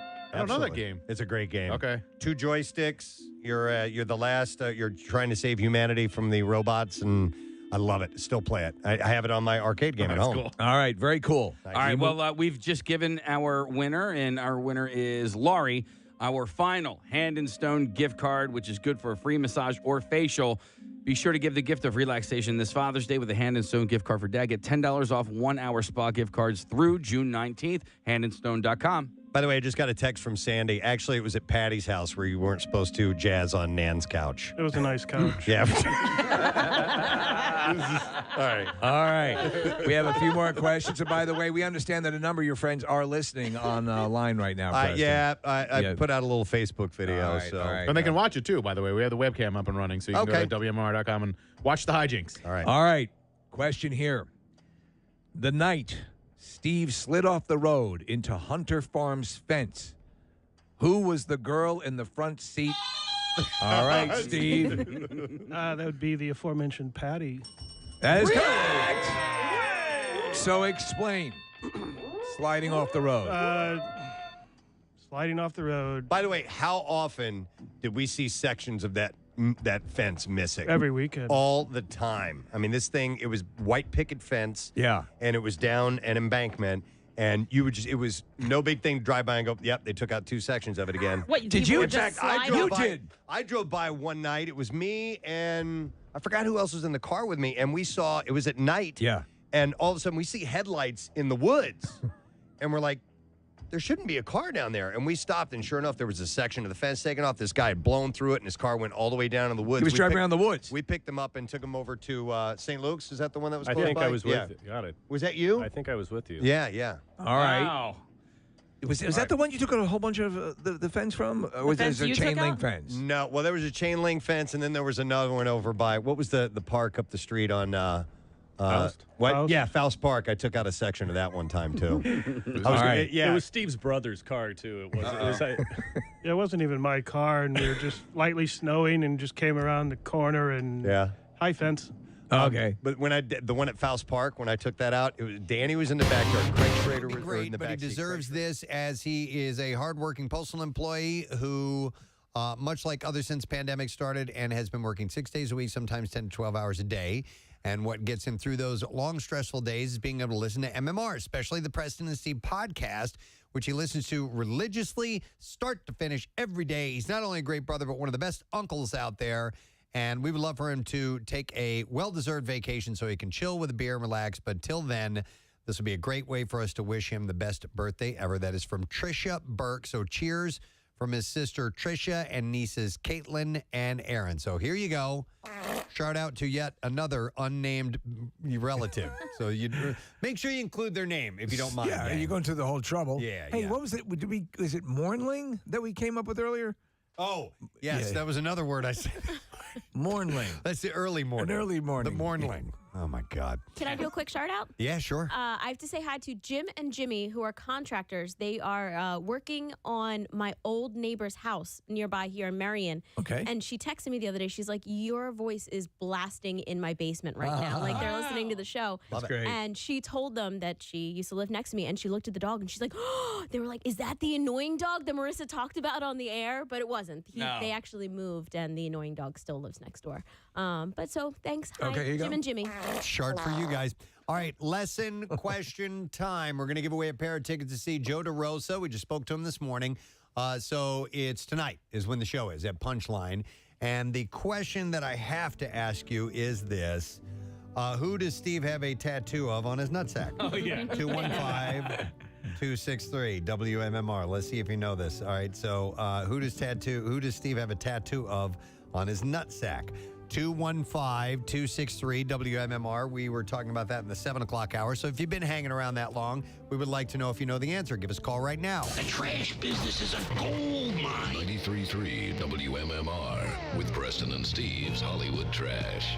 And it is brought to you by New Look Home Design. If they are offering 0% financing for qualified applicants, you can schedule your free, virtual, or in-person same-day roofing estimate. Visit NULookHomeDesign.com. What's going on this morning, Steve? Well, the Academy Award Committee continuing to pull back on COVID restrictions for the live broadcast, saying they're no longer going to require a 5-day quarantine for attendees coming in from outside the country. They are, however, holding fast on their rule that no one will be allowed in if they recently shared finger food with Charlie Sheen. Hey! He is playing Elvis Presley in the highly anticipated new biopic from Baz Luhrmann, and now Austin Butler is set to join the cast of Dune Part 2.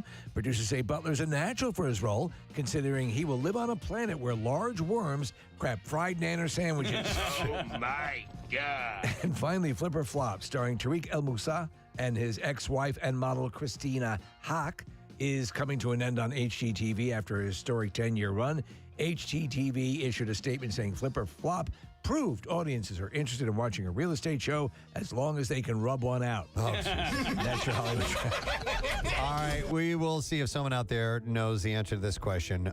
Who does Steve have a tattoo of on his nutsack? And we're going to go to Kevin, see if we can get this right. Hey, Kevin, good morning. Hey, good morning. How you doing? Great, buddy. All right, who's the tattoo of? It's Smurfette. Smurfette. You are correct, Kevin. Hang on, and you're going to go see our buddy Joe DeRosa tonight. He is at Punchline Philly. Tickets are on sale now for the shows with Joe DeRosa, and that's today and tomorrow, punchlinephilly.com to get tickets and information. Now, Preston and Steve's Music News on 93.3 WMMR.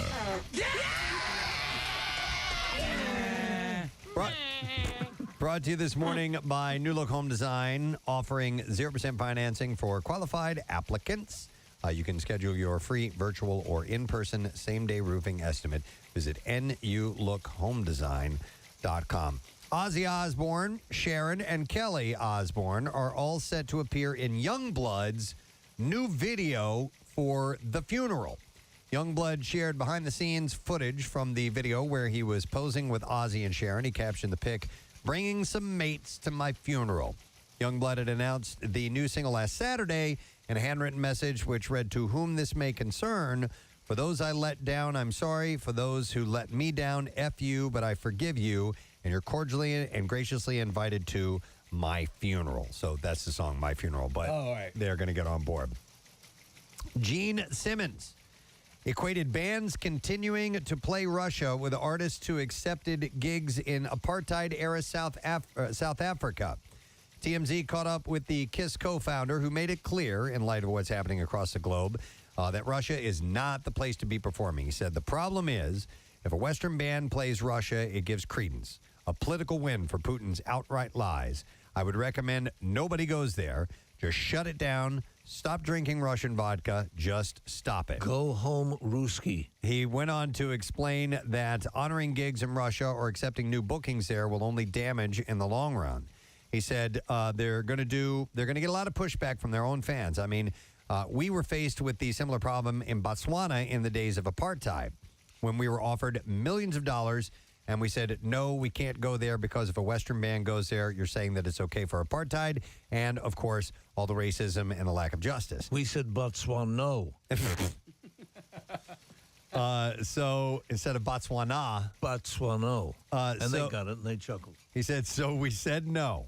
And there were some bands that went and, they paid the price. Their fans turned on them. So Gene offering his 2 cents. Absolutely. You've got to take a stand, Preston. And then finally, a Tampa heavy metal musician and artist will soon see a toilet he sculpted to look like Metallica drummer Lars Ulrich displayed for thousands of visitors at the Ripley's Believe It or Not Museum in Denmark. Oh, I want to go there. I saw this thing. It's horrible looking, man. Yes. Does it look anything like him? It does. Yeah. Sort of, but you're essentially sitting in his lap and taking a dump. Oh, that's so dumb. Is it like an H.R. Giger kind of aliens I don't know thing? who H.R. Giger He did the is. aliens design, the sort of flesh morphed with machinery? Oh, no. It's a bad mannequin of Lars, and would you're want that? essentially sitting on his crotch and taking a dump. So this week, the artist known as Prince Midnight donated the toilet to Ripley Entertainment, headquartered in Orlando. A spokesperson said the toilet is now Ripley's warehouse in Central Florida and will soon be shipping to Ripley's auditorium in Copenhagen to go on permanent display. There are a couple of Ripley's museums, aren't there? Yeah, they're around the world. So the toilet works, the toilet does actually work. Last year enjoyed a brief installment in the restroom of Brass Mug, a Tampa bar and music venue. Ripley's operates dozens of museums around the world and is known for a vast collection of oddities and memorabilia. In 2016, the company paid $4.8 million for the glittery dress worn by Marilyn Monroe when she serenaded President John F. Kennedy. Midnight became known to Ripley's after he had approached the company with a guitar that he claimed to have fashioned from his uncle's skeleton. The company ultimately did not pursue that piece, but felt that the toilet shaped like a Danish rock star would work well in Copenhagen. Is this a functioning toilet? Yes, it works. It has Lars's body must be the tank. Yeah, I guess so. I guess that's how it works. So it's terrifying looking, but they picked it up. And if you're in Copenhagen, and stop by there and check it out. All right, and that is what I have in music news for you. Let's take a break. When we get back, we're giving away that Word of the Week prize. Yay. Is it going to be yours? Let's find out when we return. Stay there. Preston and Steve. Floor. And I did, and I spun a 180, and I took out that fence, and my dad was none too happy about that. We've heard the story of the reaction. Yeah, it was pretty wild. All right, well, our winner on line 6 is Jay. You've won tickets to see JB Smoove Friday, November 17th at 9 p.m. at the venue at Valley Forge Casino Resort. Tickets on sale today at 10 a.m. at Ticketmaster.com. All right, question number 12. What was your mutual friend Sandy's nickname, and why did she get that nickname? It's me. Oh, again, Preston. Balsa.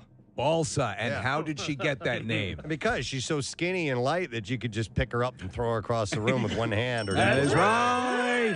I have here because she was too skinny to go down the water slide. Too skinny to go down the water slide. Balsa. Balsa. Balsa okay. wood. Yeah, she was very. Love it. We have a winner. All right, so William on line 8, you have won tickets to see JB Smoove Friday, November 17th at 9 p.m. at the venue at Valley Forge Casino. Tickets on sale, Ticketmaster.com at 10 a.m. All right. Wait, I have a quick question. So were Patty and Sandy girlfriends, or they were just in your group of friends? They were close friends. Okay. Pandy and Pandy. This is delightful panda bear. Patty, Sandy, and Cindy were really, really, really close friends. So you had these were the girls that would do your homework. No. These were the girls at the Catholic school. Oh, okay, all right. Now, that Catholic was school some girls. other chick I dated when I was a junior. All right. We have occasionally heard stories of the naked river float. What was the name of the float trip company that inadvertently ran it? The float trip company. That was on the Huzzah, wasn't it? Oh, chat. Was it the Preston and Cheston rock and roll float down the river? No. It's the actual legitimate name. But that did happen. Yeah. I like that answer, though. Wow, the company that did it. Who came I up think, with that Preston, question? you were actually kind of in the realm. It was on the Huzzah, if I remember. No, it wasn't. It was. No, it wasn't. That one was. Or was it the current river? It was the current because we went down to Salem. They have so many rivers. Our answer here, Yeah. Steve, you want to take a crack at it? No. We have Huzzah Valley. It was the Huzzah River for that one. All right, no winners on that one, Preston. You were sorted there, but didn't, I didn't wrap get it up. All right. That was the one where you took. It eventually became a nude fest, right? Oh, yeah. We were all of us. And there was probably 25 of us. Yes. Yeah, we all ended up completely naked. Listen, we took whiskey with us. Yeah. And we're talking about a float that would take 6 hours, 7 hours, something like that, maybe longer. And you're just getting bombed the whole time, just drinking the whole time. It's a wonder no one died. So we decided that the last mile of the float that we would get completely naked. And we're going by like families and stuff out there with the kids. Hey, how you guys doing? And we were just lit. It was awesome. And I have pictures. Do you? Oh, I have all right. lots of pictures of us completely and we were jumping off of cliffs naked. Naked as well. With Yeah. women, with girls as well. Yeah, Oh, okay. totally. All right. Gentlemen, what was the very unradio-friendly nickname of Steve's car? Please paraphrase. Steve. See you next Tuesday. Yeah, yes. Steve is correct. Nice. Which car was that? Yeah. That was the white Datsun 510. Yeah. Overheated all the time. And that's why it earned that name? Yes. Okay, Yeah. because of the overheating issue. Oh, All my right, so we gosh. have Steve, who's the winner. All right, so Steve was playing for Kale, and Kale, you've won a pair of tickets to see the Bucks County Playhouse presents The Nerd, June 23rd through July 15th. And you can go get tickets through Playhouse box office or buckscountyplayhouse.org. What a great name for a car, by the way. Yeah, absolutely. I'm going to pick you up in the sea. That's great. 3 more questions here. I don't want this to be over. Well, it's we went with the ones that we thought would have stories attached That's to them. cool. Which of Chet's nicknames is also an aromatic North American plant of the daisy family? Which of Chet's nicknames is also an aromatic North American plant of the daisy family? Now, we got to get this. Hang on a second here. I don't even know. Daisy. It's a pretty elaborate nickname. It is. It is, but it isn't. Oh! Preston. Tumbleweed. No. No? No. No. I remember. Preston. Sagebrush. Yes!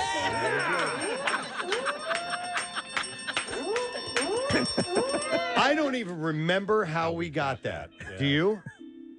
Chet? I know. I remember, but I don't remember. Okay. You remember it was your name, but you don't know how you Sagebrush. earned it. Yeah. Sagebrush. No, I have no idea. Sagebrush. Chet, that was your one chance to get one right. I pretty much suck at this. All right. All right, well, Jeremy on line one, real quick, you've won a case of Yards Brewing Pale Ale, the best beer for summer barbecues, beach days, and tailgates is Yards Brewing Philadelphia Pale Ale. Drink local, brew into others with a Philly Pale Ale at Keg and Kitchen in Westmont, New Jersey. All right, 2 more I gotta questions. You got to leave. Casey's gotta got to go. Casey has to Santa's leave. got to go. Yeah, Santa's got to go. All right. Good luck with your endeavors. With sir. your Lyme disease. Yes. Oh, wait. So that's you me. want me to? I'll handle the rest of this. Yeah. All right. Let me just do this. Yeah. Give me some music here. Thank you. All right. All right, ladies and gentlemen, final 2 questions. Name the prestigious golf club often snuck onto by Chet and sometimes Hawk in observance of. All right. Old Orson. Right. Steve. Belle Reve. That is correct. Yes. The Belle Reve Country Club I have listed The here. story was about you, and you didn't get the answer. That's right. It's par for the course. He clearly doesn't remember too much. I'm All right, so Steve, All we have right. a winner for Steve, and what do we have? Marissa, who's now taking over the chores. So the winner is who was Jared on Max. Was that Jared who won? just now? I'm not listening. I'm not wearing any headphones, so I can't hear anything. Yeah. All right, no Yes. problem. Yep. All right. JB Smoove is coming Fridays, November 17th to the venue at Valley Forge Casino. Tickets are on sale now at Ticketmaster.com. All right. How many Steven, more? I'm sorry. It all comes down to this last question because we had a tie, Nick. no, it is right now. Preston's leading by 1. All right. Over Steve. Chet, this answer is worth 7 points. No, I'm just kidding. We do have a tiebreaker if necessary. Okay. Chet, right. what is your real name? What is your you current here? occupation? Who bought the Playboy Club? All right, question number 17. We should get a bonus point for That's that. right. All right. What was the name of the bouncer at the party town in Bonne Terre? Oh my! The name of the God. bouncer at the party town in Bonne Terre. That's a Patty question. Yeah. I can give And you a that's hint. our band used to play there. Okay, you can give a hint. Name of a movie that involved a man with a rat fascination. Preston. Is it Ben? No. Oh, Willard. Yes, got it. I never would have known that. Willard. Man, Party Town was the biggest crap hole in the world in Bonne Terre, which is just in the middle of nowhere, Missouri. The big thing they have there is a mine that's flooded, and you can go dive in it. Oh, cool. So it's the crap hole of the crap hole. Oh my God!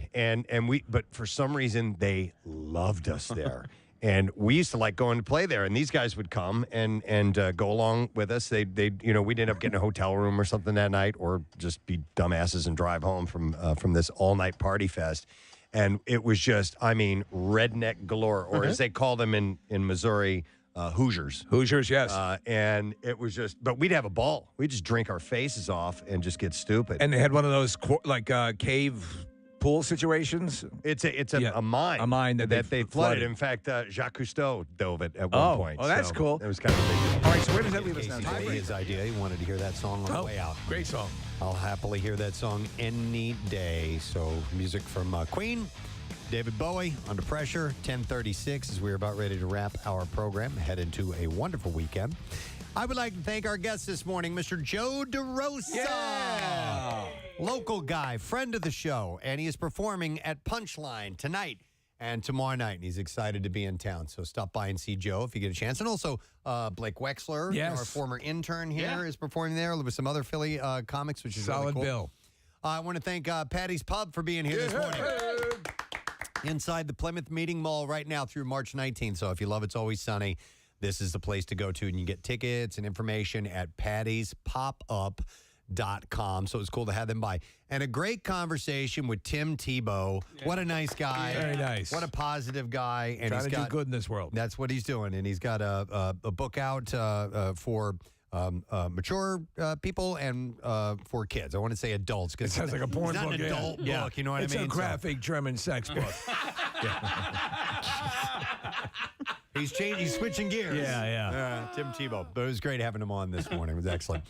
Pierre's here. How do you do today, sir? Oh, it's lovely. It is, right? There is no sad in this bro. Oh, Yes, excellent. I absolutely love it. So listen, before we get to the letter day, well, we should probably do that first. Yes. Okay. And then I want to ask you about something. So let's do that. Here we go. Preston and Steve on 93.3 WMMR. Now, the Daily Letter. And the Preston and Steve show brought to you today by the letter Y as in Yonkers. All right, and we will, I love that word, Yonkers. We'll take caller number 8, and we will see if you know what the word of the week is, 215-263-WMMR. Earlier this morning, in the junk drawer, we were talking about the fact that Volkswagen is coming out with an electric version of the Volkswagen bus, the minibus, microbus, whatever you wanted to call it. Have you seen it? I've been seeing it for a couple of years. Oh, really? Okay. I've been seeing the mock-ups of it for a couple of years, and I absolutely want one. Really? Yeah, I absolutely Excellent. want one. It's really, really cool. Jackie Bam Bam yesterday sent me a picture of an old Volkswagen van of this style, but the original that had been made into a pontoon boat. Oh, my God. That's great. People do wild things with it. Yeah. You were talking about that long car. They make limousines out of them. They make refrigerators out of them. But this new edition, it's made somewhat like when they reintroduced the Beetle. They made it look, reminiscent, like the Mustangs. So these reintroduction of these classic vehicles as new cars today, with all the new car features. But this one, being electric, takes the hippie good karma vibe to yet another level. Yeah. And I completely want one. And the fact that you can't get one for another 2 years, it seems insane to me. Yeah, but at least these aren't like mock-ups anymore. Right. They're going to do it. It's Right. going to happen for sure. And I don't know how, maybe fairly in short order, you might be able to go ahead and order one and just get yourself ready for it. I want it. Minerva 3. That's great. Yeah. Happy to hear that. The second I saw it, I go, another Minerva. It will celebrate your 42nd year at WMMR with Minerva number 3. Well, Minerva number 2 is still with us, but is across the street in the parking garage and is not in the best of health. They changed engines in it. They put a Chevy engine in it, and then the last time I drove it, it was freakishly driving wildly. I mean, it would get away from you and veer into other lanes. Oh my God! And then and then there was this toxic, noxious smell of gasoline. So if I had lit an incense stick, that would be there'd be no 40th. There wouldn't have been even a 38th at that point. So it kaboom. Wow. So Minerva number 2, who beautifully restored and looks beautiful, but is slightly dysfunctional, is still with us. People do ask. She's just in the garage. Yeah. All right, well, a new electric version. Not quite in the budget just Pretty yet. damn awesome. Yeah. Casey had a really cool idea for it once to turn it into like a mini concert venue Yeah. and have artists like play in it in the parking lot. Well, I like that. We had one little promotion, and I was going to do this during the fall, where I'll take you to work, and for like a month or two, and we did one of them where he picked up a guy. And I went and picked up a guy in the suburbs, and I think I called into you guys during it, and I drove him to work. He was a teacher in South Philly. And by the time we dropped him off, we stopped at the art museum and ran up the steps, and it was great fun. But we had too many people in the car, and then the tires were rubbing against the wheel wells, and then the door got stuck open, and we had to have it towed. We got him to school, and that was as far as we made it. That's hilarious. That may have been Minerva's last run. All right. Well, maybe Minerva 3 will have better luck when that happens. We shall see. All right, we'll go to the phone, see if we can get an answer. We're looking for the word of the week. It's Johnny who wants to take a shot at this. Hey, Johnny, good morning. Good morning. How you doing? Good. Johnny, what's our word of the week? Sammy. Yes! Sammy is correct. And Johnny, you got yourself a 4-pack of pit tickets for the MMRBQ and 4 concert T-shirts, my man. Oh, man. This is the first time I ever got through. Awesome. So many years. You got a good one, Johnny. Hang on the line. We'll get your information, and we'll set you up. Don't forget the MMRBQ Saturday, May 21st, Waterfront Music Pavilion. Tickets start at $25 for the lawn. The concert T-shirt presale is happening now in the MMR Rock Shop, and starting just $20. You can. They're available in both men's and ladies' cuts, and complete details at WMMR.com, by the way. What you got on today's Fine Friday program, ma'am? By the way, Sammy Hagar is in Atlantic City tonight, too, playing at the casino. They have casinos out there? He's playing at the casino. There's a casino At in the Atlantic casino. City, and he's playing there. Okay. So keep that in mind. It's next to Sammy. the hotel. Yeah, I think it was the Showboat. It's at the hotel. I thought I heard. But he's at the casino. Okay. And so if you head down there, you'll see him. We'll have tickets for the Orange Loop Rock Festival. Speaking of shows, we've got Bush and Alice in Chains in a workforce block, and they will be coming. That show just went on sale. Jackson's also got tickets for that later this afternoon. Leonard Skinner just went on sale for their return. We've got a block of that to play. And, of course, it is 3/11, and so a block of 3/11 for 3/11 Day.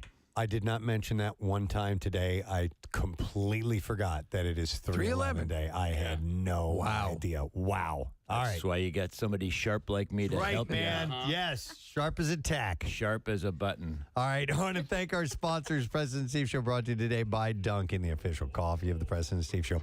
Also brought to you by Acme, free flu shot or COVID-19 booster at their pharmacy. Acme, fresh foods, local flavors.